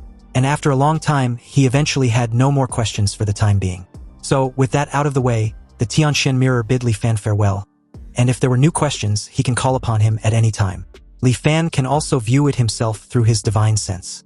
Anyway, according to the Tianxian Mirror, the spatial form in the Void can be controlled by divine sense. So with the manipulation of Li Fan's divine sense, the space changed from a void into a simple and unadorned room. The interior decoration was exactly the same as in the Grand Tutor's Manor in the Great Xian Nation. The decorations and items in the room were almost exactly the same as the real ones, and the difference was completely imperceptible. Li Fan marveled at what an amazing treasure the Tianxian Mirror was. Through their interrogation session just now, Li Fan also gained a rough understanding of this Myriad Immortals Alliance. Cultivation methods, materials, and other items can be exchanged simply by clicking the exchange menu with divine sense. Staring at the cultivation method exchange, Li Fan laments at the exorbitant points needed to just obtain a common cultivation method. Even the simplest Qi condensation stage cultivation methods cost 1,000 contribution points. Opening the mission panel once again, the missions available for the Qi condensation initial stage only pay 5 or 10 points. Li Fan couldn't help wondering whether cultivating immortality really meant him working like a dog. But then the Tianxian Mirror notified him of a new visual transmission he just received, before advising him to check it in time. When he instructed for the transmission footage to be viewed, he also couldn't help wondering just who exactly was suddenly looking for him. After all, he just entered Wanxian Island literally just hours ago. But it turns out the virtual transmission was from none other than Xiaoheng, who wanted to congratulate him on finally making it to Wanxian Island. Back on Lioli Island, he was indebted to Li Fan's care, but had no way to repay him, and leaving without saying goodbye that day also added to his guilt. Li Fan's abrupt unease vanished the very moment he realized it was just Xiaoheng. And as the transmission continued, Xiaoheng was quick to inform Li Fan that cultivation methods were hard to come by in the current cultivation world. So newcomers often need 1 or 2 years to accumulate contribution points to exchange for a Qi condensation stage cultivation method. That was how it was for him back then. Fortunately, the very moment he actually started cultivating, he frequently encountered fortuitous encounters. And just a year ago, he broke through to the late stage of Qi condensation and was currently at the peak. At present, Xiaoheng intend to go to the center of the Zongyun Sea, specifically the Cloudwater Heavenly Palace ruins, to search for wondrous items of heaven and earth and achieve his Tao foundation. But before leaving, he had left a water attribute cultivation method for Li Fan. Anyway, since wondrous items were hard to find, his trip might take several years. During this period, he hopes Li Fan would cultivate well, since it was best not to rashly leave the Wanxian Island before breaking through to the mid-stage of qi condensation. When he returns, he will definitely have a drink with Li Fan for them to catch up. Xiaoheng gave Li Fan a qi condensation stage cultivation method, the lesser amplification water art, with the current number of cultivators being 0. Li Fan smiled at this kind gesture, admitting that Xiaoheng's current cultivation realm far exceeded his. Yet he still kept the kindness from back then in his heart. Looking at it that way, Xiaoheng's character was indeed not bad. And besides the lesser amplification water art, Xiaoheng also gave Li Fan a copy of the Supreme Primordial True Scripture. Kohong once said that by cultivating this technique, one can disperse their cultivation at will without much loss of cultivation base. This meant that Li Fan can cultivate the lesser amplification water art first, then find an excuse to leave Wanxian Island before cultivating the Thousand Mysteries Jade Cosmos Golden Chapter. And although the Tianxian Mirror might not notice a small qi condensation stage cultivator like him, it was always right to be cautious.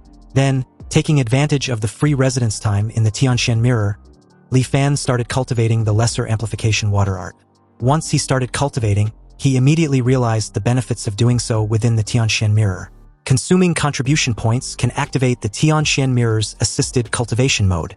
In this mode, the concentration of spiritual energy inside the Tianxian Mirror increases several times than that of the outside world, almost comparable to top-tier grotto heavens.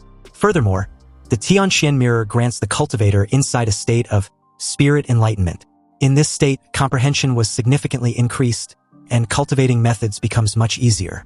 This super cultivation state almost gave Li Fan the illusion that he was a peerless genius, and cultivation became akin to enjoyment.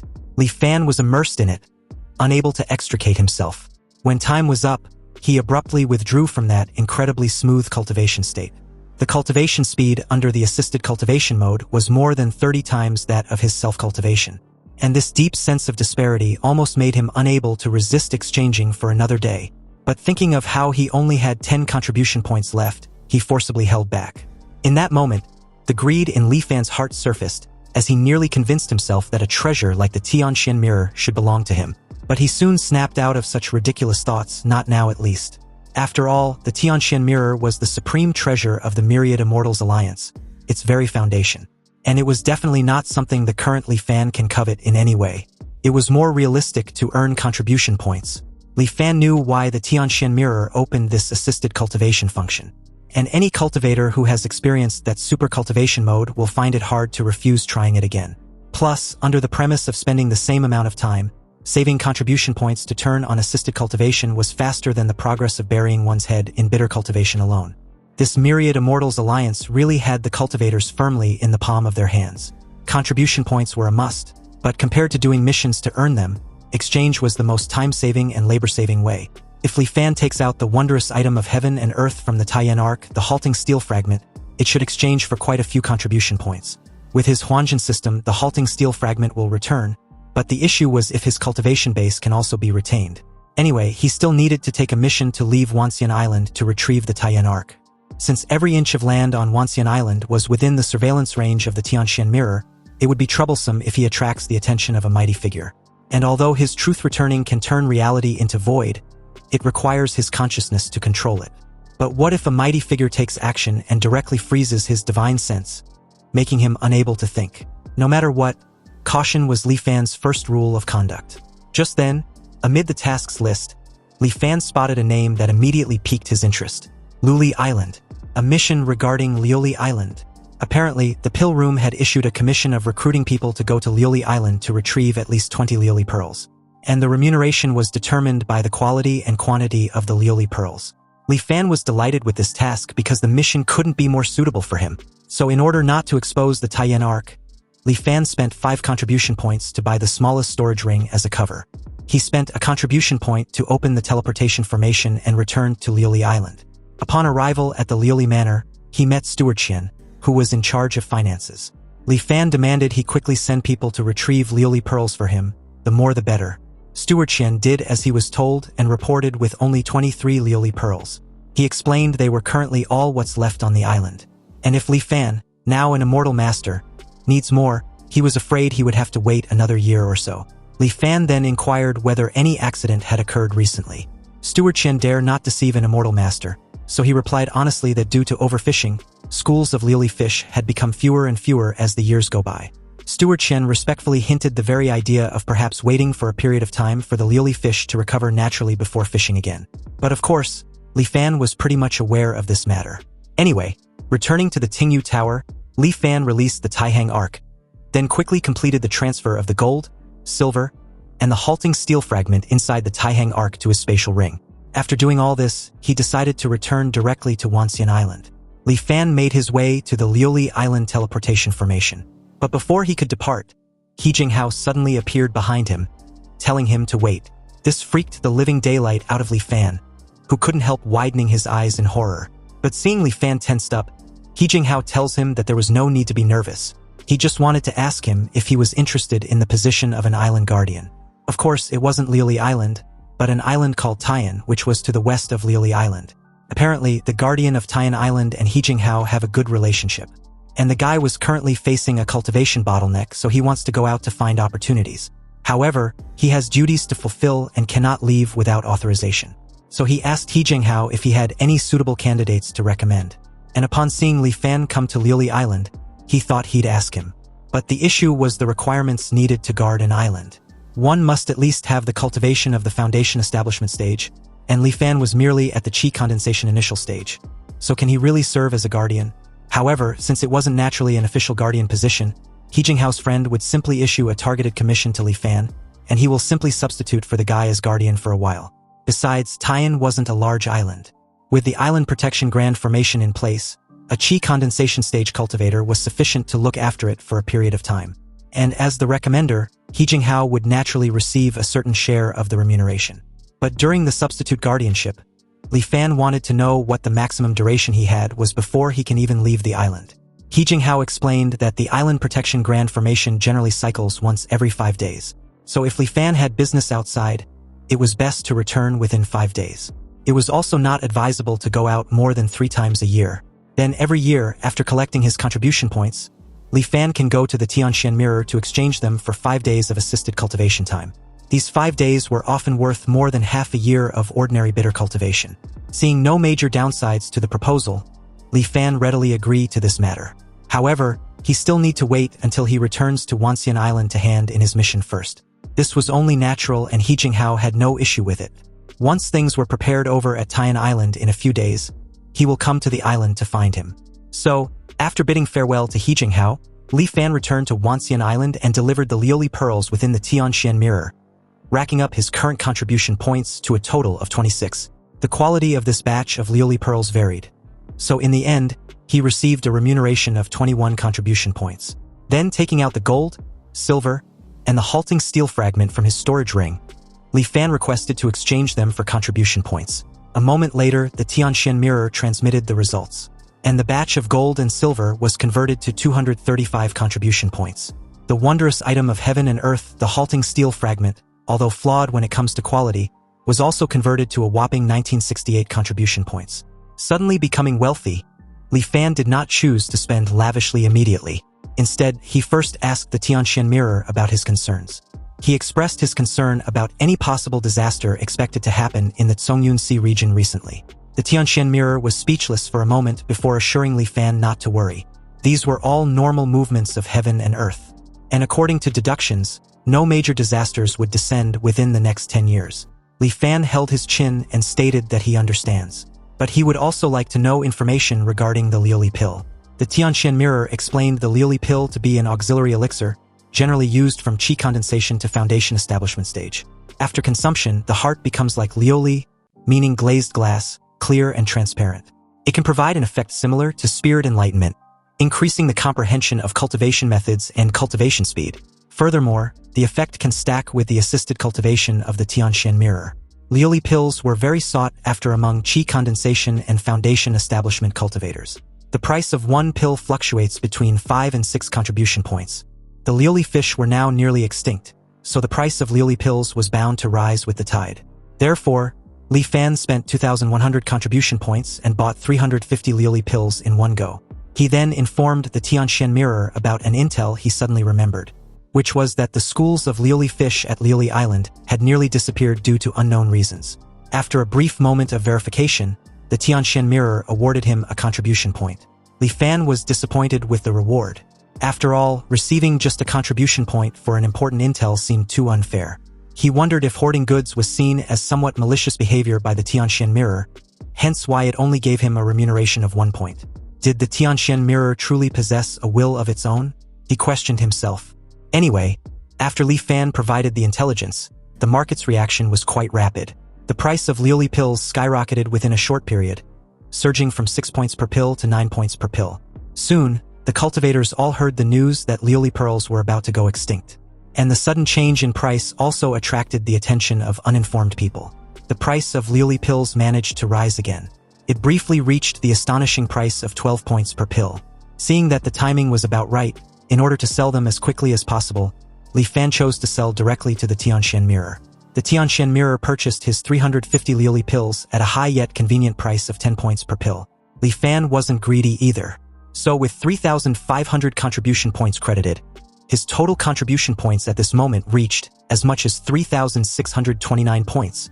The temporary explosion in the price of Liuli pills was just due to the stimulation of sudden news, causing cultivators to momentarily lose their rationality. And after everyone calmed down, the Liuli pills also returned to a relatively reasonable and stable price, which was 8 contribution points per pill. At this time, Li Fan bought back 100 Liuli pills for his own cultivation use.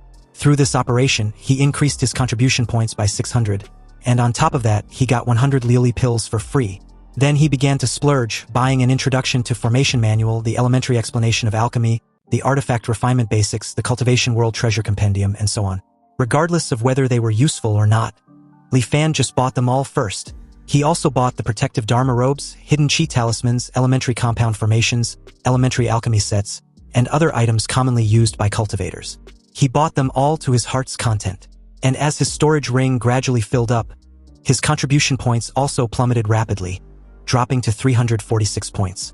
After he was done spending, he consumed a Liuli pill, turned on the assisted cultivation mode again, and began cultivating the lesser amplification water art. Almost immediately, water attribute spiritual energy surged forth, and Li Fan once again experienced what was called a genius's cultivation speed. In just 5 days' time, he had already broken through to the peak of the chi condensation midstage with no bottlenecks. Success followed naturally, leaving him completely satisfied and not wanting more for now. Afterward, he received a visit request from He Jinghao. Li Fan only let him into his quarters after taking the Hidden Chi Talisman out of his storage ring and wearing it. And apparently, the Hidden Chi Talisman was capable of hiding one's own cultivation base. After the two exchanged pleasantries, He Jinghao informed Li Fan that he had already arranged things with the Taiyan Guardian. Next, he would have to take him to see him. Li Fan just needed to accept the commission. He Jinghao then handed Li Fan a talisman, emphasizing the need for him to wear this on his body. And about what they discussed earlier, when they meet later on, Li Fan shouldn't talk too much and should leave everything to him. Li Fan was visibly shocked to see just what kind of token He Jinghao gave him. It was a prestige talisman, and if he hadn't just bought an identical one, he really wouldn't have recognized this spirit talisman. The effect of this prestige talisman was the opposite of the Hidden Chi Talisman. It was used to disguise oneself as a cultivator of a higher realm. He Jinghao giving him this prestige talisman was to make him disguise himself as a foundation establishment stage cultivator. Obviously, He Jinghao had lied to him when he told him that a chi condensation stage cultivator was sufficient to guard an island territory. Meaning he planned from the start to have Li Fan disguise himself as a foundation establishment cultivator to accept the commission from the Taiyan Island Guardian, thereby earning the price difference. One must know that the contribution points spent to hire a foundation establishment stage cultivator versus hiring a chi condensation stage cultivator were worlds apart. In that moment, Li Fan's worry of He Jinghao grew stronger because the seemingly harmless fucker was full of deep schemes, and his cultivation was far higher than his. He cautioned himself not to form a deep friendship with him under any circumstance. Anyway, with no other choice, Li Fan had to put on the prestige talisman and followed He Jinghao's lead. He agreed to the visit request from the Taiyan Island Guardian, Zhou Qingong. Fortunately, everything went smoothly. One look from Zhou Qingong showed that he was very satisfied with He Jinghao's recommendation. He then immediately issued a targeted commission to him, which stated that during the period Zhou Qingong was out searching for opportunities, he would replace him in guarding Taiyan Island. The remuneration was 800 contribution points per year, and after He Jinghao accepted the commission, he turned around and issued a commission to Li Fan. Fortunately, He Jinghao didn't make the deduction too outrageous, so Li Fan barely accepted this mission. After Zhou Qingong handed a jade token to He Jinghao, he left impatiently. He Jinghao handed it over to Li Fan and explained that it was the Tian Island Guardian token. With this item, Li Fan can control the Island Protection Grand Formation. He Jinghao warned Li Fan to keep it safe and not lose it no matter what. So just like that, Li Fan accepted the token and went to the Tian Islands Protection Grand Formation with He Jinghao. The Island Protection Grand Formation was not like the one on Liuli Island with its 1,000 towering peaks. It just looked like a bustling city. But what he saw left him completely stunned and speechless, because all the natives of Tian Island had a weird zombie-like appearance. Apparently, these natives were the local specialties of Tian Island named the Tian fruits. And these fruits were just like real people, inside the city evolved from the island's spell formation. They work, live, marry, have children, and live out their entire lives just like actual people. Consuming a mature Tian fruit can increase the lifespan of a cultivator at the foundation establishment stage and below by 5 years. But it was only effective the first time each person consumes one. And the required number of Tian fruits to be handed over annually was 30, so Li Fan can keep any surplus for himself. He should consider it a benefit of the guardian position. On average, he can save 2 Tian fruits per year. And inside the Tianxian mirror, the price of a Tian fruit was generally around 90 to 100 contribution points. This led to He Jinghao pointing out the elephant in the deal. Thus, the remuneration for acting as this temporary guardian was truly not low, meaning he wasn't cheating Li Fan out of the deal. This was indeed true, so Li Fan thanked him. However, he was also keenly aware how sky-high He Jinghao skimmed quite a bit off the top. He Jinghao simply gave off his usual forced smile and told Li Fan to ease down on his gratitude. After all, he originated from the island he guarded, so it was only natural for him to guide and support him. And as long as Li Fan's cultivation base improves in the future, his efforts won't be in vain. Then, with a bombastic side-eye, he added that he knew Li Fan had broken through to the mid-stage of qi condensation. Upon hearing this, Li Fan, startled for a moment there, kept his composed demeanor and quickly made a plausible lie on the spot. He did indeed confirm to be at the mid-stage of qi condensation, but also added that he had a close relationship with Xiaoheng. And before he departed, he left behind a water attribute cultivation method for him. This cultivation method suited his affinity quite well, and his progress in cultivating it had been rapid. He just broke through a few days ago. He Jinghao gave a dismissive laugh and pointed out how Li Fan had acted characteristically cautious, and even managed to use a qi-concealing talisman. If his cultivation method wasn't special, he nearly wouldn't have noticed, though it was understandable since being careful prevents big mistakes. However, He Jinghao didn't expect Li Fan's relationship with Xiaoheng to be so good that he specifically left a cultivation method for him. It seemed Xiaoheng was truly a heavenly talent. That young man had only been cultivating for a few years, yet he was already about to reach the foundation establishment stage. His future was limitless. It was highly likely he will achieve the golden core, and even the nascent soul in the future. Having such a deep friendship with him also showed that Li Fan truly had deep karmic fortune. Li Fan also points out that being able to meet He Jinghao was a fortunate event.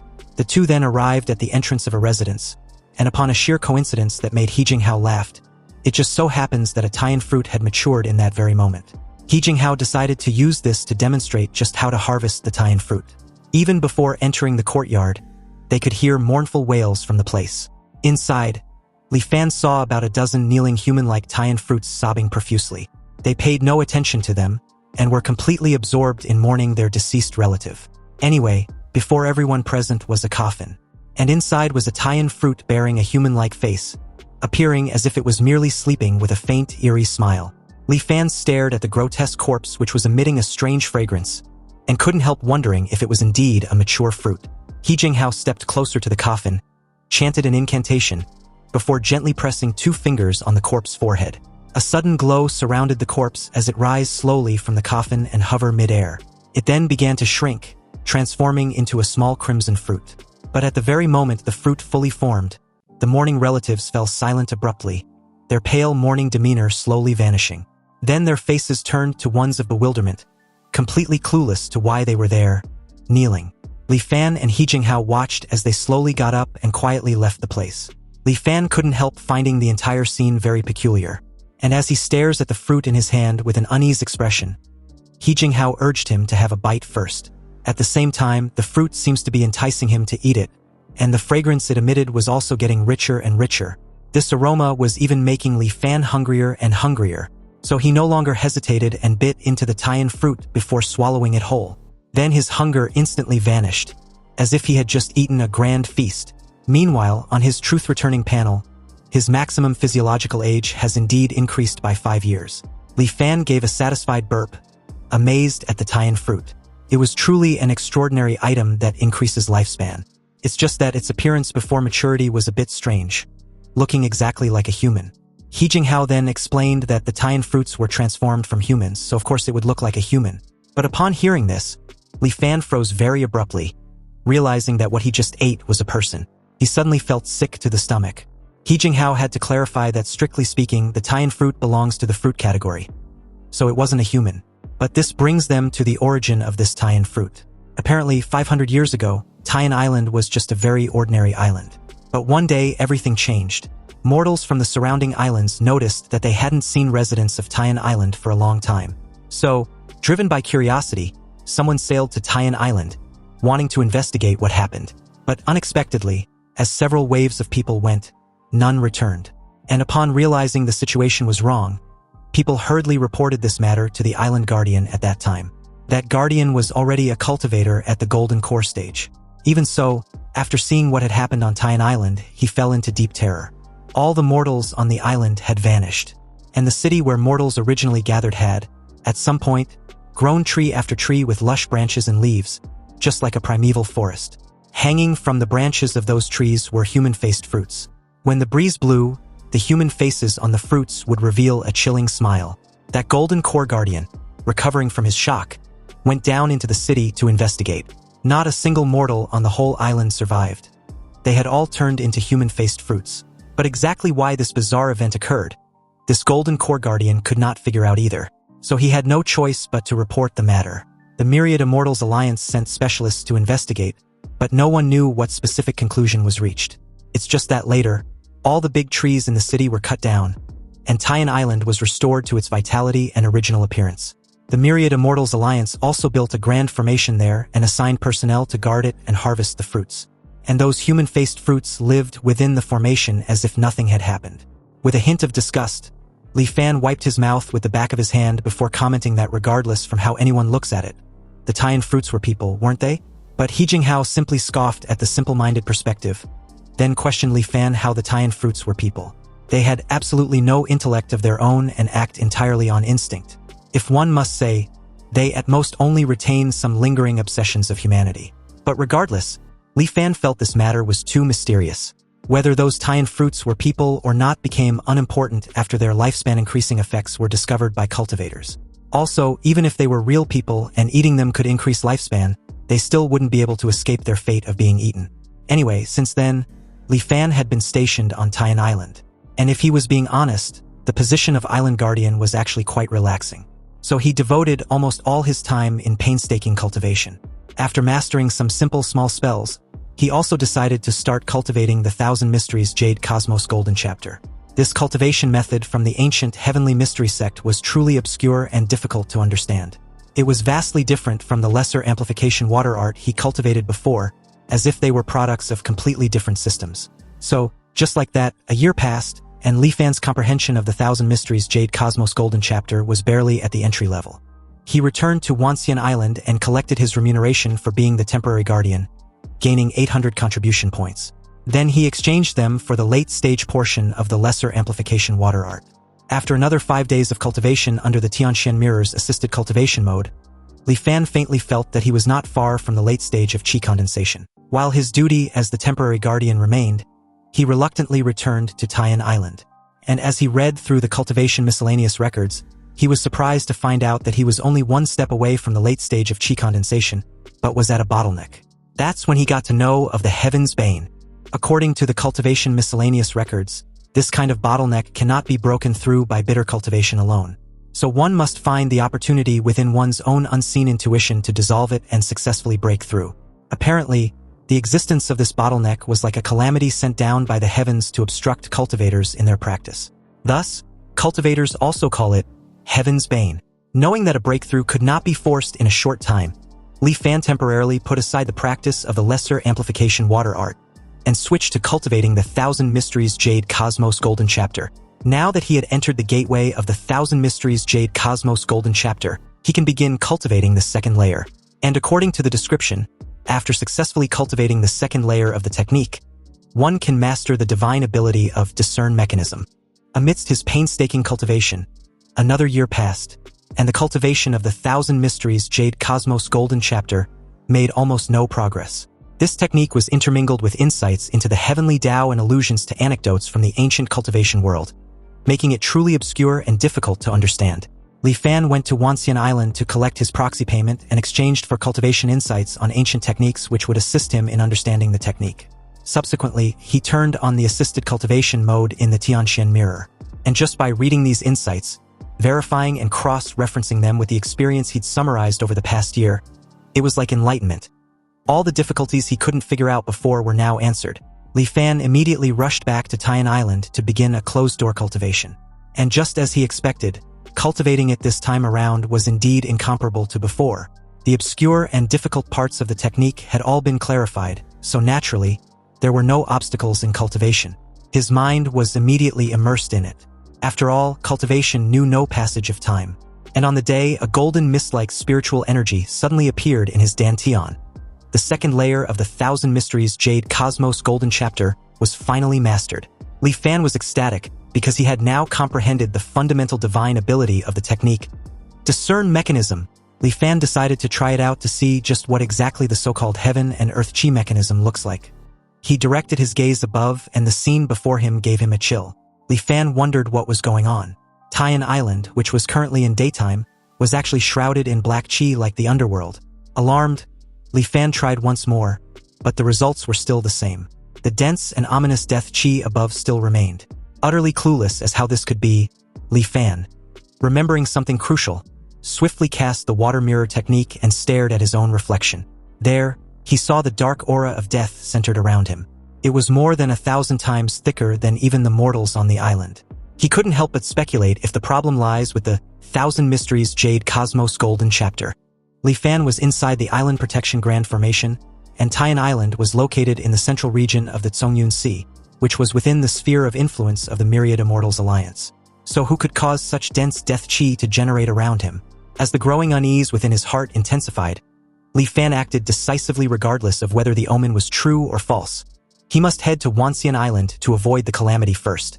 He hurriedly activated the teleportation array, but to his utter horror, the damn thing was unresponsive.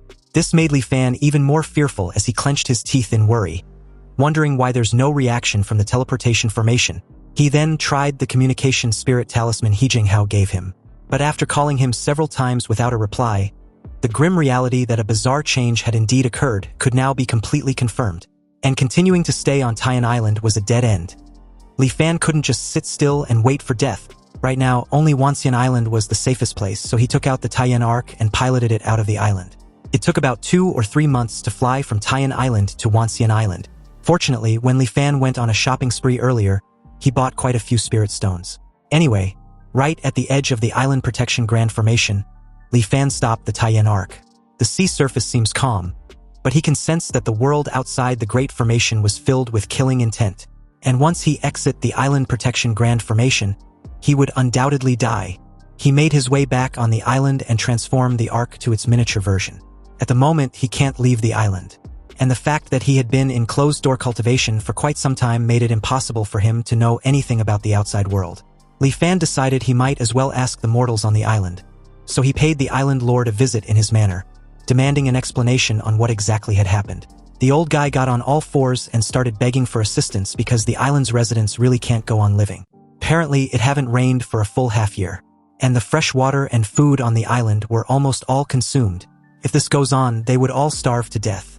Li Fan, genuinely taken aback by this news, suddenly recalled the brief chat he had with Zhang Haobo. The island lord then proceeded to inform Li Fan that the fish in the coastal waters have been fished out, and none of the fleets that went out to the deep sea to fish have returned alive. So at this point, they are really on the verge of starving to death. This last statement seems to antagonize Li Fan, because he knew the bastard was lying. And given how chubby he was while the rest of the island's residents had become as thin as a mummy, how could he think this lie would fly? Li Fan had already probed the kitchen in the manor, so what does the bastard got to say now? Filled with dread, the island lord began to beg for forgiveness, but Li Fan wasn't having it. He was immediately released off his head with just a casual hand-slicing gesture from Li Fan, who then announced to the island's residents that he had executed their lord. And as for the rest left in charge, they were to come to the lord's manor to see him immediately.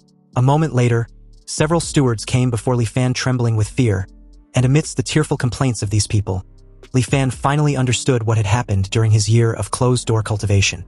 The drought began half a year ago, and the fresh water sources on the island dried up after many days without rain. For food, they could initially rely on catching fish in the coastal waters, but as the weather got hotter and hotter, no fish could be caught around the island anymore. Also, all the fleets that went out never returned, so Taiyan Island fell into famine. And in just 1 month, 1/3 of the island's population died. But who knows how many tragedies occurred. If Li Fan hadn't come out of seclusion anytime soon, then he wouldn't have even seen a few living people. Since the situation had reached this stage, he cannot stand by and do nothing. Fortunately, when leaving the Great Shen Nation back then, the Taiyan Ark was filled with grain. There was a dust-cleansing formation inside the Ark, so the grain naturally wouldn't spoil. Thus, Li Fan took out the grain from the Ark to give to the mortals for emergency use. When the people on the island saw that the immortal master had brought life-saving grain, they all excitedly knelt on the ground, kowtowing incessantly. At this time, there were not many mortals left on the island, so the grain inside the Taiyan Ark, if eaten sparingly, should be enough to support these people on the island for a few months. Half a month later, using basic formation knowledge, Li Fan built a crude seawater desalination formation. The mortals regained sufficient drinking water and food, gradually recovering their vitality. After personally building a formation, Li Fan had barely stepped onto the Tao of formations. Only then did he discover that the Taiyan Island's Island Protection Grand Formation was being damaged at an extremely fast speed. Li Fan didn't know what kind of change had occurred outside. Violent spiritual energy was raging, so going out was a dead end. If he stay on Taiyan Island, once the Island Protection Grand Formation was destroyed, it would also mean death. Staring once more at the overwhelming death chi above, Li Fan couldn't help but wonder if this was the heavens releasing killing intent. The Island Protection Grand Formation was in imminent danger, and he had nowhere to hide. However, the mortals on Taiyan Island had recovered their vitality, so he can be considered to have fulfilled his duty as guardian. And although he's unwilling, he has no other choice. However, in that moment, a sudden thought struck him. The violent spiritual energy outside seems not to be targeted at mortals. And the fishermen who left the island were proof of that. They didn't die because of the violent spiritual energy, but because of the lack of fresh water, food, and the scorching weather. So if Li Fan were to use the supreme primordial true scripture to dissolve his entire cultivation base and temporarily become immortal once more, he can then pilot the Taiyan Ark to reach Wanxian Island, finding life in the face of death. Li Fan was currently cultivating 2 cultivation methods. One was the Lesser Amplification Water Art, a new method, and the other was the Thousand Mysteries Jade Cosmos Golden Chapter of the Ancient Heavenly Mystery Sect, an old method. The cultivation style of the new method was to plunder heaven and earth. It was precisely because of this that it incites the malice of heaven and earth. Nowadays, heaven and earth have laid down layer upon layer of killing intent, targeting the cultivators who practice the new method. Li Fan began cultivating the supreme primordial true scripture, silently speculating what would happen if he only dispersed the new method, but retained the realm of the old method. Would the killing intent between heaven and earth be a little less?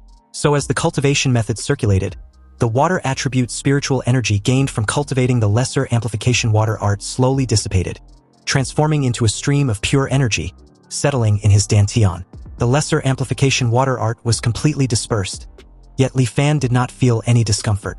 He was marveled at how miraculous the supreme primordial true scripture truly was, and the killing intent of heaven and earth permeating the outside world also suddenly weakened. Unfortunately, the Thousand Mysteries Jade Cosmos Golden Chapter was still cultivated according to the current method of plundering heaven and earth. So the malice of heaven and earth had not completely dissipated. Therefore, going out now would still be life-threatening. Li Fan hardened his heart and continued to disperse his cultivation. Soon, another stream of pure energy appeared within his dantian. The 2 streams of energy were originally formed from different cultivation methods. Yet at this moment, they merged together without any conflict. Pleased to have succeeded, Li Fan cultivation realm at that moment had truly reverted to that of a mortal. And according to the description in the true scriptures, the pure energy obtained from dispersing cultivation can be maintained in the dantian for about 100 years. But it doesn't matter, because as long as he returns to Wanxian Island, he can quickly recultivate it back. Li Fan piloted the Taiyan Ark and slowly flew out of the Island Protection Grand Formation. He saw that the violent hot spiritual chi had raged, dyeing the distant sky an orange-red color. Li Fan was already immortal, so this sky-filling riotous spiritual chi only whistled past him and did not launch an attack. He flew towards Wanxian Island at full speed, and on the way he passed by quite a few islands. The people on these islands were all completely dead, without any breath of life. 3 months later, he arrived at the location where Wanxian Island originally was. Li Fan opened the map and compared it 4 or 5 times, but he still couldn't believe his eyes. The formerly vast Wanxian Island had completely disappeared. Only a giant black hole remained, lying empty across the ocean. The surrounding seawater poured endlessly towards the black hole, but evaporated into water vapor the moment it touched the edge of the black hole. Due to the extremely high temperature above the black hole, the air was entirely distorted. Li Fan was filled with evident despair. Obviously, Wanxian Island was gone just like that. Seriously, what kind of power could do all this? Was it the malice of the heavenly Tao? The countless cultivators coming and going on Wanxian Island, the Dharma Transmission Square with 10,000 statues, and the myriad immortals grand formation that could instantly kill a nascent soul cultivator. In the face of this sudden disaster, cultivators also became just like mortals, no different from ants. Li Fan immediately chose to flee. Flee from this damned place. Flee this sea to the continent. And just like that, he flew for an unknown amount of time amidst the chaos in his brain. But suddenly, the Taiyan Ark seemed to have collided with something and was forced to stop. Fortunately, there was a protective spell formation. Otherwise, the Ark would have been destroyed and Li Fan would have died. Under the violent impact, although he suffered some minor injuries, he also calmed down because of it. Far ahead of the Taiyan Ark was a continuous coastline. The continent was not far from where he currently was. Li Fan manipulated the Taiyan Ark, attempting to fly forward. But he could not advance a single inch. An invisible shield separated the Zhongyun Sea from the continent not far away. This meant that entry was permitted, exit was forbidden. Li Fan lets out a self-deprecating smile upon realizing that he had become as helpless as a turtle in a jar. However, before activating his truth returning, he wanted to gather more information, so he roamed the Zhongyun Sea. Li Fan passed by Yelan Island where Inyushan was. But the island was like the others, with no survivors. He also passed by Liuli Island, and He Jinghao was nowhere to be found. Corpses littered the ground, and there were no signs of life either. All the islands he passed had turned into lands of death. Occasionally, he encountered cultivators who had survived like him, but they had all gone mad, believing he was a ghost. Finally, somehow, he returned to Taiyan Island once again. There, he felt a long-lost vitality. Perhaps, in the entire Zhongyun Sea, these were the only living people left. They still didn't know what changes had occurred outside the island, and their faces still revealed smiles of surviving a disaster. Perhaps ignorance was also a blessing. As he took a casual stroll, he encountered a temple with a statue made in his name and likeness. The mortals there regularly worship and pay homage to him, wishing for good weather for their crops in the future, and food to eat every year. Li Fan didn't know when the Taiyan Island villagers actually built a temple, and even enshrined a statue of him as the savior immortal master. With a resigned sigh, he decided to let it be. He would protect them for as long as he can. However, wanting to protect mortals under the killing intent of heaven and earth was obviously not an easy task.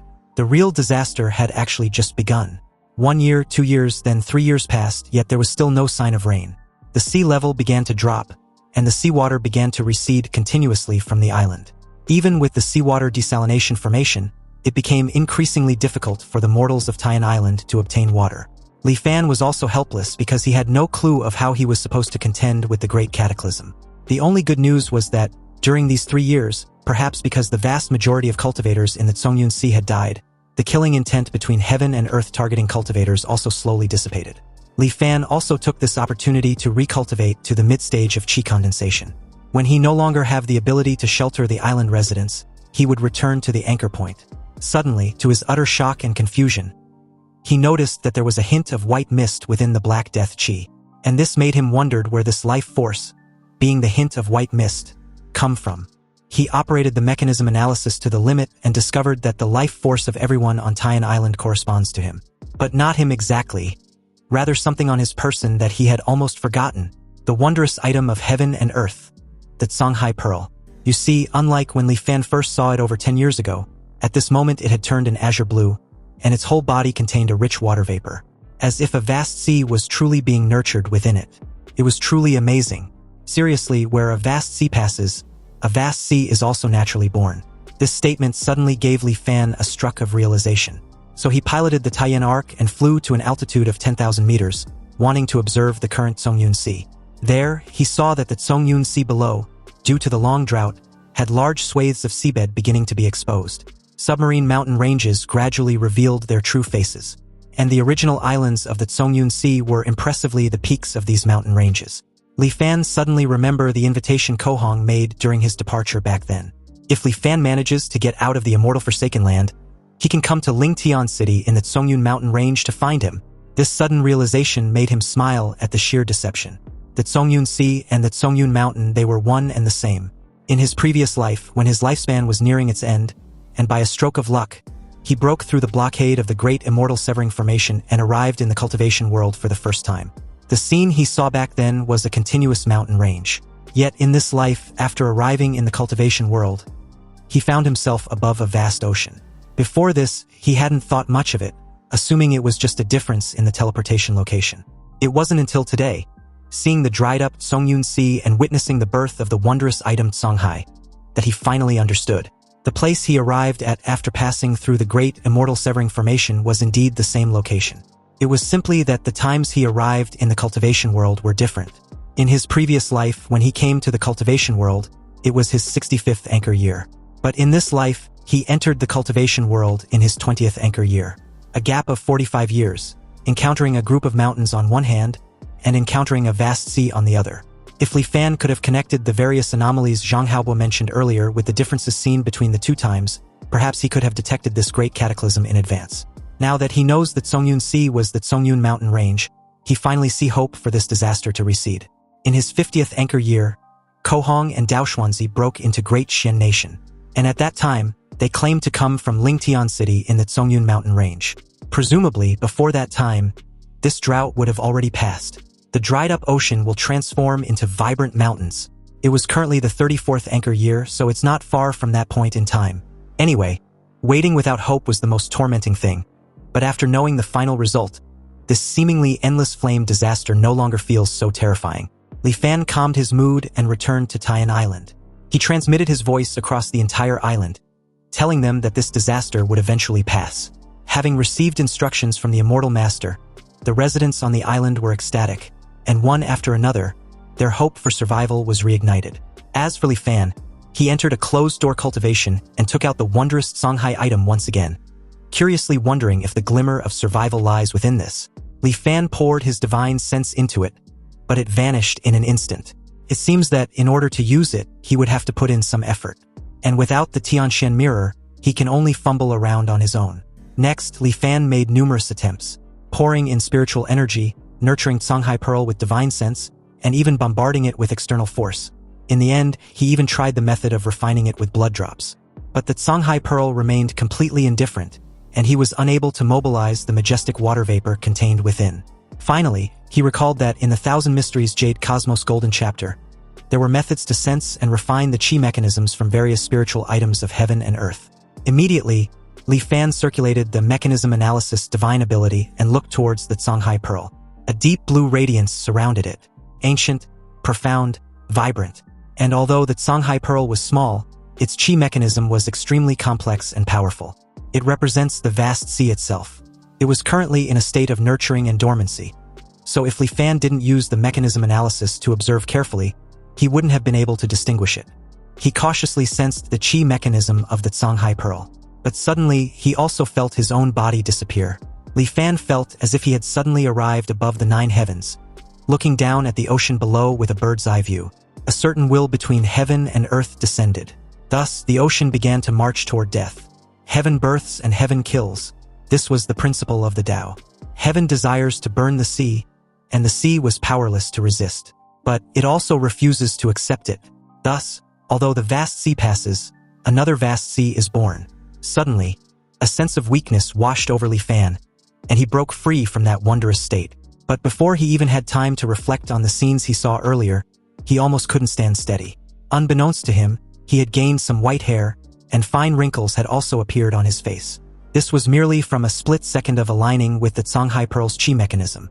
Li Fan opened his truth-returning panel and gasped in shock.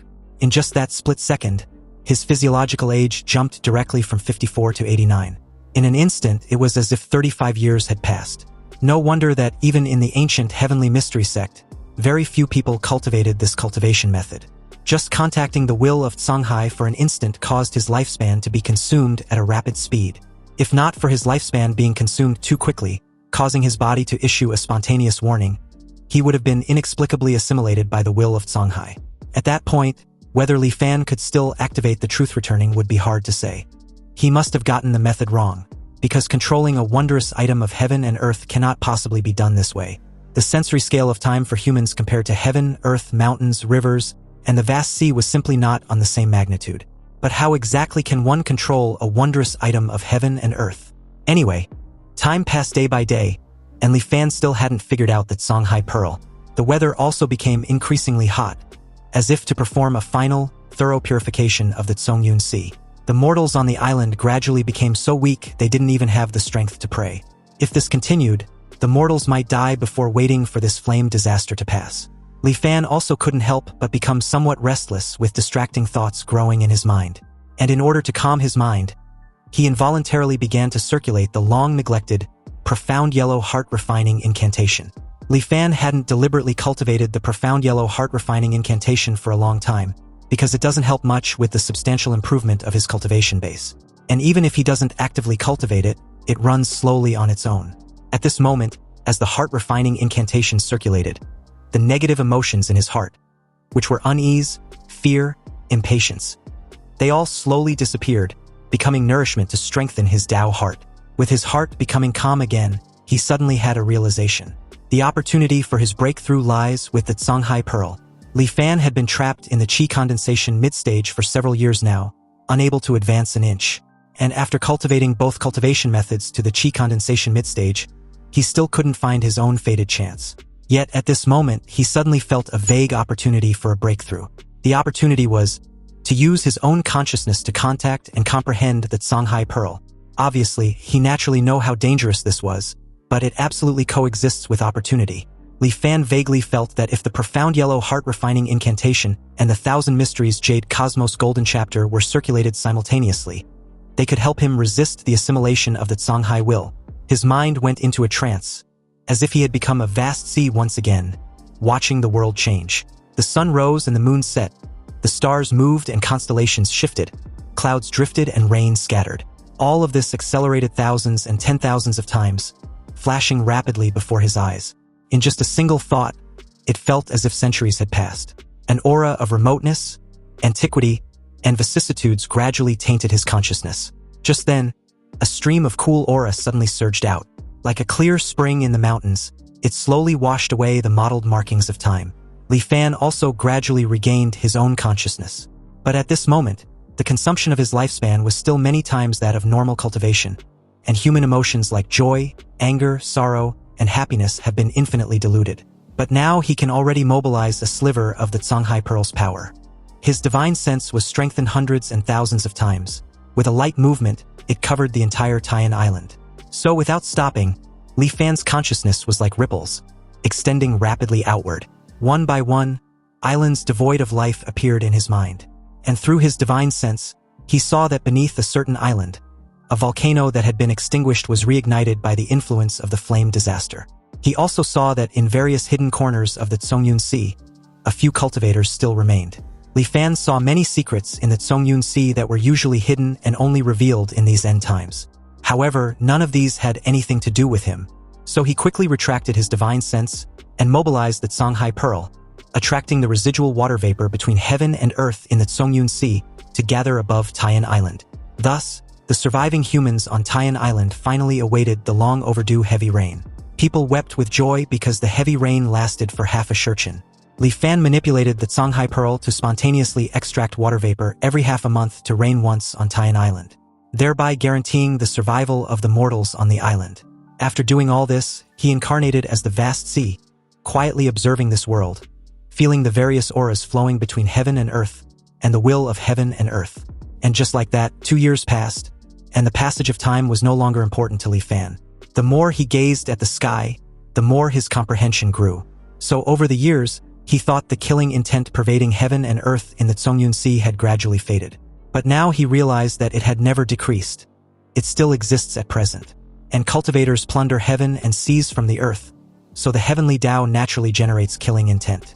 However, the heavenly Tao does not act directly. Heaven emits killing intent and has established a cultivator elimination plan. Thus, the embodiment of the laws of the heavenly Tao, the souls of heaven and earth, emerged as the times required. And their mission was to exterminate the cultivators who rebel against heaven and earth. At the same moment, Li Fan saw the soul of heaven and earth as countless pieces of information suddenly appeared in his mind. The soul of heaven and earth had no thoughts of its own and will only act according to established instincts. To cultivators, the soul of heaven and earth was extremely dangerous. They were the laws themselves, and slaughtering cultivators was as easy for them as killing chickens or butchering sheep. Once targeted, it basically means a situation of certain death. But at the same time, as the incarnation of the Great Tao's laws, the soul of heaven and earth also represents a heavenly opportunity for cultivators. As the ancient saying goes, sacrifice the soul of heaven and earth to integrate oneself with the Tao. And once a cultivator can ritually refine a soul of heaven and earth, no matter what their cultivation base was before, they can instantly achieve the Tao integration realm. Li Fan, having glimpsed the soul orbiter known as the Crimson Flame, an uncontrollable greed surged from the depths of his heart, urging him to devour it and grasp the great Tao, achieving immortality in supreme glory. This insatiable desire relentlessly urged and tempted him to rush towards the crimson figure hovering in the sky. But upon sensing Li Fan's gaze, the crimson figure turned his head and their eyes met. Suddenly, the seawater within the Songhai Pearl boiled in an instant. Li Fan immediately retracted his gaze, and while alleviating the scorching sensation coming from the Songhai Pearl, he frantically circulated the profound yellow heart-refining incantation to dissolve the rolling greed in his heart. Fortunately, the crimson figure only glanced once before withdrawing his gaze. Perhaps in the crimson figure's eyes, Li Fan was merely an unformed Songhai consciousness, so he paid no more attention after a mere glance. The crimson figure known as Qian turned back to continue scorching the Songyun Sea. Reason and desire tore at Li Fan's soul. Two diametrically opposed thoughts almost tore his consciousness in half. Li Fan could only struggle to maintain the operation of the profound yellow heart-refining incantation to preserve his Tao heart. Li Fan didn't know how much time passed before the storm caused by greed gradually subsided. He still felt lingering fear and dared not pry again. Being able to preserve his consciousness after prying into the heavenly secrets this time around was already a great fortune. Li Fan felt a faint gain in his heart, and just as his consciousness was about to leave the Songhai Pearl and return to his own body, he discovered an extremely awkward matter. He had been merged with the Songhai Pearl's consciousness for too long, already exceeding the limit a Qi condensation stage cultivator could bear. So his body's lifespan was exhausted. If his consciousness wasn't still connected to the Songhai Pearl, he would have already died of old age. It seems this lifetime's cultivation must end there, and although he feels some pity, he did not regret it. He learned the truth behind the drastic changes in the Songyun Sea, saw the soul of heaven and earth, Qian, and personally comprehended the mechanism of heaven and earth. His harvest cannot be said to be small. Even if this lifetime ends now, Li Fan can accept it. But he doesn't plan to end this lifetime just yet. Since he had already neared his end, he might as well make the best of it. And since his consciousness was already trapped in the Songhai Pearl, he would just take this opportunity to comprehend the Qi mechanism of heaven and earth once again. As long as he doesn't court death by prying into the soul of heaven and earth again, just simply comprehending the Qi mechanism shouldn't be a problem. Li Fan mobilized a strand of pure power from the Songhai Pearl to protect his body, preventing it from rotting. And now that his consciousness lacks the nourishment of a body, it was like water without a source, a tree without roots. It would be gradually consumed within the Songhai Pearl. But according to his estimation, he can hold on for at most another dozen years or so. If he can utilize this time well, he may not necessarily fail to gain something more. Li Fan observed the flow of the Qi mechanism of heaven and earth, observed the rising and setting of the sun, moon, and stars. Li Fan watched the remaining life in the Songyun Sea pass away one after another. He felt the indifferent, eternal, and unchanging killing intent between heaven and earth.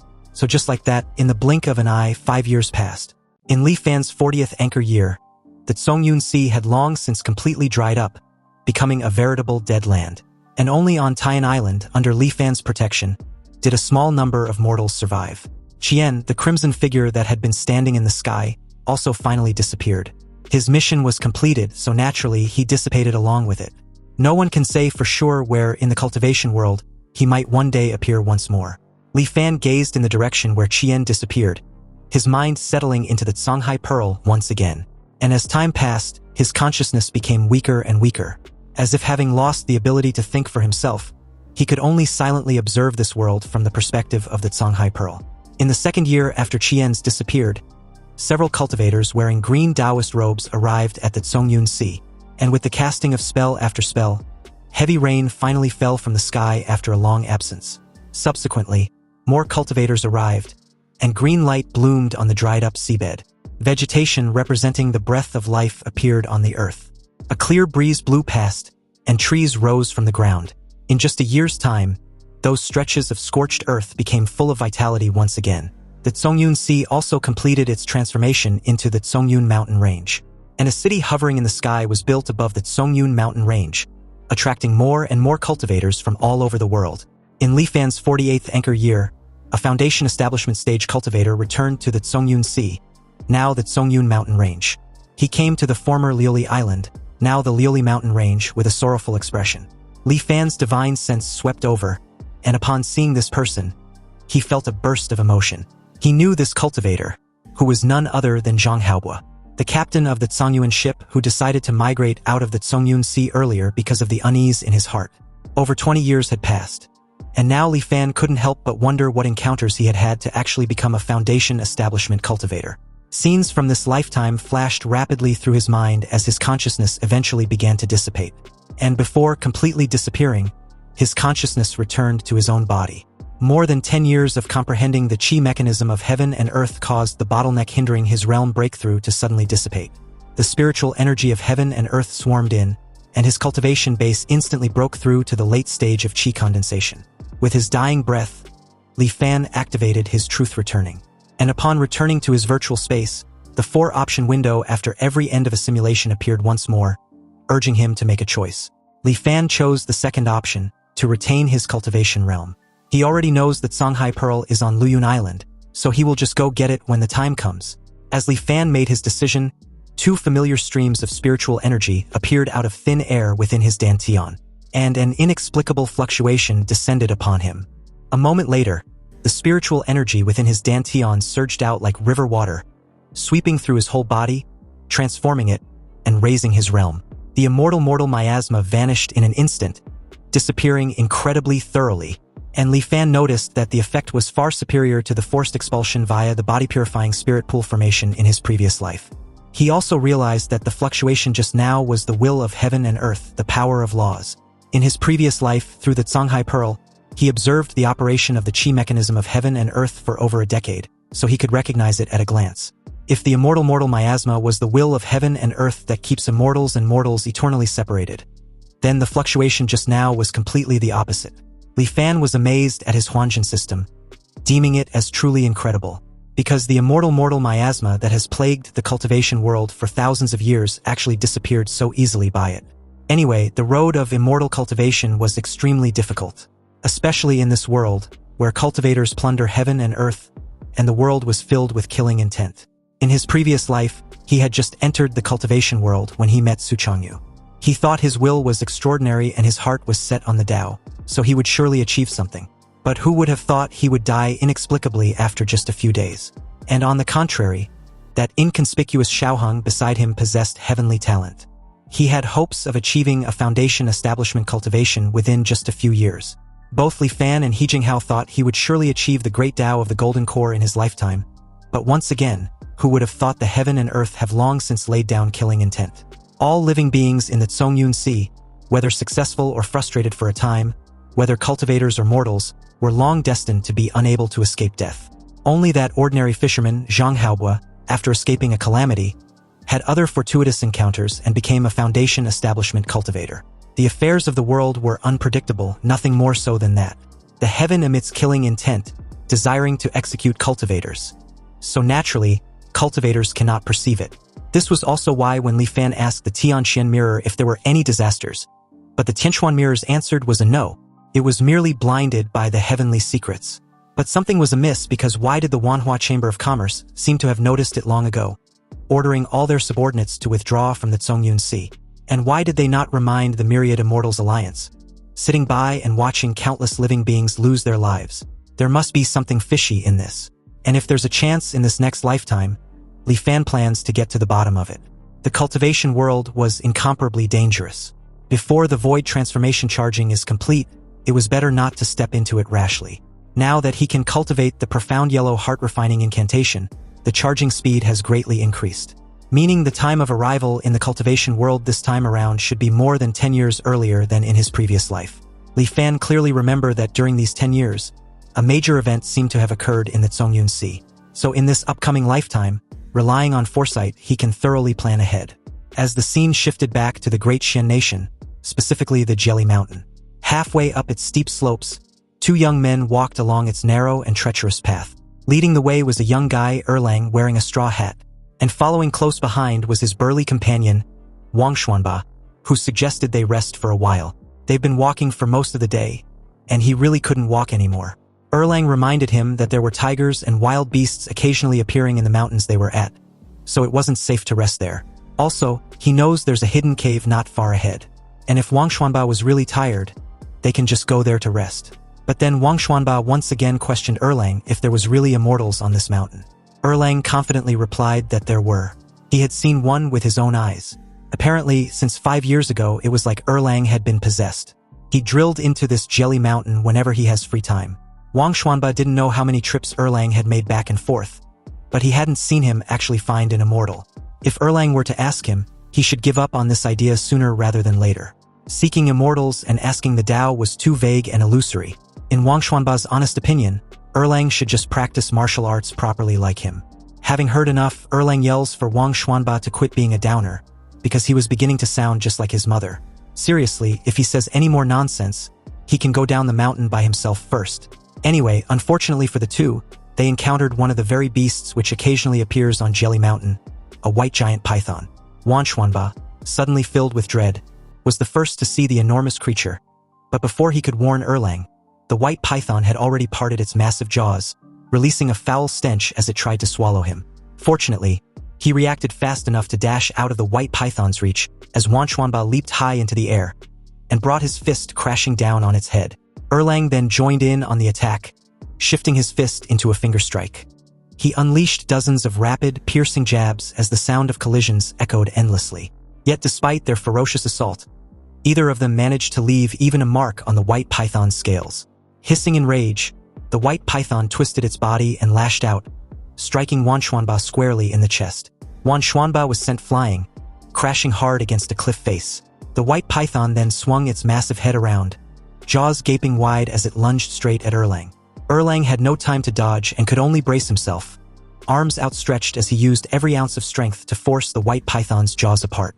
The python let out a chilling roar and pressed forward with overwhelming power, smashing Erlang repeatedly against the mountain trail and jagged cliffs in an attempt to dislodge him. And for a brief moment there, it seemed Erlang had been swallowed whole, but with a deep guttural growl, he held firm and pried the white python's jaws open. It thrashed violently and raged at its failure to devour this seemingly insignificant human. The white python flung him aside, and he landed heavily next to the unconscious Wang Xuanba. Erlang propped himself up and grunted in pain, spitting a mouthful of blood. And as the giant white python loomed over them, Erlang cursed inwardly, wondering if they were going to die there. You see, ever since that evening when Erlang saw the peerless figure of an immortal flying through the air in Jelly Mountain, he had been obsessed with seeking immortals and asking the Tao. So he went deep into the mountains countless times, just wanting to find this immortal and take him as his master. But who would have thought that instead of finding the immortal, he would lose his life there? Just as Erlang resigned himself to death, a clear, piercing cry of an eagle resounded from deep within the mountains. As it descended down the slopes, mountain lions, bears, cranes, and countless other creatures joined in and engaged the python in a fierce battle. Seeing these exotic beasts locked in this fierce battle and paying no attention to him, Erlang struggled to his feet, trying to make sense about what was happening. Why were there suddenly so many wild beasts coming out to attack the giant python? Suddenly, something seemed to dawn on him. His gaze snapped up and he shouted loudly, calling out to the immortal master. In his mind, this unnatural beast tide could only be the work of the immortal master who secluded himself within Jelly Mountain. Erlang felt both excitement and anxiety. Unfortunately, though he shouted until his voice grew hoarse, There was no sign of the immortal master, but not far away, Li Fan was hovering above him, his presence concealed from the mortals below as he observed quietly with a faint smile, a trace of appreciation in his gaze. He noticed that Erlang's constitution seems a bit special, and his heart seeking the Tao was also quite firm. He wasn't bad, but unfortunately, he, as an immortal master, hadn't even established a firm foothold, so how could he possibly take him as a disciple? It was better to wait until the time was right in the future. Only then can he grant him the opportunity of becoming his disciple. Li Fan flew off, believing it wasn't in vain that he painstakingly studied for 9 years. The formless killing intent was indeed extraordinary. In this lifetime, because he was already at the late stage of chi condensation, to avoid the influence of the immortal mortal miasma on him, he simply came to this jelly mountain to live in seclusion. Since there was no spiritual energy in the immortal forsaken land, he spent the vast majority of his time comprehending the chi mechanism of heaven and earth that he observed in his previous life. Working day and night for 9 years with painstaking effort, Li Fan finally gained something and comprehended the formless killing intent from it. Once the formless killing intent was unleashed, it can disguise itself as the heavenly Tao killing intent within a certain range and degree. Targets locked onto by the formless killing intent do not require him to act personally. They would perish on their own amidst the killing tribulation. The will of heaven and earth dominates the vast majority of living beings in the world. Thus, countless animals were driven to generate endless killing intent toward the giant white python. This killing intent would not disappear until the giant white python was completely dead, borrowing the heaven's mandate to use it. This was the profound mystery of the formless killing intent. Not only was its power impressive and its method treacherous, but its concealment was also extremely high. The formless killing intent itself was just like the killing intent of heaven and earth, similar to a kind of pure will and rule. Ordinary cultivators could not detect it at all. So combining this many advantages in one, it really was a must-have quality product for killing and robbing. After briefly tidying up, Li Fan checked the charging progress of his truth returning, and it was 1% short from finishing. It seems his time in the immortal forsaken land was up, and it was time to set foot in the cultivation world once more. Li Fan raided Qianhong's tomb and departed on the Taiyan Arc, passing through the great immortal severing formation and returning to the cultivation world. There, upon seeing the deep blue sea of clouds again, he couldn't help but feel as if a lifetime has passed. He scattered Qianhong's ashes into the sea, fulfilling his dying wish in this lifetime. And just like his previous experience when a cultivator loses its Tao, it announced that the Foundation Establishment cultivator Qianhong, having cultivated the Tao for 265 years, used the wondrous item, the Wandering Plum, to achieve his Tao foundation. And having wandered the immortal forsaken land for 3,670 years, now his soul returns to his native land, returning the Tao to the heavens. Anyways, after the strange phenomenon disappeared, Li Fan sensed that some indescribable change had occurred within him. But after a careful inspection, he failed to figure out exactly what this change was. He decided to ignore it for the time being and just keep this matter in mind. After identifying his current location, he also decided to stash the Taiyan Arc and fly by riding the wind to Liuli Island. And although this was a bit slow, he wasn't in a rush. Li Fan deemed the Taiyan Arc to be a bit too flashy, especially for the identity of a rogue cultivator role he had chosen to play. Li Fan was prepared to play the role of a rogue cultivator from the Zhongyun Sea who had cultivated to the late stage of chi condensation by chance, and wanted to break through to the Foundation Establishment stage but lacked the method, thus desiring to join the Myriad Immortals Alliance. However, in that very moment, his head snapped alert upon realizing that a surge of killing intent had suddenly locked onto him, and on top of that, the aura was very powerful, at least the Foundation Establishment stage. Wondering what was going on, Li Fan turned to see a cultivator charging towards him at an incredible speed. The guy was way too fast, leaving him with no choice but to take out his Taiyan Arc and make a run for it. When his pursuer saw this, he was momentarily stunned before increasing his speed even further. And after the chase dragged on, Li Fan couldn't help cursing because he'd already pushed the Taiyan Arc to its max speed. Yet the guy was still slowly closing in, so he activated the formless killing intent and locked it onto him. But the moment after he released this technique, it felt as if countless eyes were staring at him, making him wonder if it was some sort of side effect of releasing the formless killing intent beyond his realm. A false borrowing of heaven's mandate, and the possibility of the will of heaven and earth noticing him. Fortunately, it seems that the problem wasn't too big since he only crossed one major realm. The will of heaven and earth only glanced at him and then went quiet. But if he had crossed even more realms to use it, then Li Fan feared the soul of heaven and earth would have appeared to wipe him out. Anyway, after the formless killing intent was sent out, Li Fan soon noticed a tornado suddenly appearing between heaven and earth. This wind swirled ceaselessly on the chaser's path forward, quickly forming into this tornado. The tornado carried a faint azure glow, like a giant dragon, roaring as it headed towards his pursuer. Caught off guard, the guy was struck squarely by the tornado. Li Fan took this opportunity to accelerate and escape. But soon, the guy broke free from the tornado and flew towards him at an even faster speed. At the same time, the formless killing intent became even more intense. However, just then, a giant crocodile shark leaped high from beneath the sea surface and swallowed him in one bite. But a sudden burst of raging flames erupted, and the guy flew out of the crocodile shark's mouth before charging at Li Fan once more to kill him. Then out of nowhere, in the sky, under the bright daylight, a bolt of thunder suddenly struck down. Finally, Liuli Island was in sight, and Li Fan hurriedly flew towards the Central Island Protection Grand Formation of Liuli Island. Li Fan made a foolish mistake believing that if he could get He Jinghao's assistance, he would be saved. But when his pursuer suddenly called He Jinghao for assistance in eliminating him, and also branding him as a little thief, Li Fan immediately got startled, already realizing too late that the two seemed to know each other quite well. And hearing He Jinghao's voice, questioning the guy who goes by the name Protector Wan just how he ended up looking charred, Li Fan no longer hesitated and activated his Huanshan system, ending his simulation and returning to his virtual space. There, he breathlessly admits that that was the shortest life he'd experienced since activating his truth returning. Li Fan never expected that as soon as he entered the cultivation world, he would be inexplicably chased down. And what's even more absurd was that the opponent was actually someone from the Myriad Immortals Alliance who came from 1,000 miles away with a clear goal, which was to execute him. Now, his predicament was why someone from the Myriad Immortals Alliance would come after him the very moment he entered the cultivation world. Since the Tsongyun Sea was currently under the control of the Myriad Immortals Alliance, then the opponent could obviously lock onto his location through some method. Li Fan couldn't help but ponder on where this sudden problem arose from. He examined the items he held, checking and eliminating them, until he finally locked onto the lesser amplification water art as the target. Currently, it can be said that he has absolutely no connection with the Myriad Immortals Alliance, except possessing the late stage of chi condensation cultivation of the lesser amplification water art. And obviously, this cultivation method was within the surveillance scope of the Myriad Immortals Alliance. They discovered that the lesser amplification water art had not been exchanged by anyone, yet the number of people cultivating it increased by 1. This could mean they came to the verdict that the cultivation method had been leaked. So without the slightest hesitation, Li Fan circulated the supreme primordial true scripture and dissolved the late chi condensation cultivation base of the lesser amplification water art.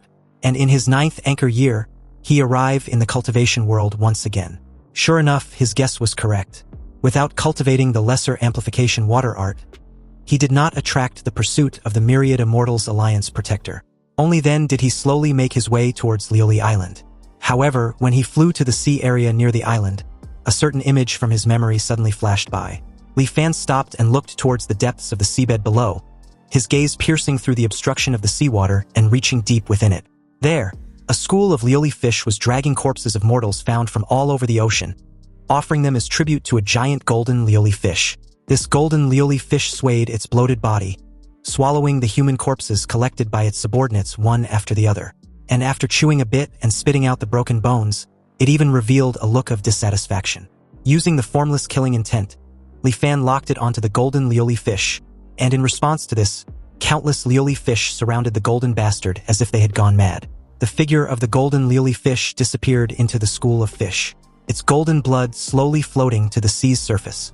After the golden Liuli fish died, Li Fan collected its massive Liuli pearl from within its body. In his hand, he briefly laments that it was a pity that the massive Liuli pearl wasn't a wondrous item of heaven and earth. However, just carrying it on his body has an effect similar to swallowing a Liuli pill, so it was actually not ordinary. Satisfied, Li Fan stashed it away and arrived in the sky above Liuli Island. He stopped in midair and released his spiritual energy. Then right on cue, He Jinghao suddenly appeared beside him, questioning which fellow Taoist had come to his Liuli Island. With a bright smile, Li Fan respectfully offered his greetings to He Jinghao, who was still left puzzled just who exactly Li Fan was. Li Fan introduced himself as a humble rogue cultivator of the Tsongyun Sea. Cultivating to the late stage of chi condensation was already incredibly difficult, and he knew that as a rogue cultivator, there was no hope for foundation establishment. Therefore, he wished to join the Myriad Immortals Alliance to seek a foundation establishment cultivation method. He had long heard of fellow Taoists' reputation for being public-spirited, righteous, and taking joy in giving, so he came to visit him. Li Fan hopes fellow Taoist He Jinghao can recommend him. Once the matter succeeds, he will surely offer a reward. He Jinghao, with his usual smiling expression, asked what his fellow Taoist Li Fan was saying. After all, they, as cultivators, all knew that cultivation was not easy, so they needed to help when they can. Li Fan should just rest assured. The matter of him joining the Myriad Immortals alliance was on him. Li Fan then started putting on a fawning gesture, before informing He Jinghao that his reputation as timely rain was indeed well-deserved, and he was impressed. He Jinghao, stunned for a moment there, couldn't help wondering when he got the timely rain nickname. However, it was quite fitting, and if it could spread, it would be of great benefit to his cultivation of the sitting mountain art. He Jinghao went ahead to process the travel permit for Li Fan. Li Fan stood in the void above Lioli Island, waiting for He Jinghao to return from Wanxian Island. According to He Jinghao, cultivators with a cultivation base of late stage of qi condensation or higher, if they venture forth without permission, they will be subjected to autonomous attacks by the Myriad Immortals Grand Formation. Fortunately, He Jinghao did not fail the mission. He made his way back without any hitch and presented a past spirit talisman to Li Fan, instructing him to just leave a trace of his aura on it. Li Fan took the spirit talisman and did as instructed. He Jinghao informed him that once he formally joins the Myriad Immortals Alliance, he should remember to return the past spirit talisman, and be sure not to lose it, otherwise he will have to pay compensation in contribution points of corresponding value. Afterward, He Jinghao took Li Fan to Wanxian Island, and the two entered the Tianxian Mirror. Inside, He Jinghao introduced Li Fan as a late-stage qi condensation rogue cultivator he reported earlier, who wishes to join their Myriad Immortals Alliance. The Tianxian Mirror acknowledged Li Fan, a late-stage qi condensation cultivator under He Jinghao's recommendation, recorded it as high-grade merit, and then converted it to 300 contribution points. At present, He Jinghao's total contribution points was 1,340 points. Anyway, given how young Li Fan was, a question suddenly struck He Jinghao, and he immediately turned and boldly asked Li Fan's current age. Li Fan replied honestly that he was 29, and He Jinghao, upon hearing this, was absolutely gobsmacked. After all, being a 29-year-old late-stage qi condensation cultivator, and a rogue one at that, was truly beyond impressive. He Jinghao deduced Li Fan's aptitude to be incredibly high, something he had only seen once in his life. He Jinghao then offered Li Fan another talisman, explaining that he had just arrived, so he would surely encounter many problems in the future. However, if he had any question, he should feel free to ask him. He would definitely tell him all he knows and hold nothing back. Li Fan thanked him as He Jinghao also added that if he encounters any trouble that he really cannot solve, he can ask him for help. And although he only has a cultivation base of the mid-stage of foundation establishment, his network was quite wide, and he also has some face within the Myriad Immortals Alliance. Afterward, He Jinghao gave Li Fan a few more instructions and left with a look of excitement. The treatment this time was much better than in his previous lifetime. In the cultivation world, most cultivators preferred solitude, so someone like He Jinghao was truly uncommon. Moreover, it's just that his cultivation talent was slightly better. Hence He Jinghao's enthusiasm seemed a bit excessive. Li Fan's divine sense fluctuation was then recorded, and an independent space was generated. The Tianxian Mirror officially welcomed Li Fan to the Myriad Immortals Alliance, and as a benefit, he would be gifted 100 contribution points for free. He can use contribution points to exchange for spirit stones, cultivation methods, magical treasures, and a whole bunch of shit. The Tianxian Mirror began the introduction of relevant items, and although Li Fan was already very familiar with it, he still listened seriously, comparing it with the scenario from his previous lifetime. He discovered that after advancing to the late stage of qi condensation, the contribution points required to turn on the assisted cultivation mode increased from 10 points a day to 30 points a day. Li Fan went through the same operations as his previous lifetime, bought a storage ring, went out to transfer the gold, silver, jewelry, and the halting steel fragment, and returned to the mirror to exchange them, gaining 2,831 contribution points. The batch of gold and silver was converted to 863 contribution points. The wondrous item of heaven and earth, the halting steel fragment with a flawed quality, was converted to 1968 contribution points.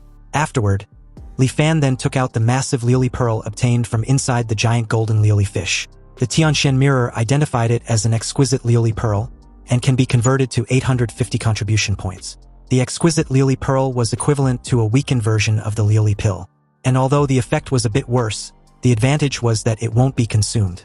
It seemed the exquisite Lioli pearl would definitely be useful for future cultivation, so Li Fan decided to keep it for now.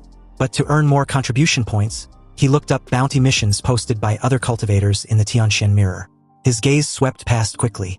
When he saw one of the missions, he suddenly paused. With a movement of his divine sense, he checked the mission details. It stated that Elder Chun of the Medicine Hall requires a type of auxiliary ingredient for alchemy, the blue blood coral. He was offering a reward to everyone in the Myriad Immortals Alliance. Those who provide relevant information, once verified, will be rewarded with 1,000 contribution points. Those who directly provide the blue blood coral will be rewarded with 3,000 contribution points.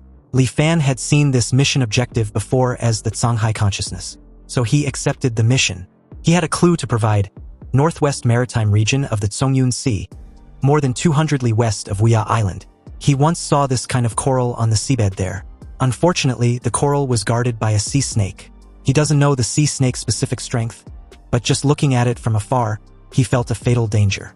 Li Fan made up a story and submitted the mission. With the efficiency of Wanxian Island, the authenticity of the information he provided was verified very quickly. In just half a day, he received the mission reward. However, what was thought-provoking was that the bounty mission for the blue blood coral was not cancelled because of this, but remained posted there. It seems Elder Chun needs quite a large quantity of this blue blood coral. Li Fan wondered what elixir he was actually refining. Suppressing the curiosity that surged for a moment, Li Fan focused his attention on the most eye-catching one among the many bounty missions. It was a bounty for the Cloudwater map record with a reward of 100,000 contribution points. It was 2 simple lines of words, without any other explanation. But that figure of 100,000 contribution points made the minds of all cultivators who saw it sway, unable to control themselves. Unfortunately, the bounty mission had been hanging there for more than 10 years, and let alone completing it. No one had even figured out what the Cloudwater map record actually was. The publisher of the mission was also extremely mysterious. From beginning to end, they never showed their face or made any explanation, as if telling everyone in this way, those who understand will understand naturally, and explaining to those who don't is a waste of breath. In the Zhongyun Sea, currently not a single person knows where the Cloudwater map record was, except for Li Fan. He remembered when Xiaoheng informed him of going to the center of the Zhongyun Sea, the Cloudwater Heavenly Palace ruins, to find the wondrous item of heaven and earth and achieve his Tao foundation. It seems the Cloudwater map record was directly tied to the Cloudwater Heavenly Palace. And the reason why no one knows the secret yet was simply because the Cloudwater Heavenly Palace had not appeared in the world at all.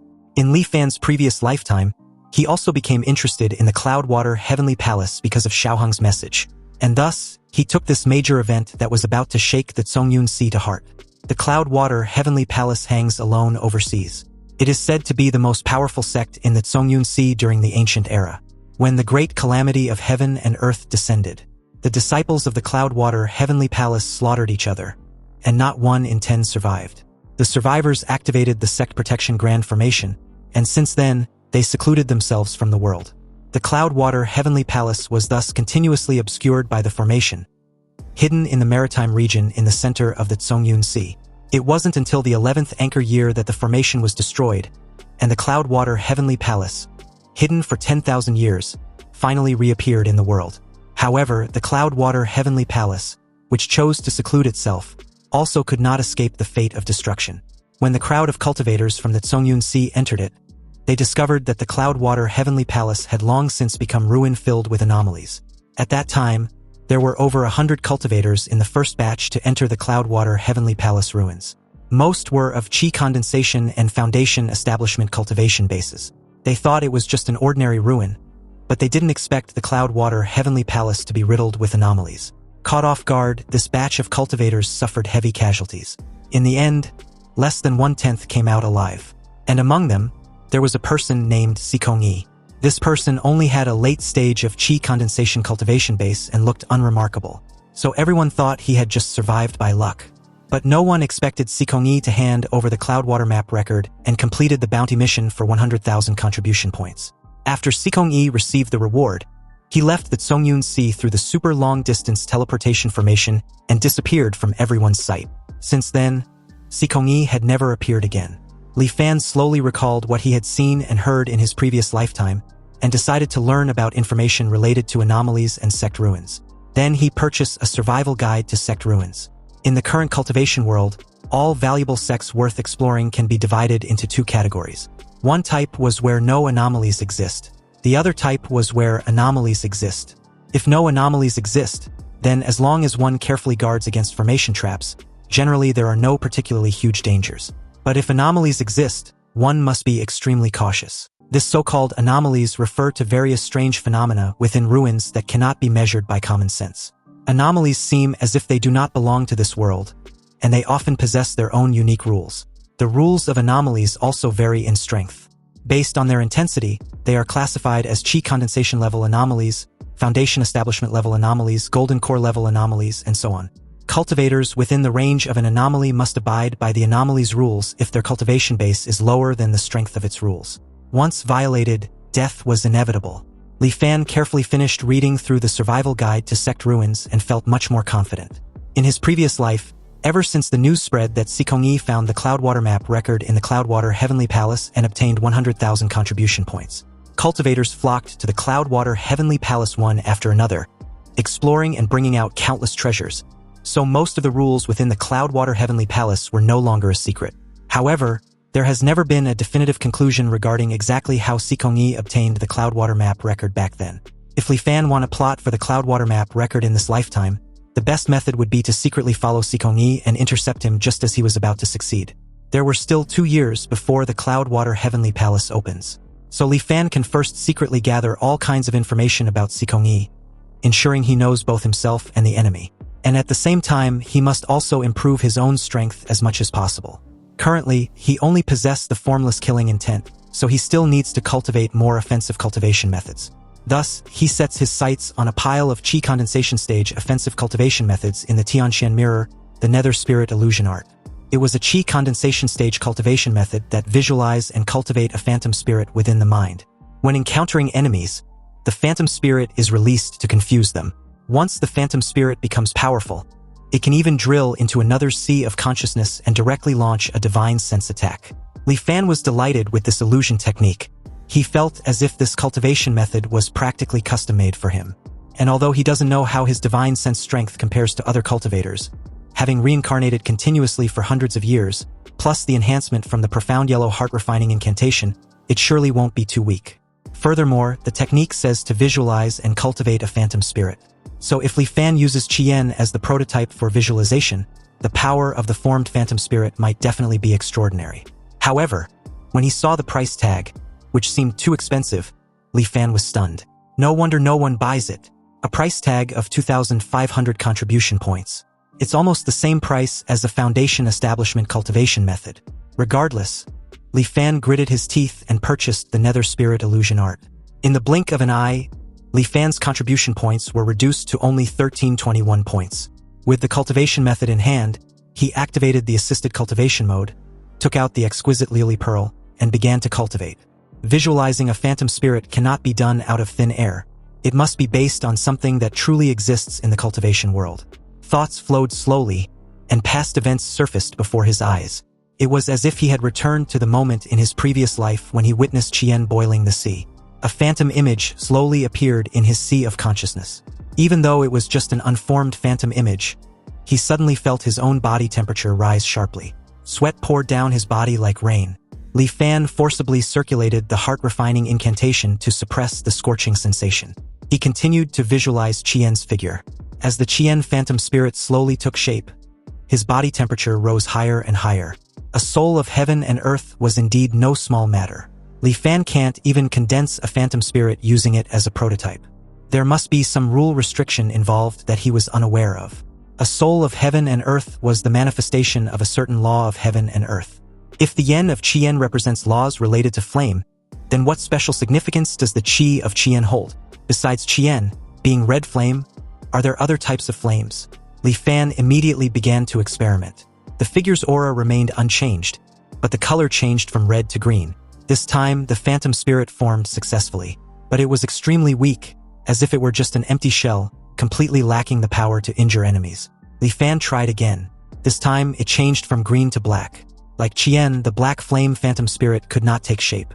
But the difference was that when visualizing the black flame, the scorching sensation like that of Qian did not appear. Afterwards, Li Fan tried every color he could think of. He discovered there were only 4 situations in total. The first was like Qian. It cannot take shape, and one feels a scorching sensation during visualization. The second was like the green flame. Although it can take shape, it is like an empty shell and possesses no power. The third was like the black flame. It cannot take shape, but there was no scorching sensation during visualization. And the fourth type was also the most unique one. A phantom image almost identical to Chien, only it was blue. There was no scorching sensation. Instead, it was replaced by an extremely low temperature. During the visualization process, his body seemed to be completely frozen in absolute zero, yet his consciousness reached a wondrous state. Li Fan seemed to have an out-of-body experience, watching the various changes in his body like an outsider. There were no emotional fluctuations. This was a state of absolute calmness and rationality. At the same time, the blue flame phantom spirit completely took shape. The temperature did not rise, but vitality rapidly appeared within him. With a thought from Li Fan's divine sense, the extreme cold on his body vanished rapidly. In the blink of an eye, he returned to his original appearance, and he also withdrew from that state of absolute rationality. Then, staring at his hands, he couldn't help wondering if that was the power of the blue flame. Under the consumption of long-term cultivation, his contribution points were once again left at just over 100 points. The days of holding a huge sum of over 3,000 points seemed like just yesterday, but in the blink of an eye, he was empty-handed again. Since his contribution points were being consumed way too fast, he wondered if he should ask He Jinghao if there were any ways to earn contribution points quickly. Li Fan took out the communication spirit talisman and contacted He Jinghao, wanting to know if there were any methods to quickly obtain contribution points. He Jinghao laughed slightly, stating that the Myriad Immortals Alliance was just like that. And newly joined cultivators often need to work hard for several years before they can exchange for a cultivation method. However, since Li Fan was introduced to the Myriad Immortals Alliance by him, he naturally would give him a hand. But it's inconvenient to discuss this matter via the communication spirit talisman. If Li Fan was willing, he could come to Liuli Island so they could discuss it in detail face-to-face. Li Fan was visibly pleased. Truly a timely rain, he thought. However, everything happens for a reason. Li Fan immediately made his way to Liuli Island, and under the Island Protection Grand Formation, he appeared at He Jinghao's pavilion. Li Fan offered his greetings to He Jinghao, who had made his way directly in front of him, and was laughing at how impatient Li Fan already was. Then, in an unexpected manner, he clapped his hands, and the mountain the two were currently on started sinking rapidly, almost as if it was shrinking. Li Fan was utterly gobsmacked by this, and he made no move in hiding it. The continuous mountain range within the Island Protection Grand Formation now seemed like individual stars, floating above their heads. He Jinghao asked Li Fan what he thought of his mountain and river star formation. Li Fan gave his honest opinion, saying that the formation was truly extraordinary. He Jinghao further explains that the Island Protection Grand Formation of Liuli Island was transformed from this mountain and river star formation that he personally built. Upon hearing this, Li Fan was further dazzled. He didn't expect He Jinghao to be proficient in formation arrays as well. And although he built it with his own hands, he naturally had assistance from others. And if he's being completely honest, his foundation establishment wondrous item was a mountain and river 100 veins formation diagram. Therefore, in the Tao of arrays, he possesses a talent that ordinary cultivators cannot compare with. Speaking only of formation arrays and not cultivation base, even an ordinary nascent soul realm formation master might not necessarily match him. Since that's how it was, Li Fan curiously wondered what matter He Jinghao was getting at to require discussing it in such a hidden space. He Jinghao replied that it wasn't a major issue, but still violates some taboos. He would like to ask Li Fan to make a trip to the immortal Forsaken Land for him, a specific place in the departed realm. Reiterating what he just heard, Li Fan asked the reason for such a trip. He Jinghao explains that although the immortal Forsaken Land was a lesser world for mortals, it holds quite a few valuable things that can be exchanged for quite a few contribution points. But if they, as cultivators, were to collect them by themselves, it would be time-consuming and laborious, not worth the effort. However, often the powerful and influential mortals in these lesser worlds become desperate, wanting to return to the cultivation world. So they can use this as a condition to make those mortals help them collect supplies. It just so happens that the departed realm produces several kinds of precious treasures. There was even a significant amount of star sea quicksand. Li Fan, upon hearing this, remembered his time as a mortal when he came to the cultivation world, and the collaboration between He Jinghao and the Heavenly Treasure Tower in smuggling people from the departed realm into the cultivation world. Also, the star sea quicksand was a common material for arranging spell formations. Often the price of one gene was between 2 to 3 contribution points. One lesser world, looted once every 10 years or so, can yield several thousand contribution points. With a few more worlds like this, wouldn't it be equivalent to earning thousands of contribution points for free every year? and Li Fan only needs to make a trip to the departed realm for him and bring back the supplies he asked them to collect 10 years ago. After these supplies are sold, he and Li Fan would split the obtained contribution points half and half. Li Fan readily agreed to this agreement after hearing the 50-50 split. Afterward, He Jinghao gave him a wooden boat similar to the Taiyan Ark and a spirit talisman. Some simple spell formations were engraved in the wooden boat, so it wasn't as exquisite as the Taiyan Ark. The spirit talisman was a form-hiding talisman, which was more powerful than the chi-concealing talisman. Those below the nascent soul realm cannot see through it. Having prepared everything, Li Fan arrived at the departed realm. He learned from He Jinghao that in the center of this world, there was a giant volcano, and every 200 or 300 years, the volcano erupts, causing countless casualties. But now, the intervals between the volcano's eruptions were becoming more frequent, and the scale of the eruptions was getting larger. The ruling class of Dali worries that one day, the volcano would completely turn that world into a lava hell, so they try every possible method to send their younger generations to flee to the cultivation world. Li Fan was respectfully welcomed by the ruling class of Dali, and with the aid of the form-hiding talisman, his face was distorted and his voice had changed. Li Fan announced that he was there to collect the supplies they agreed upon. The Emperor of Dali gave a report that the items on the list had all been prepared properly. Hearing this, Li Fan instructed him to lead the way. Thus, under the personal guidance of the Emperor of Dali, Li Fan inspected all the supplies, and after confirming there were no errors, he stored them into his storage ring. This mission can be considered successfully completed. It was smooth sailing with no setbacks, truly a highly profitable business. Li Fan handed the wooden boat engraved with spell formations to the Dali Emperor, and suddenly remembered Xiaoheng, the heir to the Prince of Jinan. So he asked of him, and demanded to be taken to see him. Through the Emperor, Li Fan learned that Xiaoheng was currently being fostered at Scholar Su's home. So, under the Emperor's lead, he arrived at Scholar Su's residence. And after another respectful greetings to the immortal master, Li Fan told everyone to rise, before asking of Xiaoheng once more. Xiaoheng, currently a child not more than 15 years old, was presented to him. Looking at the current Xiaoheng, Li Fan saw the cunning resemblance to the future Xiaoheng 10 years from now. Li Fan closed the distance between them, said nothing for a while before placing 2 fingers on Xiaoheng's forehead. He poured a side character's medicine into Xiaoheng to ensure his safety, then declared that he'd observed Xiaoheng's talent to be extraordinary, so in the future, he would definitely not be a creature of the pond. Li Fan also added that 10 years from now, he would come personally to take Xiaoheng away. The entire ruling class of Dali, including the Emperor, assured Li Fan that they would definitely take good care of Xiaoheng till the agreed date. But then a young child, right about Xiaoheng's age, suddenly knelt and desperately begged the immortal master to save his sister. He even slapped his forehead on the floor to show his sincerity and willingness to do anything. An old guy, probably his father, reprimanded him for spouting nonsense in front of an immortal master, then begged Li Fan for forgiveness for the child's ignorant behavior. Of course, this child was none other than Su Changyu. Everyone followed suit, kneeling and begging Li Fan for forgiveness. Li Fan gave a slight nod because in his previous life, he remembered Xiaoheng mentioning that Su Changyu had a sister suffering from a terminal illness, and since he already intended to check on the situation anyway, he told them to take him to see her just this once. After a brief moment, he saw Su Changyu's younger sister in a basement. Her body seemed to be extremely scorching hot, and was lying on a jade bed, surrounded by many blocks of ice. Li Fan placed 2 fingers on the little infant's forehead, and was completely stunned into speechlessness. Though completely unexpected and shocking, there seemed to be no immortal mortal miasma in this little infant's body. After a bit of probing, Li Fan was left wondering just what kind of physique this was. The wisp of spiritual energy he just sent into her body was actually amplified after circulating once. And this stream of spiritual energy was completely different from the spiritual energy originally in Li Fan's body. Instead, it carries a scorching sensation. This wasn't the scorching heat of fire, but violent spiritual energy transformed from rage. Anyway, after a bit of deduction, Li Fan couldn't help wondering if this was a natural immortal physique. A person envied by heavens.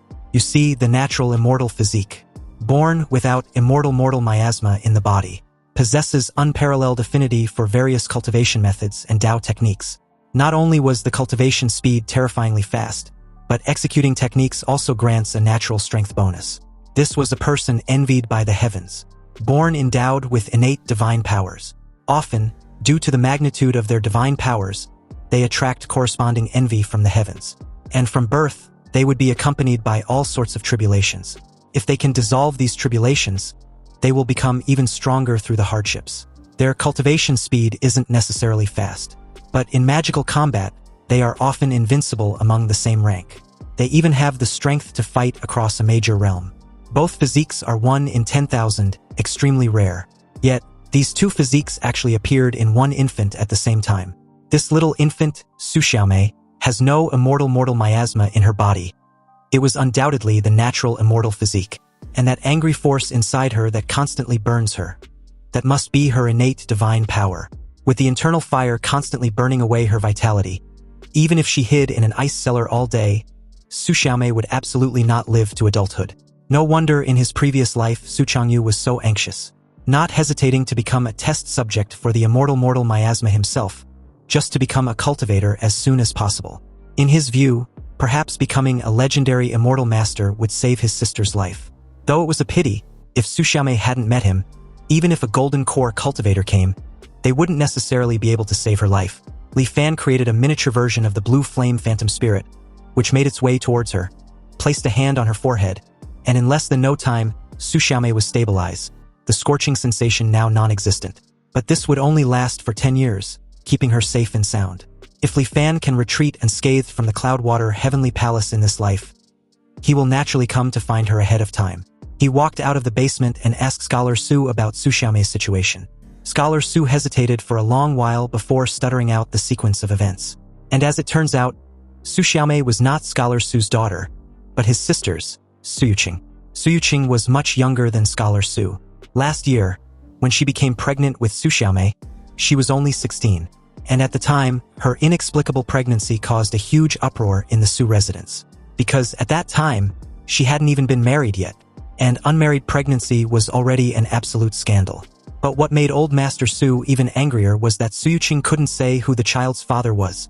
The Su family wanted to abort the child, but Su Yuqing refused to agree to the abortion no matter what. And so Su Xiaomei was born. Su Yuqing's body was already frail. Her body couldn't withstand it, and a few days after giving birth to Su Xiaomei, she passed away with regret. Who could have thought that not long after, Su Xiaomei would contract a strange illness, her whole body burning hot like a furnace, reaching a point where ice had to be applied constantly to alleviate it. The Su family invited all the famous doctors in the capital, but none could treat it until Li Fan's arrival. A born sensing heaven's mandate. Perhaps only this can explain why Su Xiaomei's talent was so high. However, according to the original historical trajectory, even with her heaven-gifted talent, in the face of tribulations, she could not escape death. In the entire cultivation world, how many people were like Su Xiaomei, possessing immense natural talent, yet die in obscurity like common people? Anyways, once matters there were settled, Li Fan returned to Lioli Island. Inside the mountain and river star formation, he handed the storage ring to He Jinghao. But the guy was somewhat absent-minded, only glancing casually before putting the storage ring away. His attention was focused on an ancient mirror surface in front of him, and from its appearance it looked somewhat similar to the Tianxian mirror. Li Fan followed He Jinghao's gaze and saw a line of small text displayed on the mirror surface. It was the current price of the spirit mistgrass at 15 contribution points per stock. He Jinghao, in that moment, was almost at the point of begging desperately for the price to rise. Li Fan curiously questioned what the hell he was doing, and He Jinghao, without taking his eyes off the mirror surface, explained that some days ago, he received reliable news that the island cultivating spirit mistgrass was attacked by exotic beasts from the sea, and most of the spirit mistgrass on the island was destroyed. At the time, this news hadn't spread yet, so he wanted to take this opportunity to make a profit. Thus, he invested heavily in the Tianxian mirror, stockpiling a large batch of spirit mistgrass. In the beginning, the price of spirit mistgrass did rise a bit, but who would have thought, before he could sell the spirit mistgrass in his hand, its price suddenly plummeted. It crashed all the way from 25 points to 13 points, nearly cut in half. Fortunately, the price has rebounded recently, rising back to around 15 points. Li Fan then suggests that He Jinghao takes the opportunity to sell off the spirit mistgrass in hand. This way, at the very least, he can recover some capital. But how can He Jinghao do that? Nearly 100 years of his savings were tied up in there, so he has to at least wait until it rises back up before he sells. Li Fan quickly realized that this guy was hopeless. Unexpectedly, the price suddenly dropped once more, making He Jinghao freak out like he was being castrated. And to make matters even worse, it kept dropping, from 13 to 12, then 11 all the way to 8. He Jinghao yelled like a pig being skewered alive, begging for the price to stop dropping. Li Fan tried reassuring him that the price would rise once again, but it was obviously false. Back at Wanxian Island, the abnormal fluctuation in spirit mist grass prices caused a huge uproar. After the matter came to a close, he asked around a bit and understood the whole story. It was true Lord Qingmu Huaxing who set up a trap to ruthlessly harvest the cultivators who wanted to take advantage of the situation for profit. The destruction of the spirit mist grass island was true, so after the news was confirmed, many people decisively entered the market, wanting to earn a profit. But what they didn't know was that the Myriad Immortals Alliance recently discovered a grotto heaven that had been closed for 1,000 years. It was said that what attribute spiritual energy was abundant inside, and it was full of various rare spiritual plants. Stuff like spirit mist grass was growing everywhere. It seems impossible for He Jinghao to recover his capital. However, this big shot's way of doing things wasn't very kind either. The market was truly treacherous. For this trip to the departed realm, He Jinghao gave Li Fan 1171 contribution points, barely enough to last him a while. Li Fan didn't choose to go into closed-door cultivation immediately, but instead searched for information on Zhao Shuwen. He heard this person can obtain large batches of form-hiding talismans from the Myriad Immortals Alliance's Talisman Hall. So obviously, this person has good connections.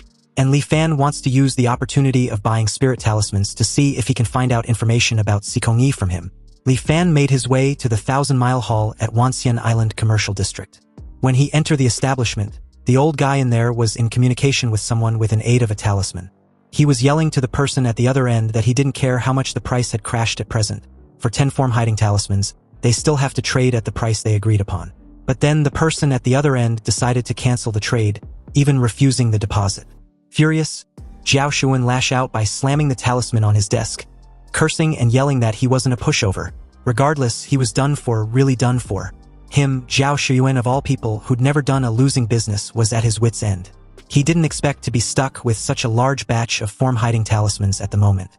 Then, Li Fan suddenly asked for the price of a form-hiding talisman, which sent Zhao Shuwen beaming with joy as he replied that it was 10 contribution points each. He asked Li Fan how many he wanted, adding that if it's over 10, he would give him a 20% discount. If it's over 100, he would give Li Fan a 50% discount. Li Fan was obviously in a state of disguise, making bystanders incapable of seeing his true appearance. He feigned being in contemplation as he questions Zhao Shuyuan why he would need so many. He added that 5 or 6 were enough.